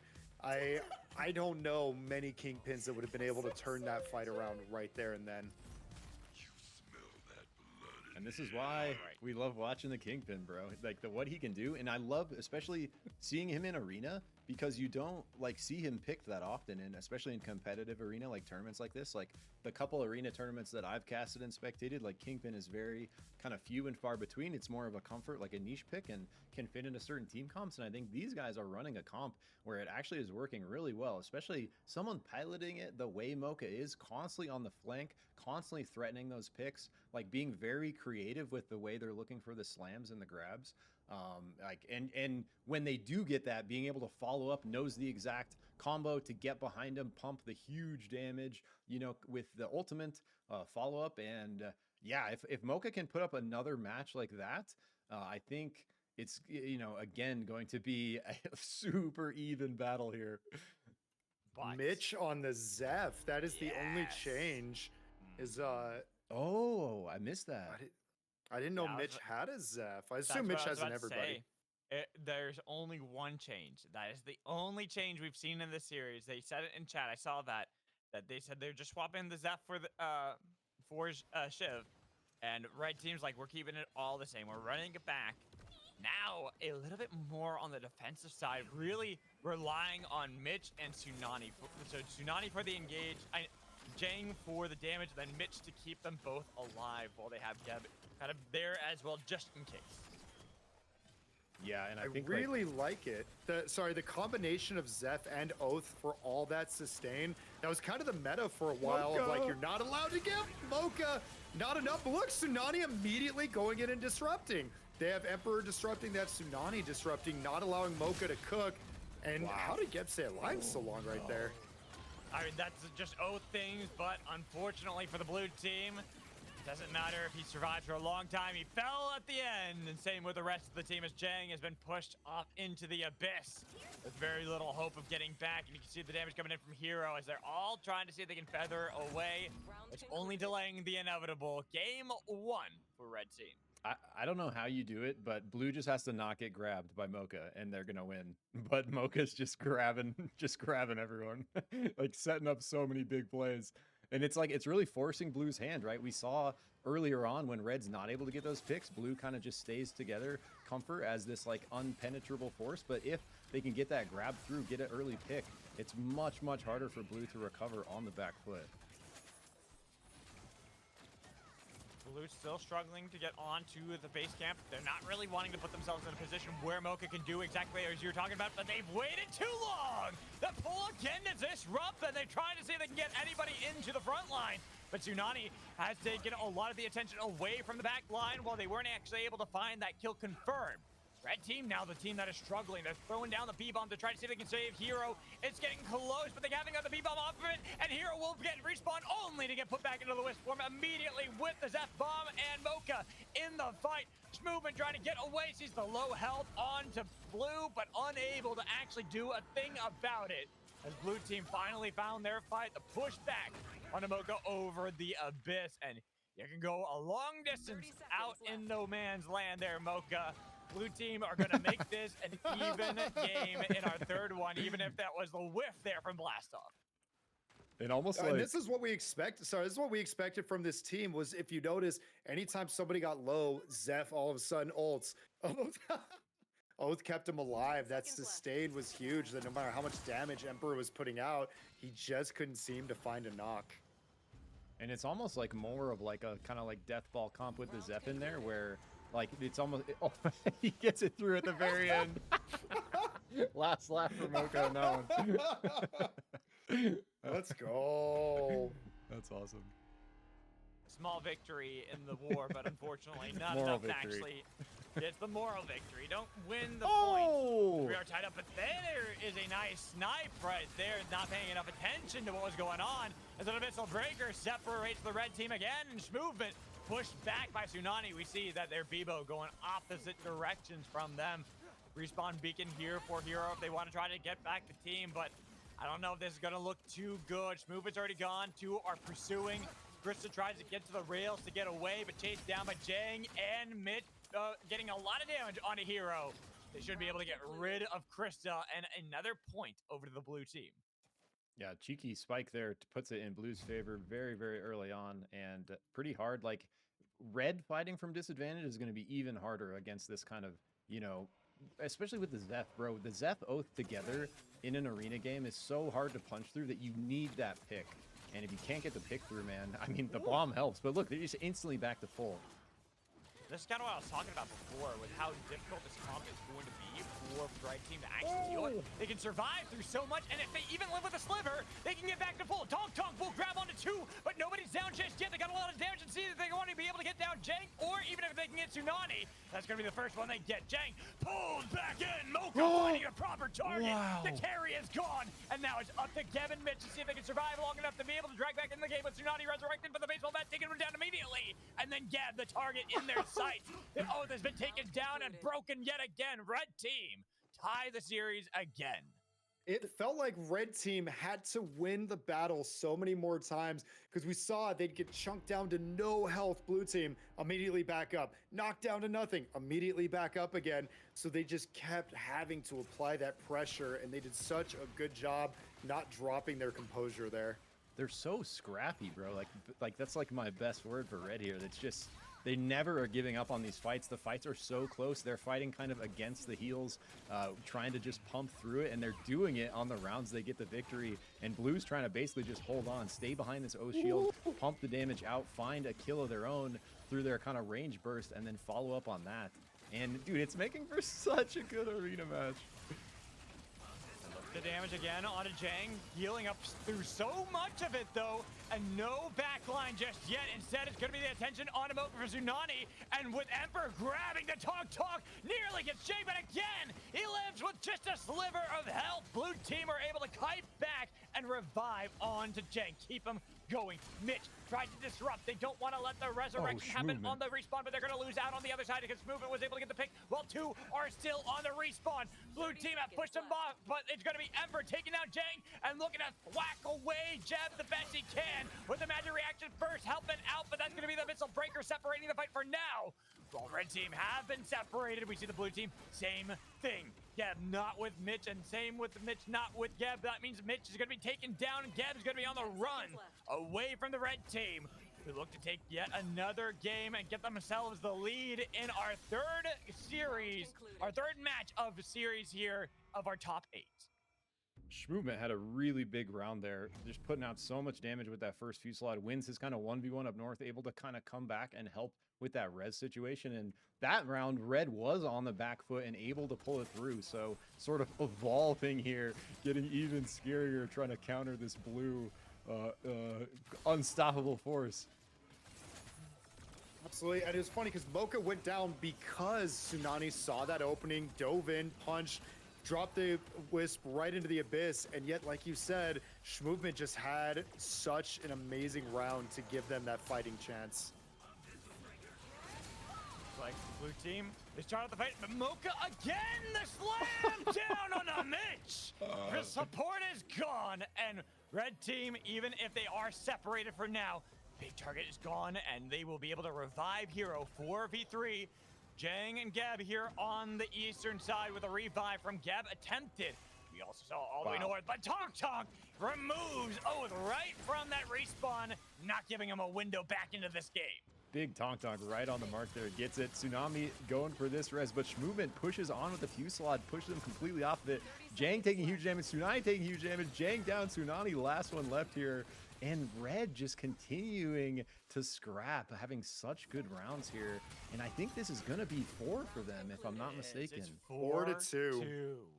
Wow. That means this is the series point for red team. They just got to win one of the next 3, and they will be the team moving on into our top 4. Of course, for the blue team, there's a lot of pressure now put onto them. They took this first match. They were able to win that one pretty handedly. But a very well-fought match 2 by the red team was able to drag us into our third one, but looks like the red team have finally hit their stride.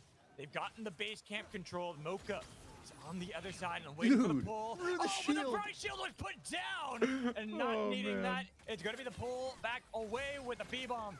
Scouting out some control, but Emperor a little bit too far forward. Forced Whoa. Tonk defensively, but left Movement out alone while Hero is looking to get a little bit of damage onto Jang. As Movement pops the fusillade to get any damage, then Emperor showing up as well. Somehow Movement survives. I don't know how he's able to get out of that one. And with the burst of damage, the force back on the blue. Red team claw game after game, all the way to game 9 in match 2. And now match 3. Look to see if they can get themselves into the top 4. Knocking out one more squad. Geb puts up the wall one more time. Tsunani taking too much damage on the other side with no real reason, no real way to get onto the respawn beacon, and being a lone bishop against 4. This isn't looking too good. Tonk crashing the party of the blue team as they got no hope left. Our red team will move on into the top 4. Seconds left. Okay, Tsunani gets it back with needs the moral victory at the very end. I mean, what a crazy best of 3 we just witnessed, boys. I was like insanely close the whole way through. Even though this last match goes 2-5, like the 4 4s in the previous 2, and how close every single fight was so epic to watch. And Red, like you say, bro, just keep scrapping, stay in it, trying to just ride that wave of damage to punch through the healing of blue. And it, like they are able to do it. And we saw them kind of evolve through that best of 3, where by the end they're looking like really strong, like knowing kind of how to counter this blue comp. And shout out to everyone on Red, but Mocha, man, on the Kingpin, literally setting them up for success so well. Time after time after time there. So just, yeah, GG's, such good games, man. So fun to watch. I believe we have Luna back in the call as well. So, Luna, I want to hear your thoughts on that series because it was close between the 2. Game 3, a little bit more one-sided, but still, you could see how these teams were really approaching one another. Yeah, that was a really interesting game, and it was really interesting to see how it developed over time.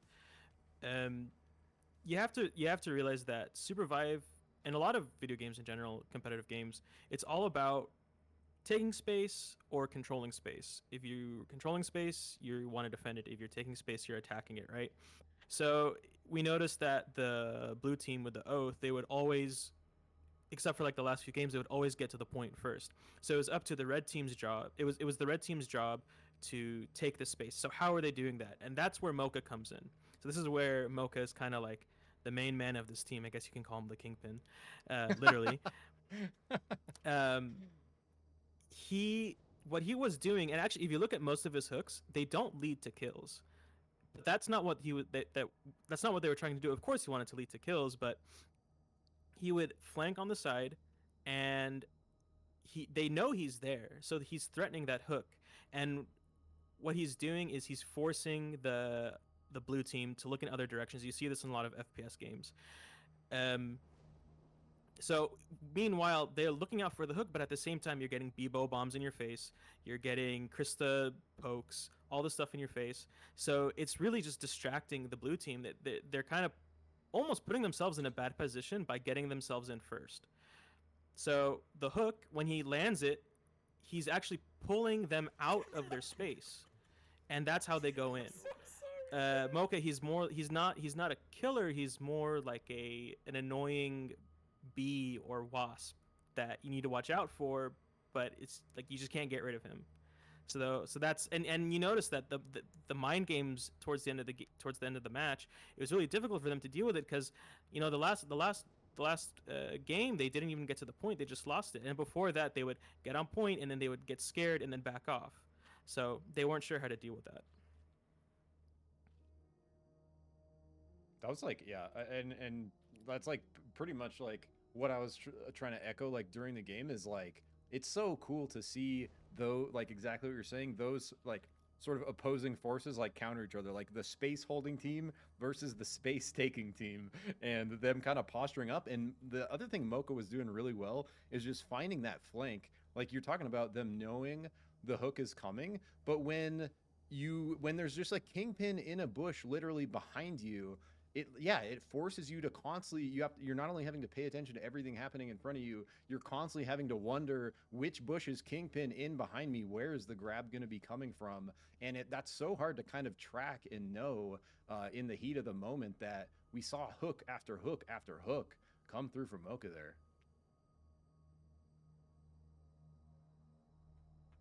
So I think we're going to be I'm waiting to hear from Mr. Toilet here, but I think we're going to be potentially into another BO3. Yes. Quarters are going to be happening here in a second. Hell yeah. Sounds good. You guys want some insight as somebody who played in that game? Yo, yeah, Tsunani, dude. Let's go, bro. Tsunani, hello. All right, so going into draft, I mean, obviously, like, draft in quotes, because for the most part, like 7 people are going to be playing the same champs. The main thing is with an Oath is that on paper he will always be able to deal with a KP, because the hook can block the hook can be blocked by shield, right? What Mocha is playing for is playing to add to our mental stack. So like the thesis of a comp that plays around Oath is you always want to stay behind the Oath, you want to play off the Oath. Because Oath Super Balanced Champ also has one of the best engages in the game, because you can cut off an angle with your shield, and then you can also stun people with your ulti, and then shield bash them, because the champ does everything. So what Mocha's planning to do every game is to play flank, and then this leaves more opportunities for our team to make a mistake.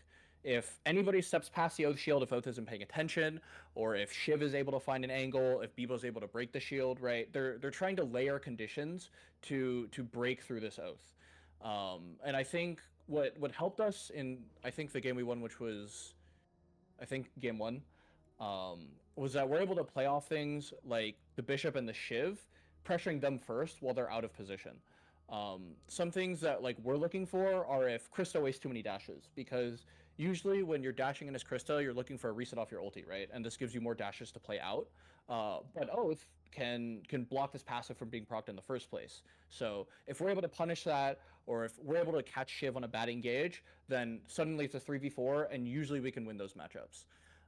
Mocha did a really good job of finding good angles and timings and syncing up with his team, which is, I think, what was so decisive in the last set. Yeah. Dude, I love hearing that from your perspective, bro. That's just like, and we all kind of see that intuitively happening, but to kind of hear the breakdown from, the player from the, like on the O side. And something I thought that you were doing great, bro, that I actually don't see very many bishops do is following up on the kingpin grab with your bishop ultimate and trying to punch him, out of his slam combo. Yeah, the funny thing is actually is that KP to I guess the horror of many KP mains is actually pretty bad in Arena. The biggest problem is that unlike in BR where you're able to play among this chaos of like 3 or 4 other teams, you have 3 people watching you reel the hook in. And then if we also know that, the entire goal of this champion is to get this hook in, then we can just pick champs that are able to just go in. It's almost just like a green flag for us to dump all of our engages. That's part of the reason why I stopped playing KP in Arena, was because I got sick and tired of Felix's ulting onto me the second I landed a hook. And I think Moko was aware of that because he didn't commit as hard to these hooks I was aiming for. And then also part of the reason why damage KP is so bad, because he doesn't do enough damage, and then people also jump on you. But yeah. Mocha actually mentioned that in chat. Literally what you were saying, strat later in the game was hooking and not slamming or anything, just hook and run away and kind of like force your hands to react to that situation while not overly committing to standing in that spot. So that's crazy, the observations and the adaptations that came from both teams around just this one hunter. Well, 2 hunters, Yep. I guess, with Oath. Oh yeah, and I could go on and on about like all the different ways that Bebo has to play around his bomb. Like for example, there's this saying that's perhaps coined by Pine, where it's put the bomb on the base, to I guess like the tune of put the fries in the bag, because 99% of Bebos just pressure base camp perma. They could throw the Zeeps, they could pressure to bat the bomb, and then every team that isn't like immediately reacting to that is punished. And they lose the base camp, they lose the tempo, they lose the vision. There's now just a healing pad in the center of the map. But Emperor is really good at baiting people in to play for that, right? You go to pressure the bomb, Yeah. we're thinking, okay, let's LMB the bomb, but then he'll bat it at you, right? Unlike people like Krillo and Eminem who are almost always like sitting there. Emperor takes these off angles, and I think me and Jang ate a few of those as a result. We did I felt see like you were doing it. like Twin. Yeah, you're about to call it out, I think. Yeah, I was gonna say, I did see you in particular, like using your satchel, using your punch, things like that, to try and disrupt the disruptor that was Emperor's Bebo. They'd have it out, even not necessarily on the base camp, but I like seeing your satchel get tossed out there and knock the bomb to the side and make him have to reposition or pick it up and try again. And to Emperor's credit, it almost looked like they started waiting to see your satchel go to commit to something else, like maybe stopping the KP, and then their bomb is immediately out and just that threat again because you can't disrupt it or as readily disrupt it. Yeah, that's like part of the mind game when you play against Bebo. It applies to Bishop, and that's all. By the way, Emperor is literally the only reason why I took R&B Max that game. Is because I know I'm playing against Bebo. I actually prefer Shift Max now, but Fair. like just to like bring you in a little bit of like insight onto it. So most Bebo, like a complete amateur Bebo, will place the bomb and then hope to bat off of it, right? A better Bebo will pick up the bomb right before an ability is about to damage it, because it refunds a cooldown and they get another full HP bomb, right? So then the next layer behind that is you bait picking up the bomb, right? Because some people won't commit abilities because they think you're going to pick it up, right? And then you have to go back and forth between this, oh, is he going to pick it up? What if I use this ability? Because like if I throw my Bishop RMB and then he just picks up the bomb and dashes out, now I have no RMB for 8 seconds and I can't contest his bomb, right? So that's part of what we were doing the entire time. And it's like on paper, it's like, okay, well, our CDs are similar. But the problem is that if I hit an RMB on him, I still have to hit 4 more. If he hits a bomb on me, he only has to hit an RMB. Right. And this whole time while you're playing the bomb minigame, there's a kingpin in a bush somewhere behind you. Yep, and then I have to pay attention with my ulti, and that's just part of the mental stack. Yeah, that's great to hear, man. I love that kind of insight. All right. So we are going to do a little draw. So basically, the teams are seeded 1st through 8th. The drawing will be 1st or 2nd will draw against either 7th or 8th. And those 2 matches will go on the opposite sides of the bracket. Ooh. Then third and fourth will draw against fifth and sixth. Oh wait, also real quick, so what's the ETA for these games supposed to be? Because I see like 3 or 4 of these players are playing Arena right now, so I think I should give them a heads up. Yeah, you can just tell them, and we'll start with the I know. first one. Alright, So I'll bet. do a quick draft. All right, so team one. I'll draw for team one or team two. All right, team two will be playing against team 7 or team 8. Team 8. So team 2, OM is going to face off against team 8, Bed. Is it Oh, Bed yeah, like Toilet? the team. Yeah, yes, it's bed. Okay. It stands for bedtime. Okay. And that means team 1, Bai, will face against team 7, Gun. And gun is something about gunners. Yeah. And Gunners Zikr, Incorporated. you have Sorry. it on the stream, right? Yeah, The yeah. spreadsheet? All right, cool. Wait, I don't. What am I supposed to be viewing a spreadsheet right now? I'm trying to find. Oh, Just stream it. Toilet, do you have the... Okay. Oh, you do. Should I I'm show fixing your other screen, things. Toilet? Are you Can doing you it? stream it? Or me? Yeah, You yeah. do it. You do it.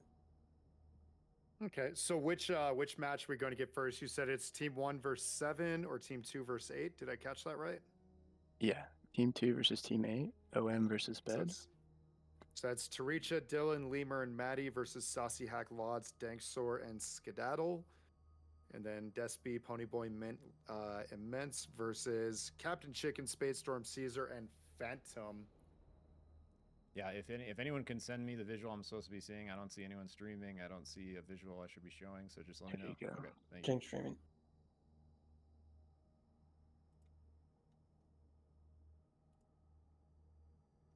All right, so over here on the right Hold on, side, one sec. Okay. Okay, and then pop out. Right and here. then full screen. Should be able to hide. Okay. I think we see you. Do we see him, guys? Yep. And Looks pretty then good. now between 3 and 4, we're gonna go with team 4. Team 4 will be playing against either 5 or 6. It will be team 6. So that'll So be Z team Z versus Fat. versus Fat. Which leaves team 3 OBA versus team 5 JDD.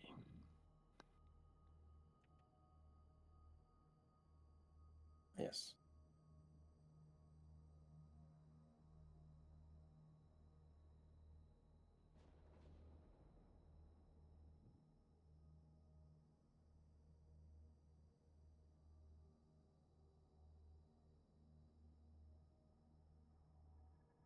Okay, and Tsunani, which who was in an arena? Did you say?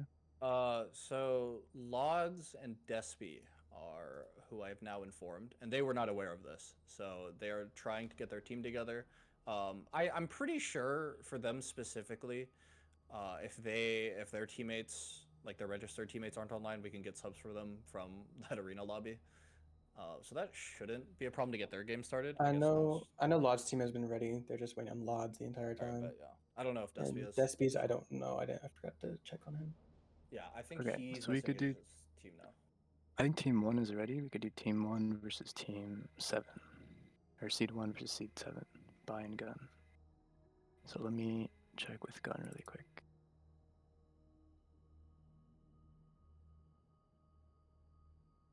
Yo, where is the? I literally can when I go full screen, I can never find the hide participant thing. I don't It's know. it's like under. It should be like over my face. Let me check the screen. It'll be I think. So open up that stream right now. Click on it. Oh, nice. Found it. Yeah, Thanks. there it is. Gotcha. GG. All right, let's go. I learned that recently as well. Nice. I thought there was a way to do that, but I could never find it. So we are gonna be. Can you guys let me know who's gonna be, or give me the lobby code of whoever's gonna be, whichever Yes. one we're watching. Okay, let me switch back to game here. Jane's just checking in on them. Cool.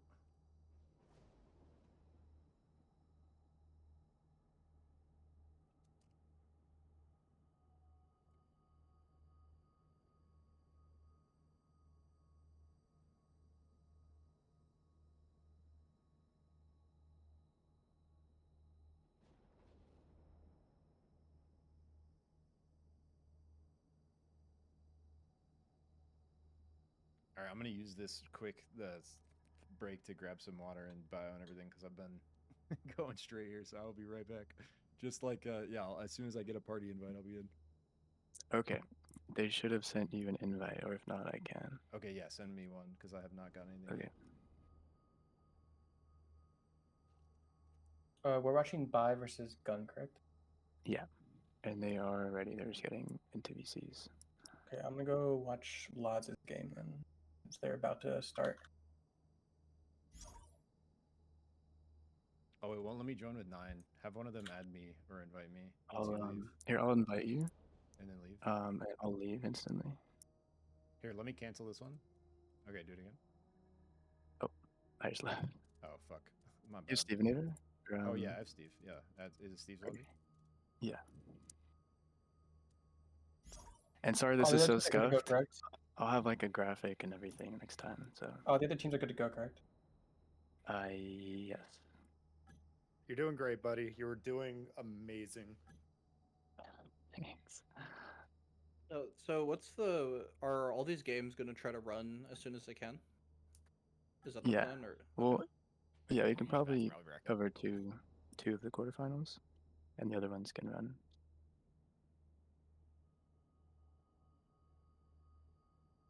What do the other casters think of this?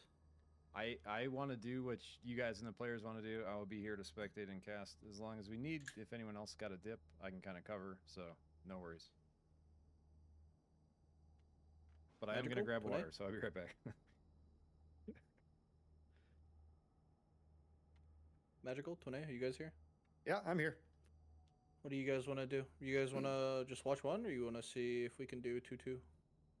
I would say just for the sake of not, I know we talked about prior arena tournaments lasting way too late into the night, that I'd almost, I know we'll miss some good action off stream, but I think it'd be probably appropriate to have multiple games going at the same time for sake of saving time. Oh yeah, I was just wondering. Oh. Yeah, no, I agree. I agree. All of them should run right now. I was just wondering if the cash should be split up between these two games. Like watching two lobbies at the same time. I don't know. You guys can do that, yeah. If, Oh, I see. So like two having, streams let's say for going. example, myself cast one game and having Zik and MadMagical cast the other game. Yeah, something like that. Sure. More stuff for the people. Magical, are you here? Okay. I suppose not. Yeah, if you guys are down, me and Twin can watch my stream. We can go to a different VC. And, Sure. And Twin, which are you one- streaming right? Yeah, I'm streaming right now. Okay, perfect. Okay, Twin, which one would you like to cover? It I doesn't posted matter. it and then- Okay. All right, then I can stick with Zik. Wait.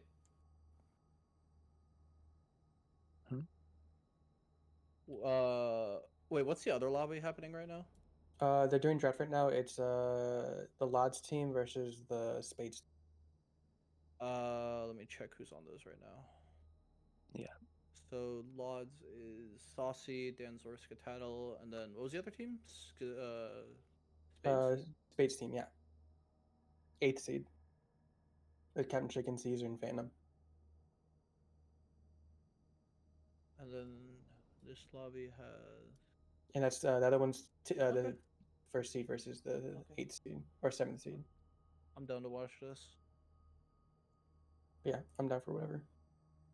Okay. Well, I'll just follow you into the other Yep. lounge then. So Perfect. we're having, sorry, it was Zik, Tsunani on this one, myself, Toilet in the other, and Magical can have dealer's choice. Yep. Sounds good. Do I have to toss my stream on? I made another one no, below. I You think- can- I don't No, think you have you're to. gonna be on Jang's stream, so with Zik. So Oh, okay, you're okay. so and Twins are streaming, so he's gonna be with me for this game. Yay! Gotcha. All right, Toilet, leaning heavily on you and Asher's your lounge. knowledge. Let's go. Wait, lounge? Okay, I guess we're going lounge. Wait, where did Toilet go? Oh, He went so down. just- Moved down. Yeah. Yeah, I see.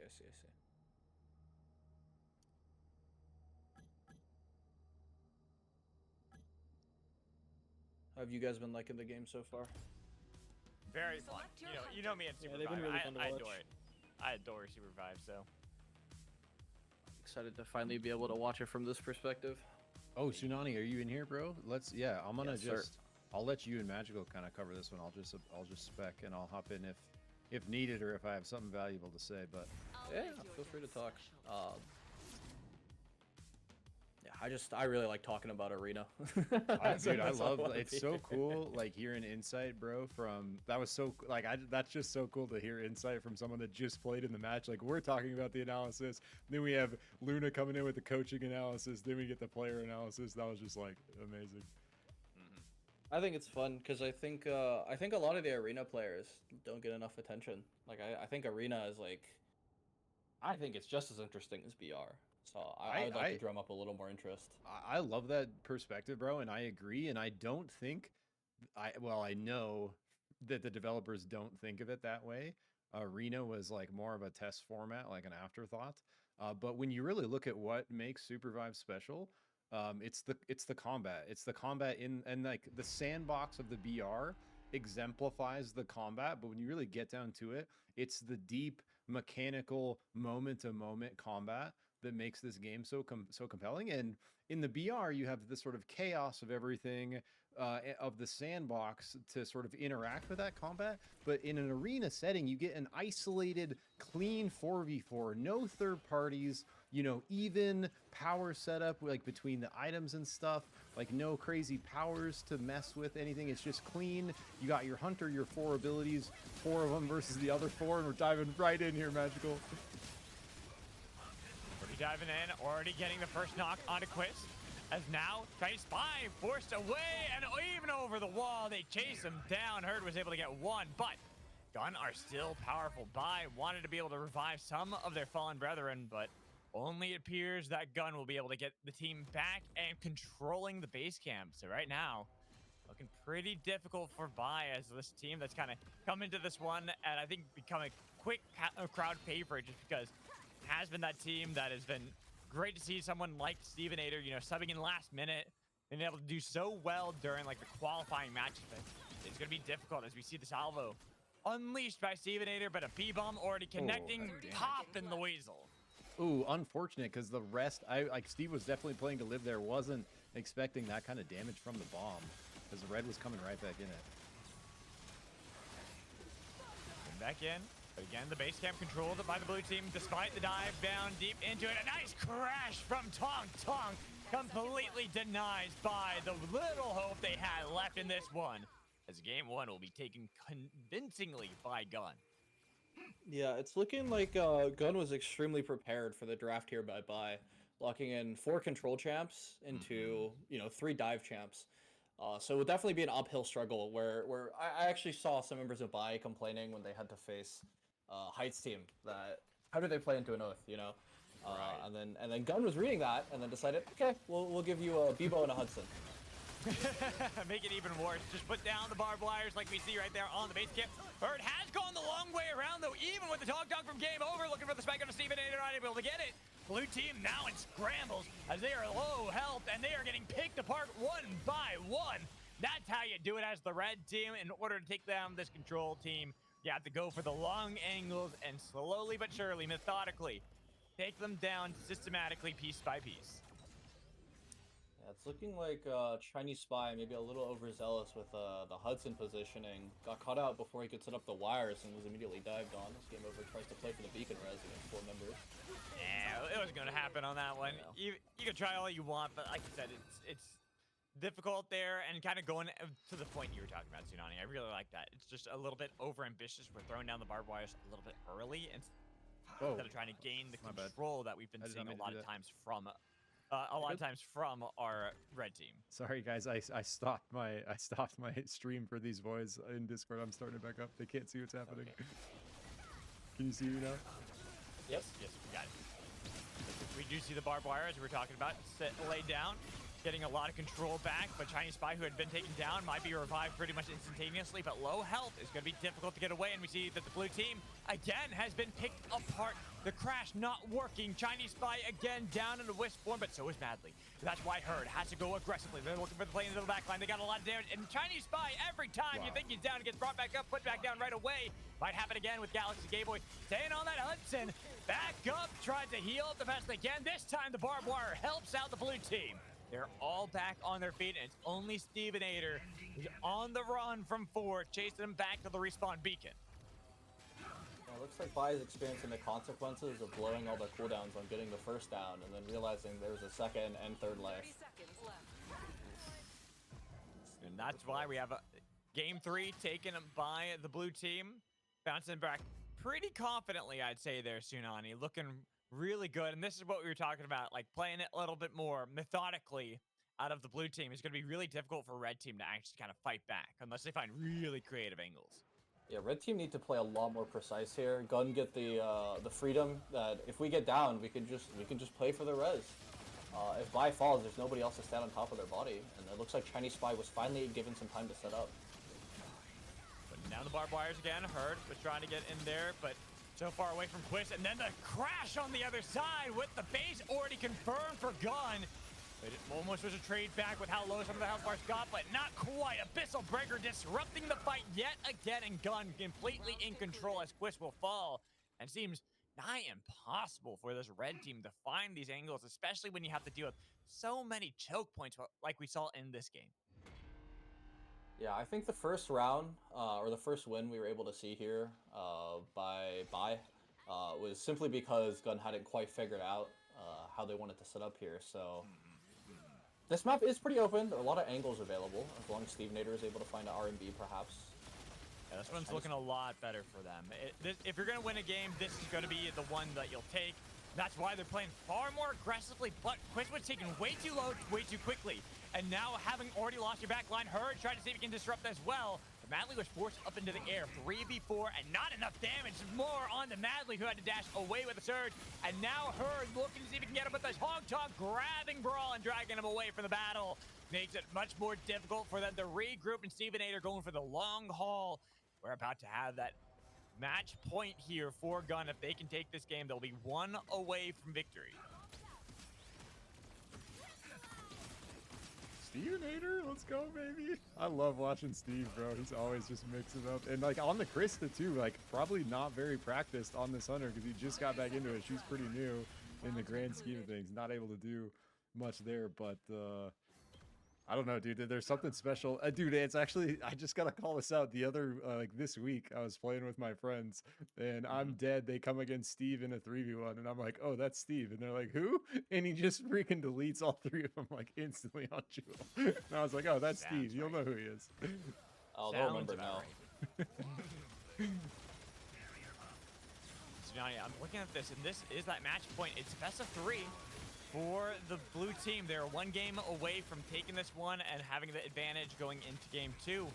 The red team, like, what can they do here? It just feels impossible for them to ever approach the blue team. They've got this perfect composition to counter the strengths of the red team, and we already see Herd taken down to Wisp form, and so difficult for them to stick onto the Wisp. Madly forced up in the air, but not enough time to be able to get away from the battle, down to only 2, Stevenator and Quist. And Quist surely to fall soon as he is toppled by Galaxy Gameboy and the base camp controlled by the blue team. We are going to have that match point, and it's going to be a match lead so far for Gun once they take down Stevenator, because even if you pull off a miracle as Stevenator, like last time, taking 1 kill, there are 3 others that you have to deal with, and that is the impossibility that you find yourself in when you're pushed all the way back to the abyss. Yeah, I think the biggest problem Bai will see in draft is the lack of hunter diversity that some of them have. I will say the win condition here is to be able to insert some champions that are able to split apart these fights a little better. Things like a Bishop that can disrupt with R&B, or even a Myth, Rain of Arrows, right? Not allowing these clumps or punishing clumps too hard. And then you'll also see that this team struggles a lot to deal with the wires, which I don't even think Chinese Spy is maxing, because it doesn't look like Madly's experiencing the true happiness that a Jewel will have trying to break a level 4 Hudson wire. which I think off the top of my head is 12 autos, but I might be wrong there. I think there are options here. Herd could try to fish for a bishop. I know he's been trying it, but hasn't been finding the most success. I do think Quiz is a little comfortable on the Jhin, which kind of sucks into somebody like Game Over, who's Mastery 6 on the Bebo, or Galaxy Gayboy, who's very happy to play Oath here. I think Stevenator might have some picks in the pocket. Madly could whip out a counter Hudson. I don't know. But I do think they do have to shake up draft. Otherwise, I can't see their win condition just with how they're playing it. Yeah, and I wanted to ask you, bro, because like to me, like Jhin can find the way he finds success in BR is basically like baiting people out into 1v1s, like getting that tempo and finding isolated fights, you know, getting people to chase him out over Abyss, turning around with the dunk, like all these kind of things that make Jhin crazy in the BR. They don't really work to his advantage in Arena, and especially if you don't have any kind of support on your team. Like if you don't find that entry with the Jhin and get the delete, it's really hard to kind of do much from there. And you know, I think is it Quiz, the way Twin was saying it, but I've known Quiz for a while. Quiz was actually one of the people that kind of contributed to my Jhin guide. I got a good chunk of Jhin tech from Quiz in the Jhin Discord, in the SUPERVIVE Discord, in the Jhin channel. And so he's been playing Jhin a long time. He's been kind of, you know, carving the path for the Jhin mains on how to figure out and execute on this hunter. But the way Jhin thrives in BR just doesn't really apply to Arena. And so I think, you know, it's going to be just challenging, an uphill battle from the beginning, trying to find success on that Jhin in Arena. Like, do you think that's fair to say, Tsunani? I think I will acknowledge though. I was very strongly of the opinion that Jin's completely useless. But I did play some games against Lods, who, for those unaware, is one of the best Jins in BR. Maybe not as comparable to like RTK or Illusion, but he stands near them for sure. Ooh. Okay, I'm so sorry to interrupt, but they're doing the draft right now. Yep, they got Hudson. They got Bishop. They got Hudson. Bishop. I know that's why I'm sorry, Tsunani, to interrupt because you were just talking about that. No, I am glad that I was right. Because, and I'm 99% sure this is Herd Bishop and Madly on Hudson. But the biggest, just to end this topic real quick, Jhin is good specifically if you are able to play for resets on Chunks champions. So any backline champ that lacks like super unconditional mobility or has like really easy sustain or peel for themselves suffers greatly when a Jhin is able to dive onto them. Like Jin's like most favorable situation in Arena is if you have four hunters, no armor, blown all ultimates, and they're all grouped on top of each other because it's just slam city from there. However, I don't think Quiz is gonna find that this game, so I'm glad he's pivoted off the Jhin for that. Yeah, like coming up against that kind of comp he was against, like they're so good at holding ground and stopping the dive, like anti-dive versus dive, that, you know, especially with a full team like surrounded by other dive champions, if you can't find, you know, like you're saying, like that success on the pick to get the reset, like it just seemed like, yeah, he was really struggling trying to get an entry and then just getting chunked out so huge and then spending the rest of the fight, you know, like peeling and healing or just trying to live, basically not really able to contribute a ton. And so I agree. I think it is going to be a different look here, like switching things up. Yeah, and just based off the drafts, I do think Bai have a better chance, but I still think draft favors Gun, simply because Bai's win condition is that they have to push, right? Their base control is just ever so slightly weaker, and they have ever so slightly less priority when they get here at the beginning of the round. And I think a big thing to kind of look at too is just what certain players are playing, like Herd playing on the Brawl, still going back to that one. Stevenator still the Oh, it's Herd. But Madly is the one playing Hudson in this one. You called that out, but Madly is like one of the best jewels that we have. Even with all the nerfs that came to Jewel, Madly loves this hunter. Being pretty much a one trick on that one. And then on the other side, Chinese Spy has picked up this Kingpin for the team. And you were talking about that zone control you have and how it's pretty easy for the blue team. With even look at how they're playing already. They're getting so much control. They already got the base camp despite the barbed wires now being thrown out and the blast off going wide from Quiz. Spy are now having to push back into the base and look for the back line as Reese is taken near death, healed back up momentarily with damage coming in from Madly. 1-for-1 trade as Herd was a little bit too far, but look at the burst of damage onto Game Over and onto Galaxy Game Boy as they got rid of Bebo.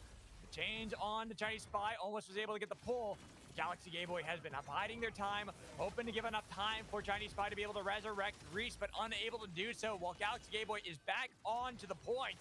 Stevenator has pushed back the tank, making it more difficult for them to rely on the shields that have all been broken on their side. And Chinese Spy couldn't get away from the pursuing power of Madly and Quist.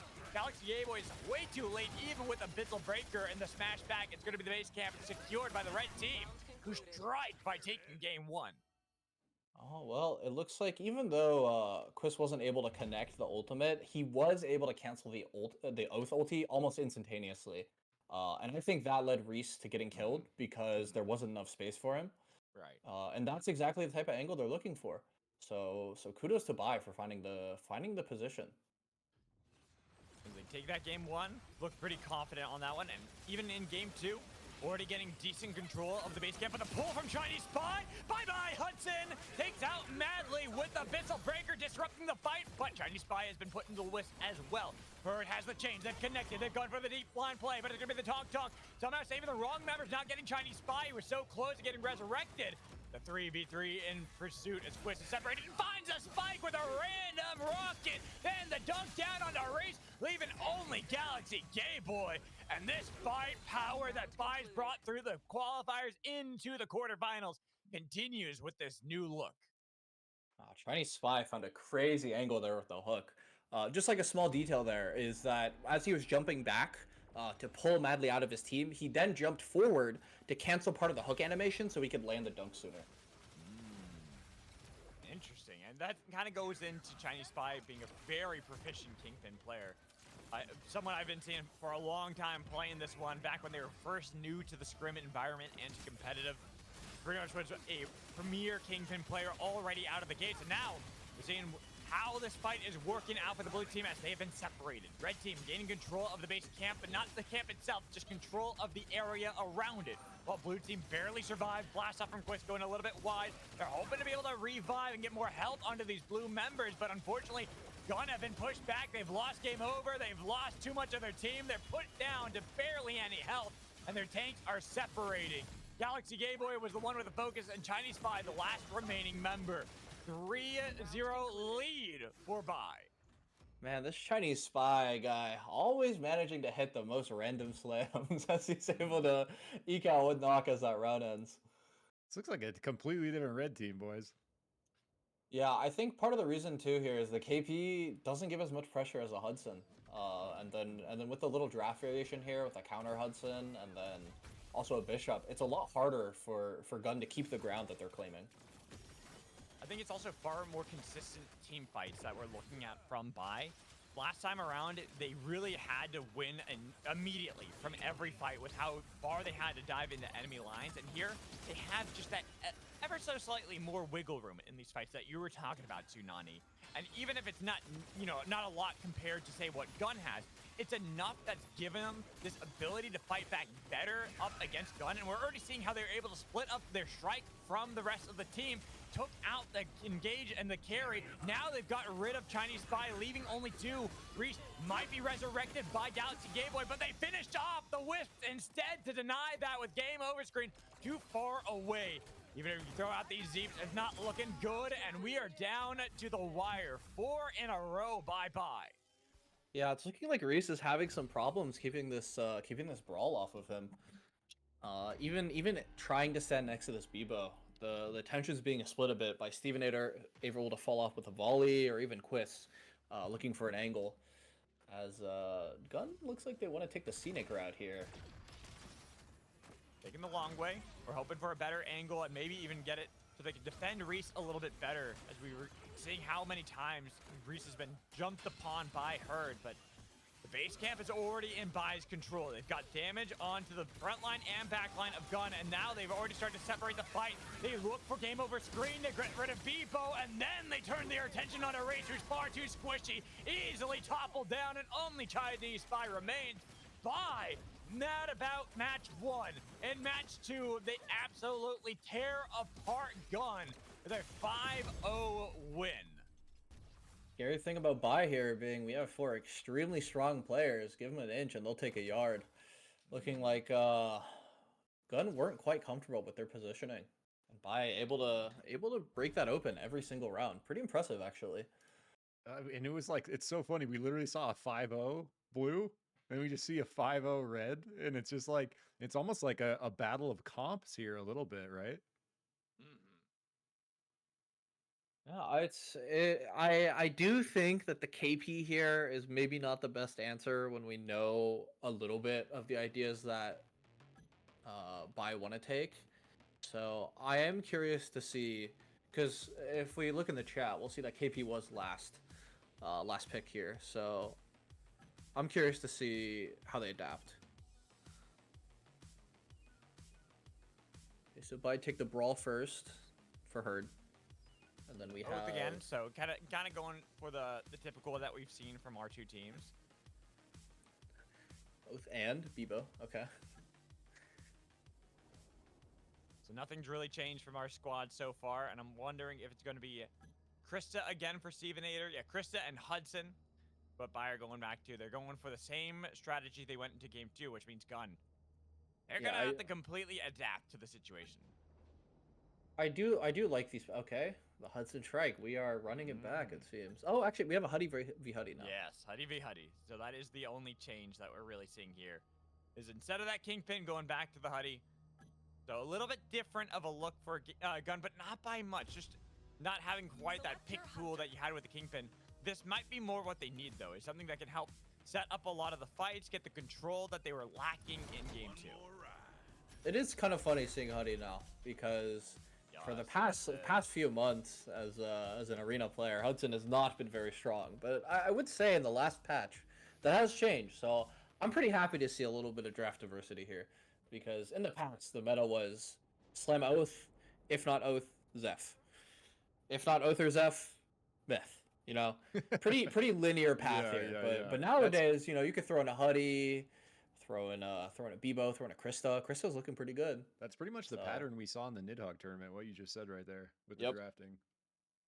Yeah, that was I played in that too. That was real interesting. We one of the players on my team was an Oath OTP, and pretty much everyone knew that, so they banned him. So we forced him to learn Zeph in like the week before the tournament, because we knew. Yeah. I mean, it's a trade. You got to take one of them, right? Now we get into our third match and our best of 3 between Bai and Gun. Both teams kind of destroying in their respective wins of the best of 3. But it's a lot easier when you have the momentum riding your way, as Bai are the team that are coming in this one the stronger of the two. A pretty commanding 5 games in a row in match 2, and now looks like they're getting early control of the base camp. Gun almost had it for a moment, as now Herd finds a Reese unattended by the back line, but they are going to be able to revive their strike in the time, forcing them away. But Galaxy Gameboy now in a bad spot. They're getting pushed back and away. Talkdog trying to reposition Herd. Got caught out by the reposition tool there from Bebo, as we see the Chinese Spy in the Huddy battle, but turns on the heat with a salvage hook. And down to only 2 Bai. Make that 1. Only Stevenator remains. There's no way to get out of this one. Gun answered back pretty confidently in match 3. Herd had a really good fish there with the tether around the Oath Shield, but wasn't able to connect the Volcanic Rebuke to finish the box of Reese. And I do think that the fight there was still hard, but it looks like it costed Bai that round. Now Bai, 1 game down to Gun. Might be a little bit more confident in how they position, just because they don't have to worry too much until they get picked like that. Madly overstepping and not giving enough attention over to game over. Even if they were able to turn it around, both Hudsons are gone. There's way more damage being thrown at them, while Herd tries to slice down Reese, waiting for those headshots to land, but with the chain on the other side. Bai put too much threat on a Gun, who now have to get them off of the base camp, because that is being controlled. Throwing out the B-bomb, making sure that Bai say bye-bye to the base camp while they push back and get a nice blast onto Herd, as Galaxy Gameboy was able to get rid of Brawl, but nobody is able to get full control of the base camp itself, only around it, while Quist will fall. Herd looks to strike back, and then the wall's put up by Galaxy Gameboy, making it so that Herd does nothing in the fight. And instead, it's going to be Gun pushing back by the Stevenator. Again, the last surviving member, trying to disengage for a long period of time until they're eventually chased down by too many pursuing members from Gun. Round concluded. While this game didn't look as close as it could have as a 3-0, if Herd hit that punch with the satchel there, I think it's lethal onto Reese, as long as the LMB follow-up is there. So these fights are still very close. Just because the fights are close, though, doesn't mean the score is sadly for them, Tsunani. Because right now, a 2-0 lead for Gun. It almost seems like we're having that back and forth. There's a 5-0 in game 1 for Gun, 5-0 by Pi in game 2, and now 2 in a row for Gun, already off to a confident start. As Pi are looking for that confident position themselves that they've always looked for, win or lose. Always try to push back their opposition, but Gun been able to answer back pretty efficiently in this match to counteract what Pi has done most of the time, except right here. Base camp control, giving that tier 2 armor, be a little bit difficult for Gun now to play around it. Part of there is a little bit less pressure here as Steve doesn't have his ultimate, but Game Over looking to change that. Try to go for the dash in the back, and then the smash down with the salvage hook to pull in and chop them down to pieces, while Hudson just puts down the pressure to Herd. That's why Huddy is so easy to play sometimes. You're back into a corner, you let it rip. Stevenator, third time in a row, and the last one to survive, but this time, even with that knock, it's going to be difficult, but the base camp secured by Gun. Galaxy Gameboy and Reese pushing back onto Stevenator, who puts down the magic reactive and tries to get any burst of damage onto these members, but unfortunately, even with mantling and finding a spike, Stevenator, there's no way, right? 1v4 has already gotten 2 knocked and might be able to get a third, but with the time starting to tick away, it's run out for Stevenator. These are like, I don't know. These are like the first round we saw the 5-0 one way, then we see the 5-0 the other way, basic comps. These are like the closest looking comps I feel like we've seen. To your point, Tsunani, these fights are like very close, but all 3 so far have gone the way of Gun in the end. Yeah, the problem here is that Bai keeps making the first mistake. With that round before where Madly tried to do the Huddy combo of shift RMB, but that works on most champs. Maybe not another Huddy. But we'll see this round. As Bai yet again have base prio. So this is technically a more favorable situation for them. They have the high ground, they push back Gun, and they've even got better health this time around, really chipping at the armor that's locked down for Gun. Even with those B-bomb blasts in the back line, it's not really sticking the damage. That's why Galaxy Gameboy is trying to force the issue and separate Bai, but still not enough damage on a Quist as he was able to blast back into the fight. But then the snipe down from Strike. Tonk going a little bit wide, pushing back madly as that's going to be the B-bomb blast to take down Huddy with the Stevenator turning one around to Reese. Herd resurrecting Quist on the other side, re-engage, the push back on a Chinese spy. 2 down into Wisp, but they're able to revive Reese and look for more headshots from members, but Bevo has been put back. The blast up was able to get Stevenator, who's so close to the edge, while Herd slicing through the shield to get rid of one. But Galaxy Gameboy survived. They're making it so they're still in this game, but Bai might have been able to stop the curse of the sweep here as Galaxy Gameboy is nowhere near the fight, and they've got Reese by themselves at the respawn beacon, dealing with 2 in hot pursuit, and with time taking away the slam down on the Reese. Galaxy Gameboy a little bit late, but Reese still getting damage until Stevenator denies the sweep for the 3rd time in a row. What a round, That was a boys. crazy fight. Holy. Looking like Herd did find a much better angle this time. I think before he died to the Huddy in those 3 rounds. So this time, able to use a bit more abilities on that keyboard was a lot more rewarding, it seems. Now that Bai have finally stopped the gravy train going for Gun, got themselves on the board, they feel a little bit more confident. Yeah, Reese getting taken down, and then the re-engage from Herd as they've broken the bright shield from Oath. He gets it back up in the nick of time, but Reese still down, none able to get back up the carry, while Galaxy Gameboy has been separated from the team and tries to dash away. But without Oath, even if Chinese Spy gets Reese back up, it's going to be difficult to see how low their health bars are. They put down the barbed wires, and Stevenator looking to the other side as he's taken down by a lot of the spin barrel damage, but they are able to heal right back up. That B-bomb, not really too threatening. Madly pushing forward, looking for game over screen to give him that game over. Same with Chinese Spy, who's been forced away, and not even with the rest of the team. Reese all the way down south, we're looking for their own revive, but here come the cavalry from Bai to deny Gun another way back in and take game 5. Ooh, almost a mistake here by where they aren't finishing the Wisp on Reese. They did use some CDs to get him down, but you know, while we still have a Bishop Punch, still have a Brawl, we should be paying a lot more attention to boxing when we can. It's like reminding me so much of like a basketball game, a good basketball game where it's like one team's going on like a 12-0 streak and the other team goes on a 12-0 streak. Now we're in the final minutes of the 4th quarter, bro, and they're just trading basket for basket here. All tempo, it's all tempo. If one team gets caught making too many mistakes, it completely wins a fight. That combo with the Tonk Abyssal Breaker. They've got the salvage hook to rip apart Hudson, and then Hurts on the other side taken down by Reese. Gun, great fight, decisive in conviction, decisive in who they're able to focus, and with the combination of Tonk, Abyssal Breaker, they put Bai down to 2 members. Quiz over the Abyss, and I don't think there's an island down that way. Instead, they got to look towards Stevenator, who's looking to go north and either get that respawn beacon or maybe go over to a completely new island. I will say, island runs are only possible when you leave at around like 1 minute on the island, because getting back is an uphill battle for sure, especially against this comp, right? They could just hold in the Abyss, and then what are you supposed to do? Walking straight into the arms of a Huddy. Stevenator gets pulled back in, then bounced around in the bouncy castle. Debo showing them around town, and now Bai are 1 game away from winning the series. Yeah, and it looks like the win conditions here for each team have showed a little. If Bai are able to find a pick onto Reese, they're able to deny the reses because Hudson can melt down that Oath Shield. But if Game Over is able to find a crazy engage, we have an immediate follow-up here by Galaxy Gay Boy. Bai on the base camp, pushed back. This time around, they got to play a little bit more passively, I think, because if they get caught out, they make 1 mistake. That's everything right there.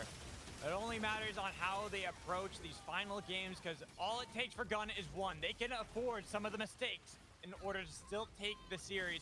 Not going to be the case for Herd as they dodge away from the Tonk with the useful bat onto Herd, and the burst of damage on a Game Over. That could be the time to strike. Now they've got the disadvantage for Gun, and they've been able to rip them apart, pick them apart, 1 by 1 with a salvage hook onto the burst of damage, and they may remain in the game. Oh, Game Over got too greedy with that cart, feeling himself after the first 2, but not playing to collapse onto Quiz, who was, you know, stuck far behind 3 members, and ended up costing them that round. Are they at, or is Bai at 3 right now? 3 to 4? They're I at think 3. 3. Yeah, they're at 3 right now. So if they win this one, then we have a potential, well, we have a final game 9 where whoever wins that 1 game will take the full series, but Bai still have to win this one. Like I said, they just don't have the luxuries that Gun have, where they can make a couple mistakes and still have a couple more opportunities. Bai, they've got the base camp. The pull in with the salvage hook from Madly was able to take down 1, but now they have to re-engage, and they have to see if they can get rid of Chinese Spy, who already got rid of their own Hudson. Then they get spiked over the Abyss, caught out, not paying attention, Her blown up, and Gun will not give that moment for Bai to get back into the game. They pushed him off of the base. They pushed him down to only 2, and Herd with barely any help. Stevenator trying to defend and create some distance, getting the attention of the members of Gun while the base camp has been secured by Gun. Herd sneaking for the other island was a really good call. They might just barely have enough time to play for the base camp as long as he isn't contested, which it looks like he isn't. And right now, Stevenator is actually still getting this attention. He is not looking for that knock in order to respawn with the team. He's letting the team revive and gaining the attention of 2 that are unable to get on top of this Krista reliably. They've been struggling. Took him forever, and that's why Gun now have to look at the top side of the map with a nice Tonk crash in, looking for Madly as he tries to heal up, but they put down the emergency. Almost was able to turn that around for Madly while Herd is on the base camp. It's going to be the recall, denying the base from being stolen away, and now down to only Herd here in the base camp, fighting against 3. It's a slice dice of damage, but it's eventually the time that runs out for Bai. Gun will take the series. Dude, GG's. such GG's, bro. So close again. So back and forth. These best of threes are just so fun to watch, man. Holy crap. I'm pretty excited for the later rounds because I think I haven't checked each team, but I'm pretty sure with as the higher seeds emerge or the higher teams emerge, we will see a lot more diversity in draft once people are forced to challenge each other's pools. But it looks like this game, the counter Hudson pick, not quite good enough, losing the 1v1 just barely at the execute threshold.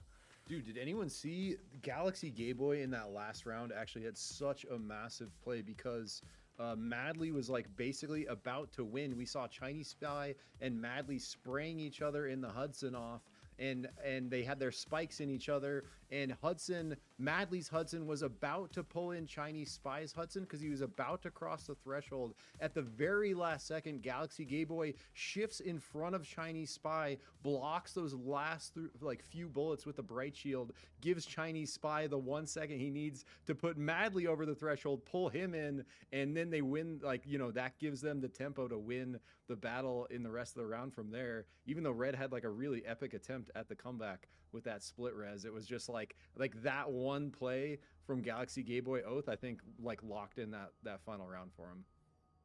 Yep. Oh, also real quick, it looks like another game will be starting soon if we want to spectate that. I want to spectate everything that's possible. Sure, yeah. I think that's Conrad's lobby, so JDD versus BOA. Can you get someone on them to Ooh. invite me before they start if you know any of them? Let me ping Conrad maybe.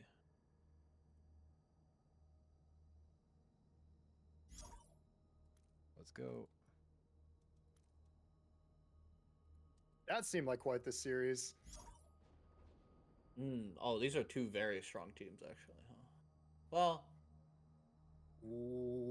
I do think Team 1 is a little favored. Just based on their champ rules.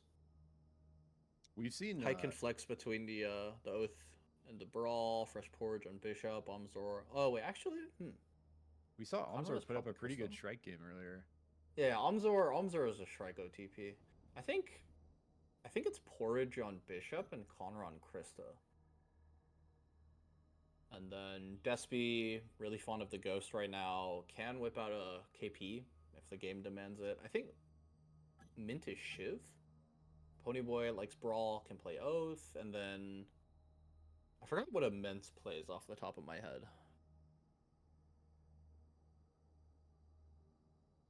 I haven't seen them much. I think they've played in some scrims though. Who, Immense? Yeah. Weren't they Yeah. Jewel? Immense is my homie, dude. Yeah, he plays he has actually a pretty deep he actually made an alt account, did random only solo queue to GM, and so actually has like a pretty deep hunter pool, but his most kind of proficient, like he's really good at the Krista, he's really good at the Jewel. He's his first kind of two were the Shrike and the Myth, so he definitely like leans more into that more kind of like damage carry play style. So but he also can pull out the Zeph. We saw him on the Zeph earlier hitting some really big nades, like pumping those heals. So I think he's basically going to be sort of the fill for his team, where in comms he's going to be telling them he's pretty comfortable on basically everything. I think Zeph is looking pretty good here because I don't think Team 1 has as many champs that have access to anti-heal, although Height could play a Shiv. I've seen it. We'll see. I think draft is interesting. I think there's gonna be some different champs in each game, depending on how many the series goes to.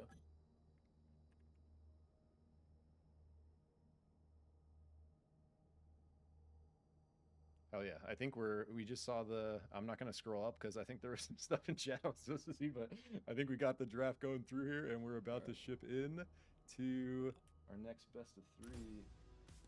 Choose I do have to hop out here real quick, so Okay, no worries, homie. I wish you guys good luck with the cast. GG's, man. Thank you Thank for you, hopping thank you in, for man. It's been joining. awesome having you. Yeah, thank you for having me. Tsunani, ladies and gentlemen. Where can people find you, Tsunani, if they want to? Yeah, sure. Twitch.tv /Tsunani, but the I is a 1.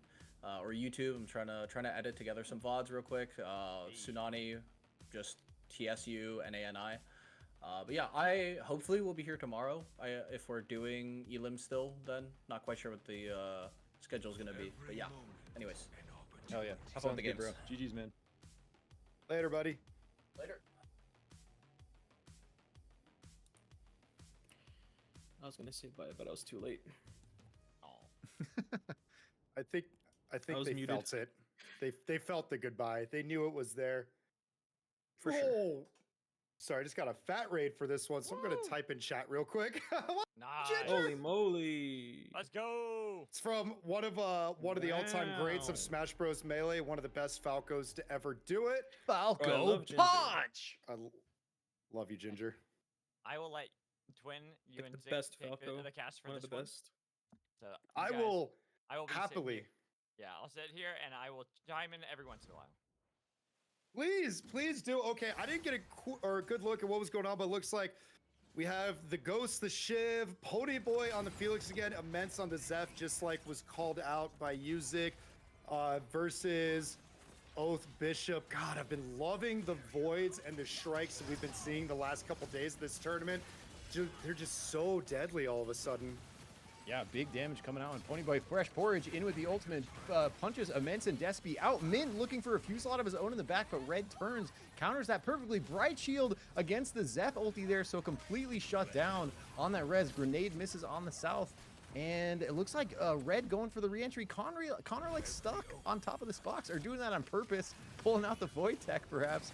Ponyboy looking to pressure, but taking a lot of damage in the front there, and it's like Blue is still in this. They're putting out so much damage on a Red. They're gonna Zeph whoosh back. Height looking to block that with the Bright Shield. Fresh Porridge still on the flank, pumping, but I'm really surprised Blue's still alive here. Immense doing work with these Zeph heals to keep his team in it, fighting the 3v4 on multiple fronts here. Big punch! Sorry, did you see that? Fresh Porridge from the top rope, satchel jump, double punch. Every Bishop dreams that moment, but just like that, every Felix dreams of an ult like that, a good two-person Immense. catch. And with the Void ult right there, that was beautifully Dude. played by both. The Red is sitting pretty in this fight. Man, yeah, Red's gonna get this one, but Blue, like, they don't even finish him in the 3v4. Blue stays alive for so long right there, man. Like, really, really well played, putting up a crazy fight in the kind of numbers disadvantage. So I think, you know, if they can keep their fourth member alive, we're gonna see some really heated battles here. I agree. The only turnaround right there was that it was a 3v4 for that minute and a half, pretty much, that the arena match lasted, and they just couldn't. Nobody could get closed out, it felt like. So yeah, I'm curious if they can keep Mint alive just a little longer. But Despy going down right there with a good snipe. Yeah, big snipe by Omzor, and now Blue is chunked again at that numbers disadvantage once again. Despy is out off that snipe coming from Omzor. Really kind of, I don't think Despy was expecting that. Came through the wall, and like it's kind of what Luna was talking about earlier, where this Red team is like really good at holding space, and Blue is trying to work into that space. We see Ponyboy trying to get it there, completely shut down by the Bright Shield. They just reverse out, and they're putting so much damage out. But again, this healing from Zeph, they just can't finish. You know, they get that first member, but I don't know how Blue is continuing to stay alive for so long here. It's true. It's almost like one of the spike. One of the win conditions is the fact that Onzor keeps hitting the double taps, and Zeph can only do so much against that. Great job right there by them. But yeah, it's like it continues to be the 4v3 because this Shrike is just two-tapping somebody at the start of the fight. So you gotta hope that Blue is just gonna try and work around that, pay attention. And it's hard because the teammates, Fresh Porridge, all them, are like pushing the other team into these open areas so Shrike can get a great Zeph grenade to get started. Dives in, eats the Oath Shield. Doesn't get much though. Oh, what a dagger from Shiv to get out of that Void ult. We both held our breath. That was big. Like that's the Shiv can be so disruptive, similar to how Brawl can kind of do it, where they can ship it in, force stuff out, and then having that dagger out behind them and being able to just pull back out of basically anything into that. And here we see a round where the Red isn't able to get that early pick And Blue, you know, just kind of holding on through the force of those heals, continuing to pump damage into Red, getting pick after pick here. Now just 2 members left on Red, Connor and Height, trying to make something happen, but going to be a tough ask here. Ponyboy in with Fly to the Firefox. Height answers back with the Abyssal Breaker. They continue to kite right.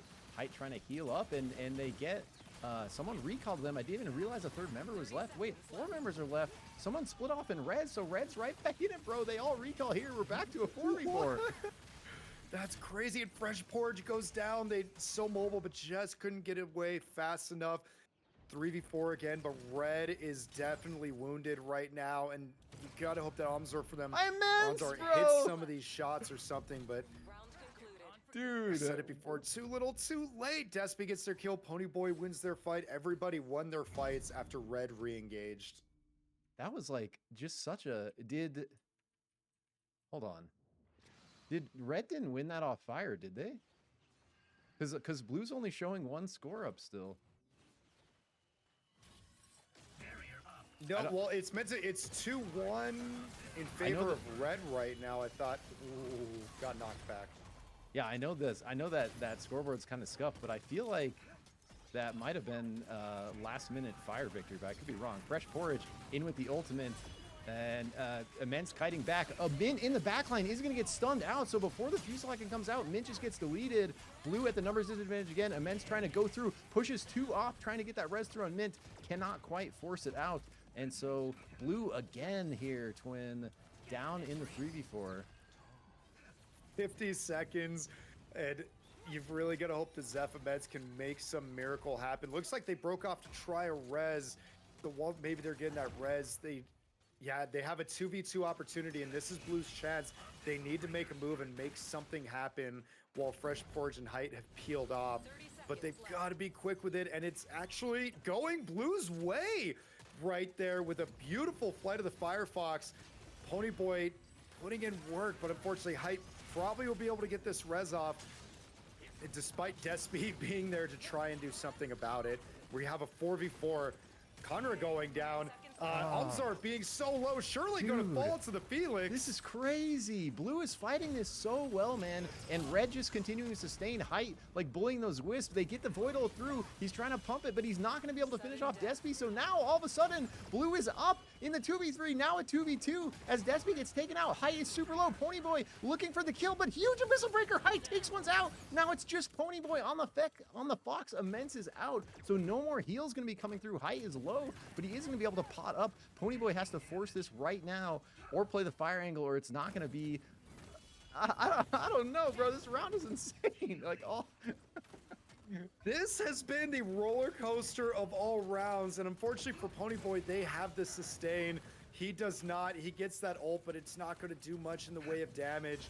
But it's been like Blue's winning. No red, no blue, no red, no blue, and now red again. And they're just playing keep away and taking the base, and there's nothing Ponyboy can do. But it's another one of the matches right here where it's one based off the base camp. There's still people standing and fighting. And they just This can't... is the first time we've seen overtime. Oh, Is that the true? first? I thought think the first game I don't know. wasn't.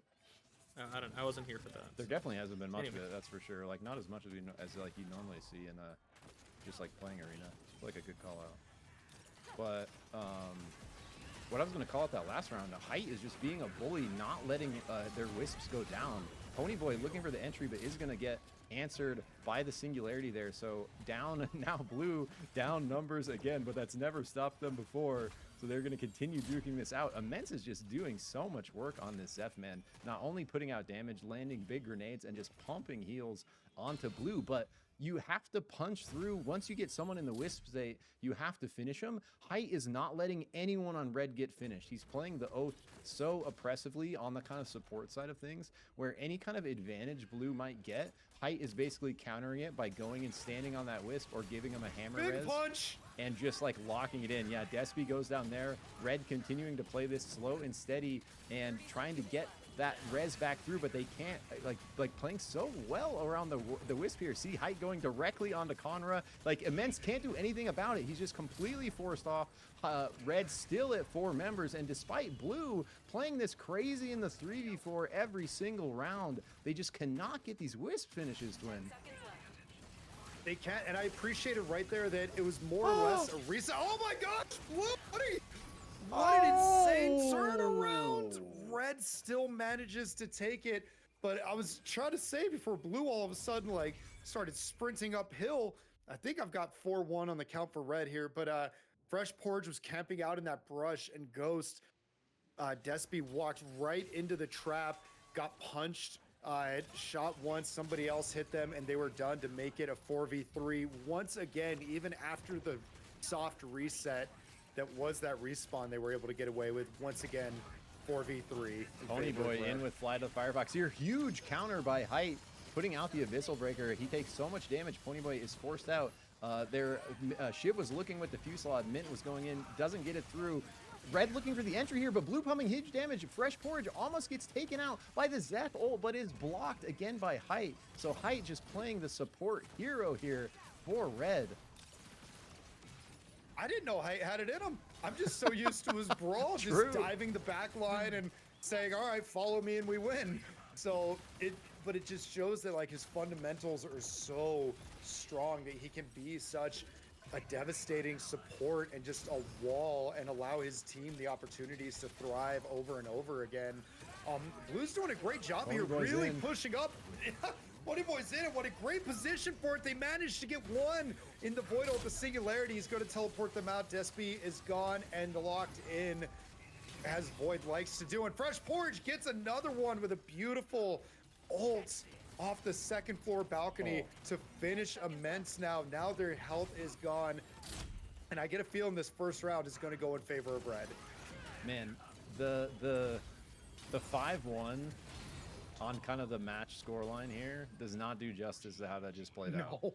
Because that was so freaking close. And Blue played that so well every single round. Red played it, you know, just as well too, playing really well to their comp's advantage. You know, sticking together, Height really playing around the Wisp, not letting anyone actually go down. And once Red gets a pick, Blue doesn't have the kind of damage pressure they need to force Height off of that Wisp. Like, look how beefy he is. Just like, we saw every single time the Wisp goes down, Immense is trying to get him off, but he's basically doing nothing to the Oath as the Zeph. Like, can't put a chunk into the health bar. You need multiple members to be able to push that, you know, Oath off. And even if Oath isn't standing there, he's so good at just like, you know, someone goes down on the left, if no one stands and stops that Wisp, just throw a hammer, hit Q, and that person's right back up, you know? So it's like they're playing to their comp strengths really well, and I expect maybe a bit of a mix-up from the comp on Team 2, but I think Team 1 probably runs that right back, right? I would imagine, and credit where credit is due, Conra as well was so good about making sure Wisps or Nox were secured, because if they did knock down one of the Blue members, almost every single time Void was taking them further away from their team just to secure it. And that was the tail of the tape for this one, was 4v3. Hey, we got a full team res off. Nope, it's still once again a 4v3. And Immense did a great job keeping the remaining team alive. But the picks, the 2 taps from Omzor, Conra securing the kill, Height walling off to secure the kill, Fresh Porridge disrupting, or just getting the kill, was all enough to make sure they just kept that little bit of an advantage the entire time. Yeah, I mean, like, I'm gonna be interested to see. So we see Ghost coming through again for Team 2, so probably that's Despy again. Shrike Bishop coming through on the side of 1, so that's gonna be Omzor Fresh Porridge, same. So we'll see if Team 2 answers back here, you know, with the double pick, and maybe looking at an Oath themselves, or something that can maybe counter the Height Oath, because we can expect probably the same exact look from Team 1, I would imagine. Oh yeah, if it's not broke, don't fix it. Yeah. They did everything right with that. And it's funny because I always feel like Shrike is one of those, you know, you really need them to play on point and the strikes we've seen in this tournament just don't seem to miss. Yeah. Omzor doesn't miss. Strikel Jordan doesn't miss. Saucy Hack doesn't miss. And in this matchup in particular, Omzor, anytime people are diving them, like their repositioning is good. Their shift to get out and ground one of them for a second or stun them is really good. And they're just hitting their shots. So I'm wondering what Team 2 is going to do here to change it up. It looks like they're still mulling it over. Yeah, in the think tank on this one.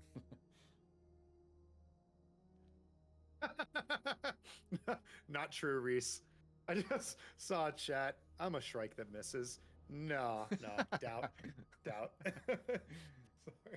So, yeah, but I wonder what they're going to do, because is Ponyboy like, I like a Felix pick, but Felix into into Void is really difficult. Yeah. So I wonder if Ponyboy's thinking maybe just go for the Brawl pick.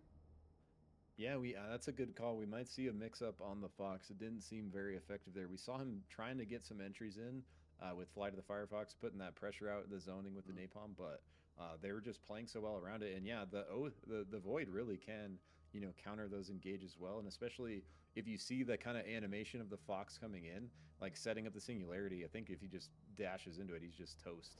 So. Yep. Void, and you mentioned Oath as well. Oath shield can stop the Flight of the Firefox. Yeah. Can stop the shield pull as well. And Height was doing a great job of keeping his shield up, like keeping the health of the shield up, not overusing it, really picking the spots.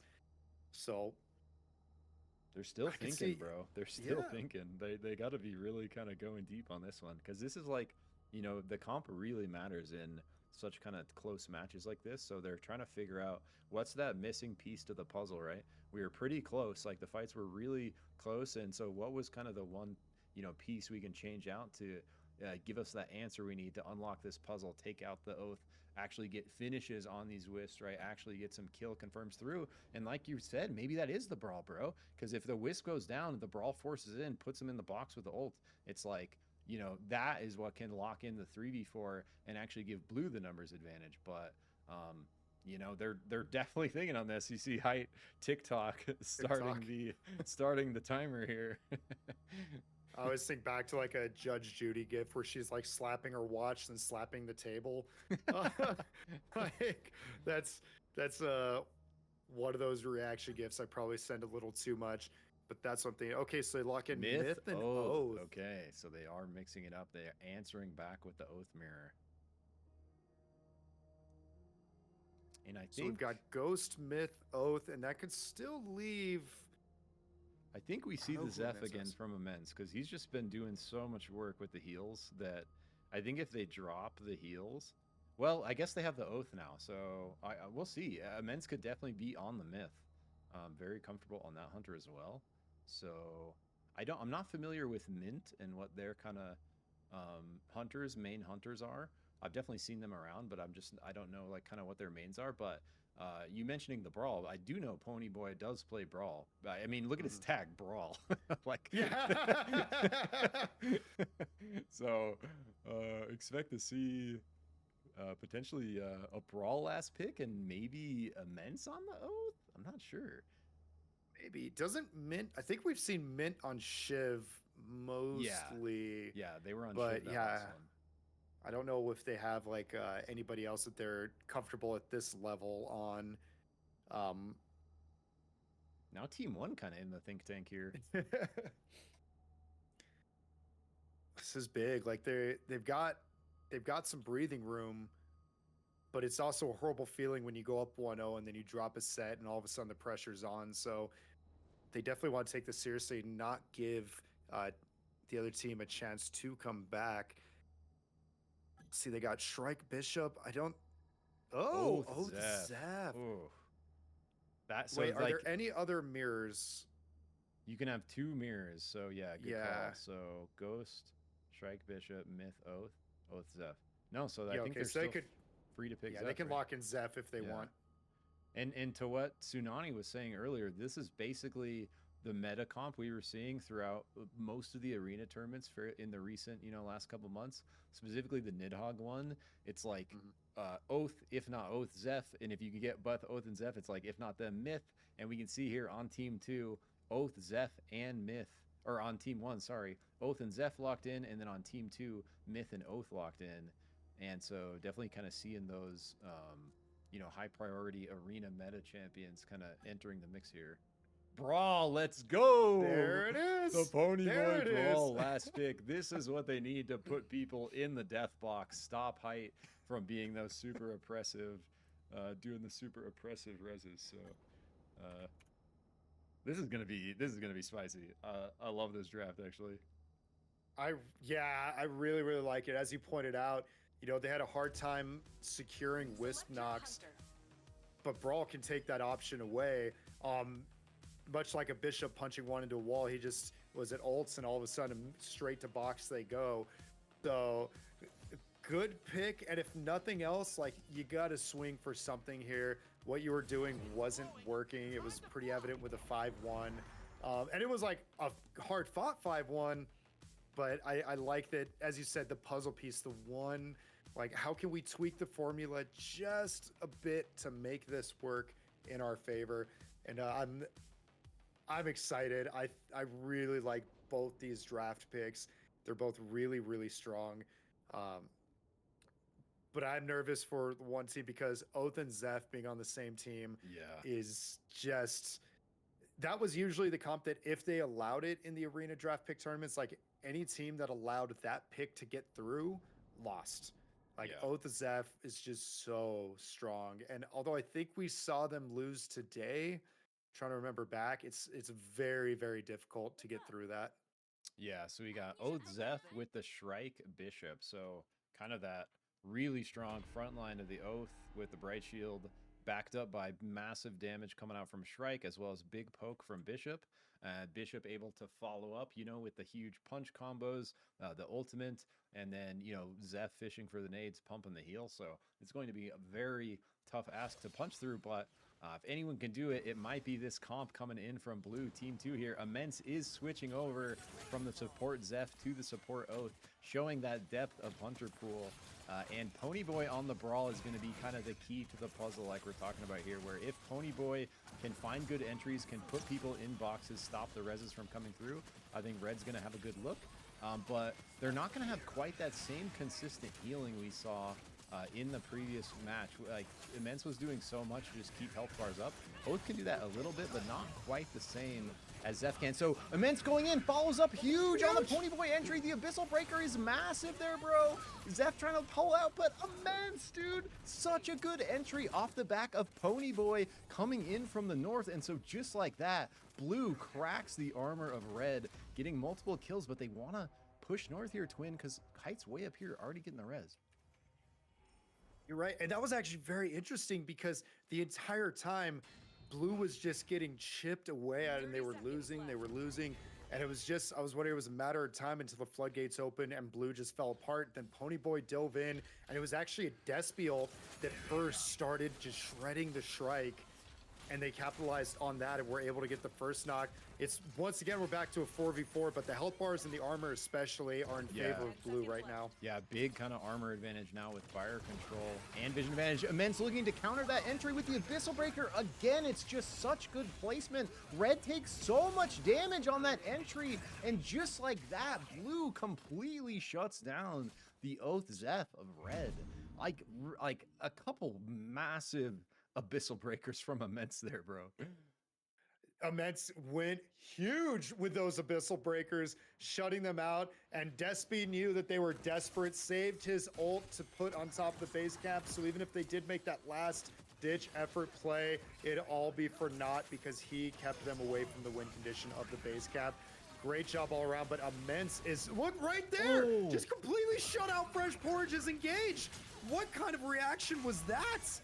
Oh, but Omzor answers back. That was huge from Omzor because if not, Oath was going to pick up, I forgot who they knocked, but Immense was about to get somebody back up, and that is a 2-hunter swing right now on the back of Omzor's Shrike shot. I don't think Immense was expecting to take that much damage. He had like what looked like maybe like 60% of his health bar, and he just gets deleted. So he actually might be on the double damage Oath I didn't actually look, but he might be on the double blade. He is. So double blade immense. So Yep. actually squishy oath. I love this look. This is the Emperor. 30 seconds This is the left. Emperor Oath Arena special here, and actually can be insanely strong in the right hands. Fresh porridge in the brush, but nobody's walking towards it. Fresh porridge pulled that off in a prior game where they waited in a brush and managed to get something. But just like that look, Ponyboy's caught out of position. Yeah, Immense trying to answer back with an Abyssal Break of her own, but down a member not able to get it through that time. Very good. Like, it goes through, does some damage, but not able to finish one off. Damage. Fresh Porridge going out with the ultimate. Despy barely living as well. They're both healing up on the flank here. Blue still in the 3v4, fighting it very well. Immense in with the dude. So Red wins off the fire, but about to be another Blue comeback there. Immense gets the entry shield bash into the follow-up, so it was about to be a 2v3, but Red winning off timer and positioning there. These rounds are so close to win.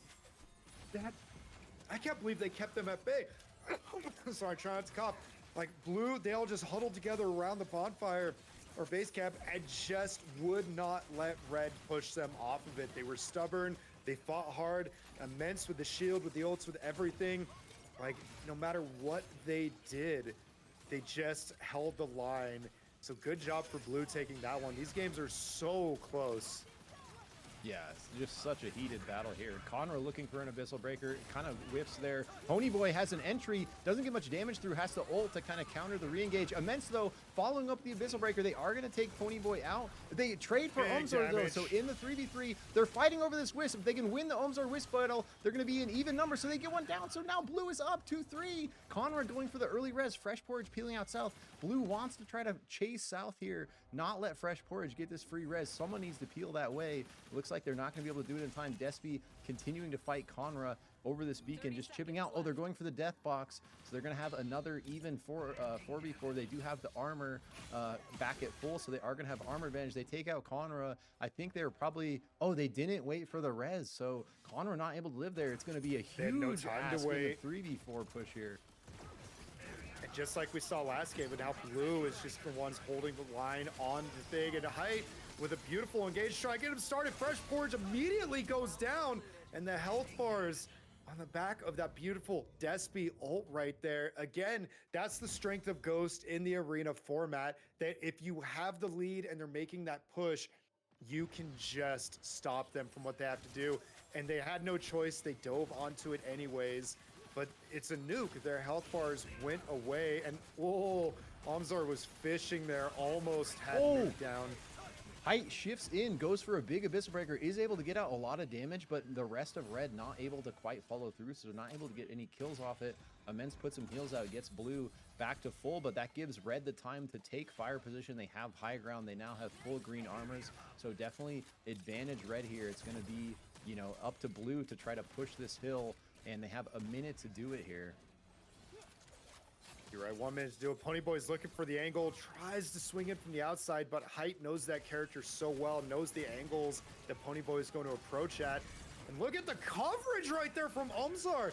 Pushed them out with a bird bomb to the left and had their shot lined up and ready. A spike right there. And Immense left all alone. That was just such a great job right there. I missed a lot of it because I was just so stunned by Height and Omzar's coordination right there. Height blocking Ponyboy's entrance. Omzar just like a chess move, positioning so carefully to land that snipe. Yeah, and at that same time, Porridge was pumping on the top side. Porridge and Omzar putting out big damage that round. Ponyboy looking for an early entry here, causing that chaos, blowing some cooldowns, giving Blue the position they need to try to take the fire. So we see them middle of the bog. Height doing the same thing, shifting in with an Abyssal Breaker, trying to break them up. Immense is low. Porridge gets behind him, takes him out here. So now Blue is down a member, but they trade back for Height. So our oaths are down, fighting over the Wisp now. Whoever can get their oath up is going to win. Blue's oath is down. Height is going to get rezzed here by the Zeb. It looks like Despy trying to push him off, but Blue is dying in pursuit of this Wisp. So Height's Wisp kind of baiting Blue into the arms of Red. They're not quite able to pull it off. And so now just Despy left as the remaining member of Blue. Blue saw that carrot dangling from the end of a stick, courtesy of Height's Wisp, and they just focused a little too much on it, it seems. And Despy did good. Dropped the ult on top of it, tried to stop them from... Yeah. Sorry, the Luna wave to fall into the abyss. I always appreciate that. But yeah, I feel like they focused a little too much on it, and in turn, they were just getting peppered with other shot after other shot after other shot. And next thing you know, you look up and it's, again, a 4v1 in favor of red. But Fresh Porridge is just doing so great, confirming a lot of these kills. Look at that! Despy They need shooting to and kill Height immense... here. Oh, I know. Oh, Ponyboy with the spike up top. It's huge. Into the stun slam. So Blue just going off, grapples into the R&B, putting out so much damage on the Fresh Porridge. That spike was so giant, but right before that, we saw Immense coming behind Height, putting him into the wall with that shield bash, completely negating the Oath engage. But Height Wait, made his Height's way alive? over here. Yeah, might actually get this res off, bro. Ah, he's gonna get it. And they choose to fight now. I bet Ghost just didn't have his ults up right away already, though. Height goes down. Ponyboy low, hurting, and once again, Fresh Porridge secures it. Misses the punch on the Wisp. That's that goofy hitbox of hers. Yep, there goes Height down. And Porridge making an effort, shoots the Wisp, but gets a good punch on Despy. And we have a 2v2. Fresh Porridge is playing out of his mind, or out of their mind right now, trying to make this work out. Ponyboy needs to get mint up. Oh, he doesn't do it. So Red's just playing so well around their Wisp, man, and they're fighting. Conra and Porridge are fighting this last battle so well. Conra gets the ult, but Ponyboy forces the issue, shifts into him, does too much damage, even with the ult coming out, deletes Conra. So now Despy and Ponyboy against Fresh Porridge for the round here. Oh, in overtime, fighting over fire. Fresh Porridge looking to get on it, has to ult in, but too much damage coming out from Despy. So after what was looking like a really good round for Blue, flipped completely on its head, almost came back for Red, but Blue is able to close it out in the end there. Holy, what a round. In regards to Ponyboy not picking up the Wisp, I wonder if that's what, again, Aiden refers to as save my friend syndrome. Perhaps, yeah. Like, you put yourself That's why in I'm danger for the casting sake and not of that. playing, I guess.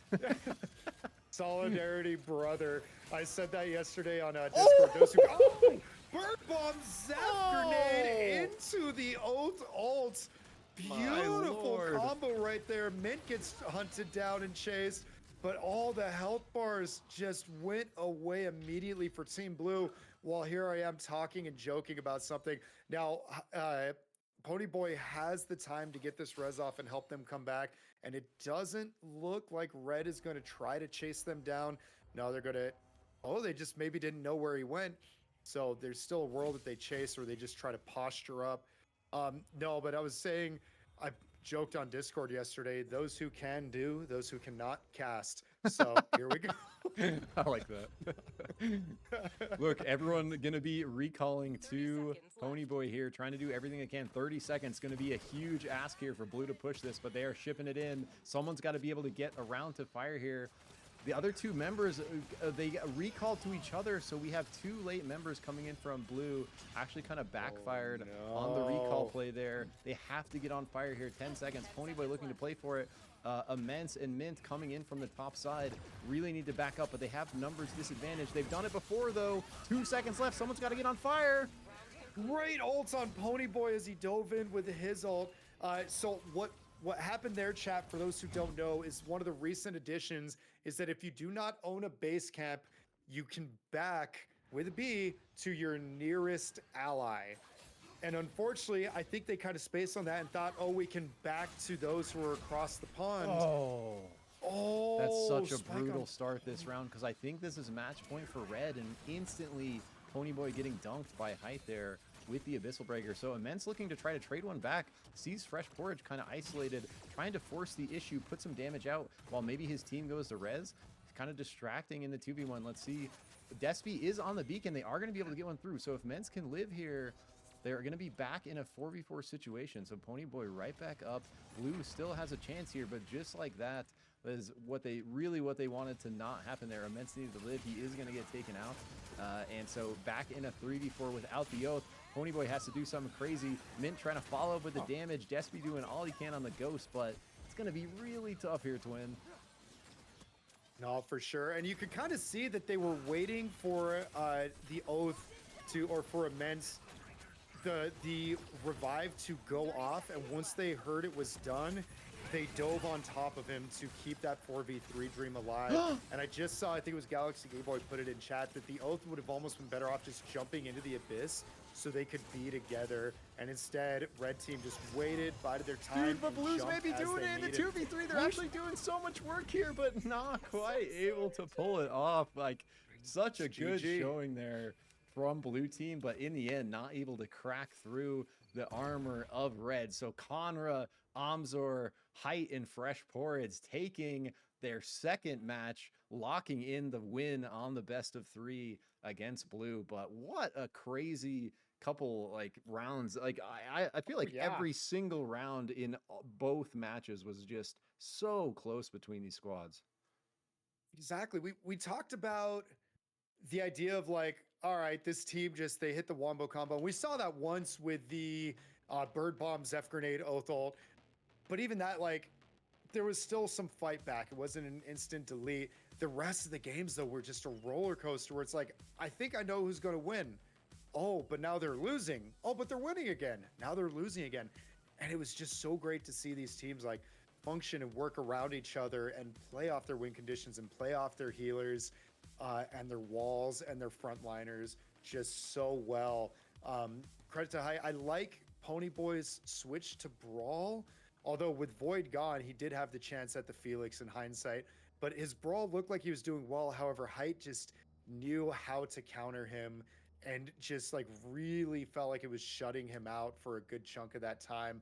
And when he did, and Ponyboy tried to dance around, Amzar was just getting them with those headshots and activating that Shrike passive that's so devastating.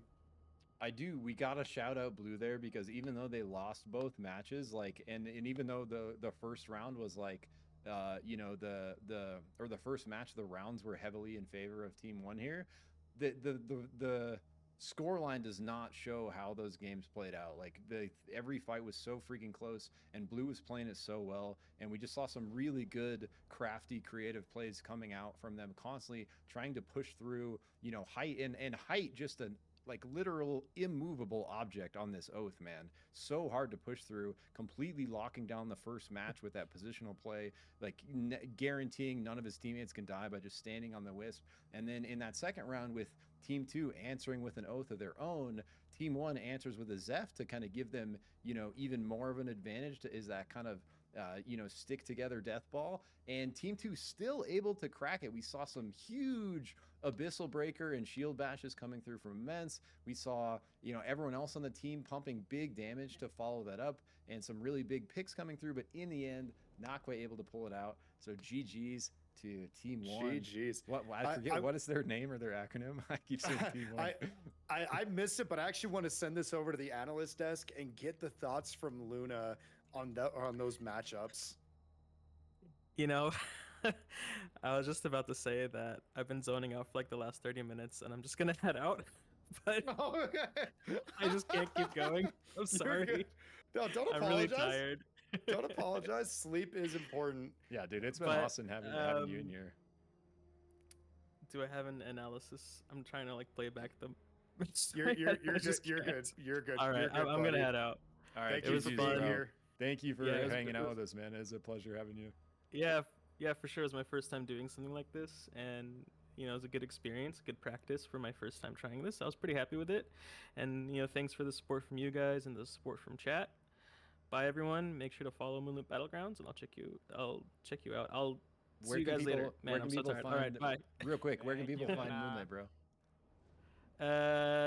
I'll card.co. Just look up Moonlit Battlegrounds on X. Yeah, that'll be the easiest way. I also have card.co/Moonlit Battlegrounds.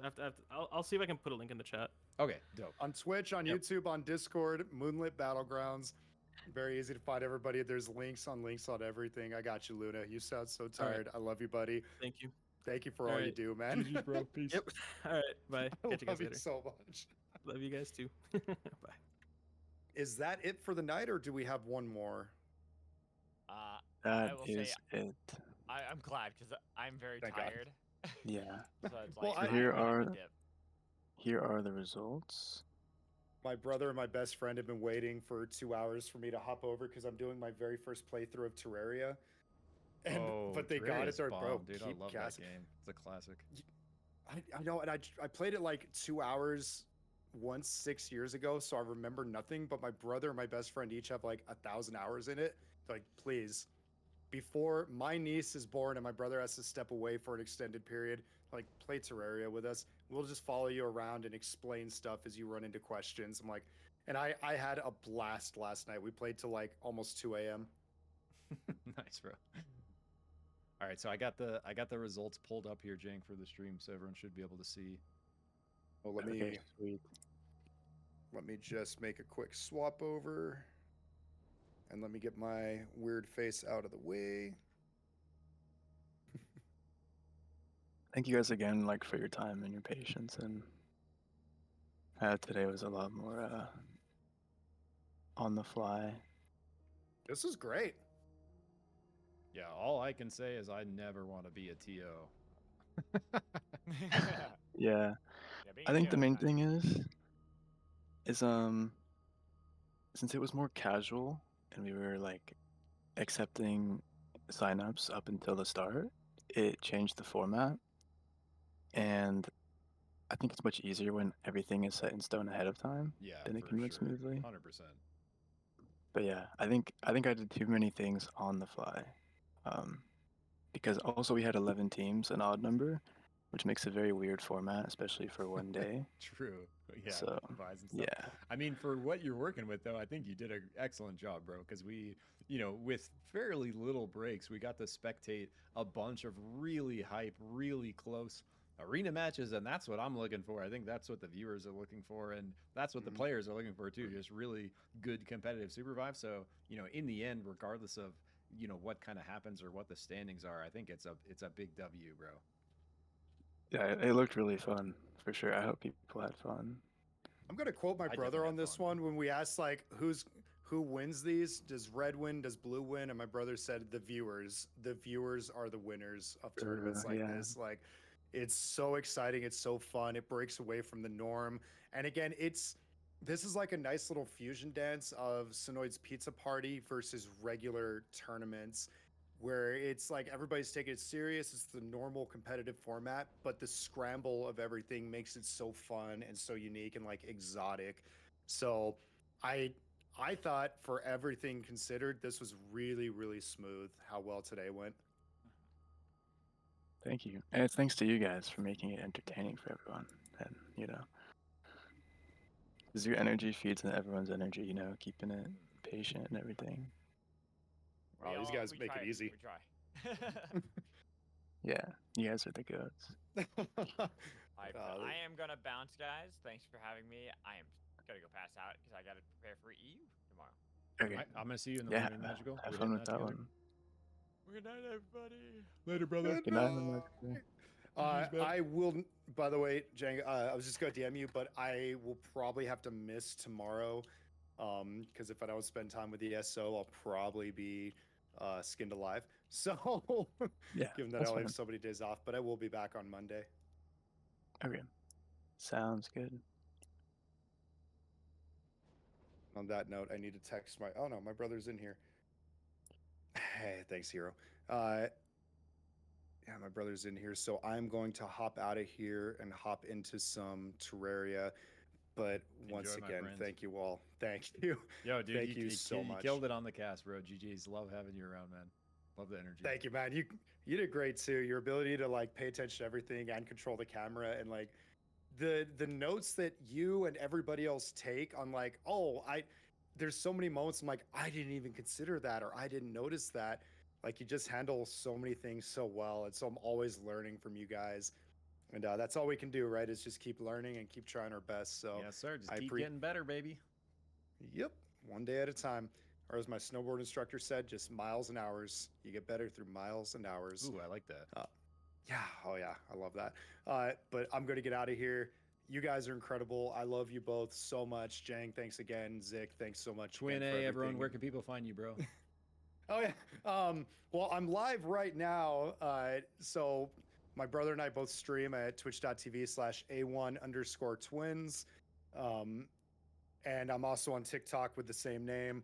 But you'll probably see me in your SUPERVIVE games as Twin A spamming heart emotes, whether I get knocked, whether I'm the one doing the knocking, or more often than not, just in the lobby. I've been messaged so many times saying, we know we're playing against you because I've hotkeyed heart and I just spam like 100 hearts in the little lobby load-in screen because I think it's all about spreading love and positivity and encouraging more people to just have fun with this game. Hell yeah, bro. Well, with that, we will catch you later. Enjoy the Terraria playthrough, man. Awesome. Love you guys. Bye. Peace, bro. Love you. GG's. Jeez. All right, thank you to everyone. Thank you so much for sticking around. That was a Did little you- long, but I hope you all had fun. Was there anything you wanted to say about the kind of scoreboard here before we close it out? I think it's very interesting how our top seed team, by lost to Gun. They were all Very close series. they were all so close, man. Like I was actually very surprised because they were kind of random teams. And I know you guys did a little bit of like balancing after the randomness happened to make sure we had some good games, but we had some really good games, man. Like actually Yeah, so they were fun. freaking close, like round after round after round. And it was really cool to see that from, teams and players that hadn't necessarily like played together before. Yeah. But Yeah, like anyway. when I played against Smoka, we both had each other's numbers. We Dude, made cool yeah, plays, but then we got spiked, and then it was just so fun. Yeah, dude, that was awesome to watch. Yeah, what a banger. But yeah, so GG's everyone watching, all the players. Thank you so much for participating, for tuning in. It's been an absolute blast casting and getting to watch the whole thing. Yeah, so we're gonna be back tomorrow, Jang. What time are we back tomorrow, and what are we doing? At 6 p.m. EST, we will finish Arena, and then at 8 p.m. EST, right after Arena, we'll go into trios. Hell yes. Let's go. This is the beginning of the new era SUPERVIVE. The trios tournament's going to be starting here. That's going to be super hype. And after we saw duos yesterday, arena today, we get trios tomorrow. Then we get quadros, aka squads, on Monday, and then some finals happening Tuesday. So that's that. So far, day 2 down, bro, but almost halfway through what has been a really cool event so far. So huge shout out to Jang, everyone. Thank you so much for putting this together, bro. Huge shout out to Toilet in the background. Just That Toilet did so much. Yeah, the sort of like logistics of everything. So thank you so much, Toilet. Tsunani for hopping in, giving us some casting and some player perspective. Luna Warrior, sharing their insight from the coaching angle. So just a huge W from everyone in the community, and GG's, yeah, super fun. And so a huge shout out to you, Zikrig, for thank you. being here when you have family, like OBSing. So, and casting while doing the camera work, like, oh my gosh. I appreciate that, man. I'm here. The only reason I'm here is because I love it, and I love this game, and I love the community. So I will be here as often and as much as I can, and I'll be returning tomorrow. Unfortunately, I'm probably going to miss Monday, but I will be around Tuesday, so I'll be able to catch 4 out of 5. I would love to catch 5 out of 5, but I gotta actually have a day of work, unfortunately, on Monday. But yeah, it's been an absolute pleasure, man. So I super appreciate you having me and trusting me to like live stream to your stream and do all this. So Oh, yeah, of course, yeah.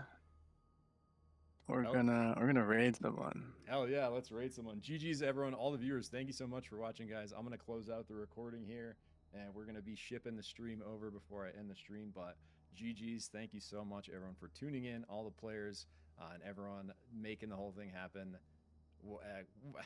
Just I'm speechless sometimes at the community, because all this is community driven, bro. So GG's, everyone. Yeah.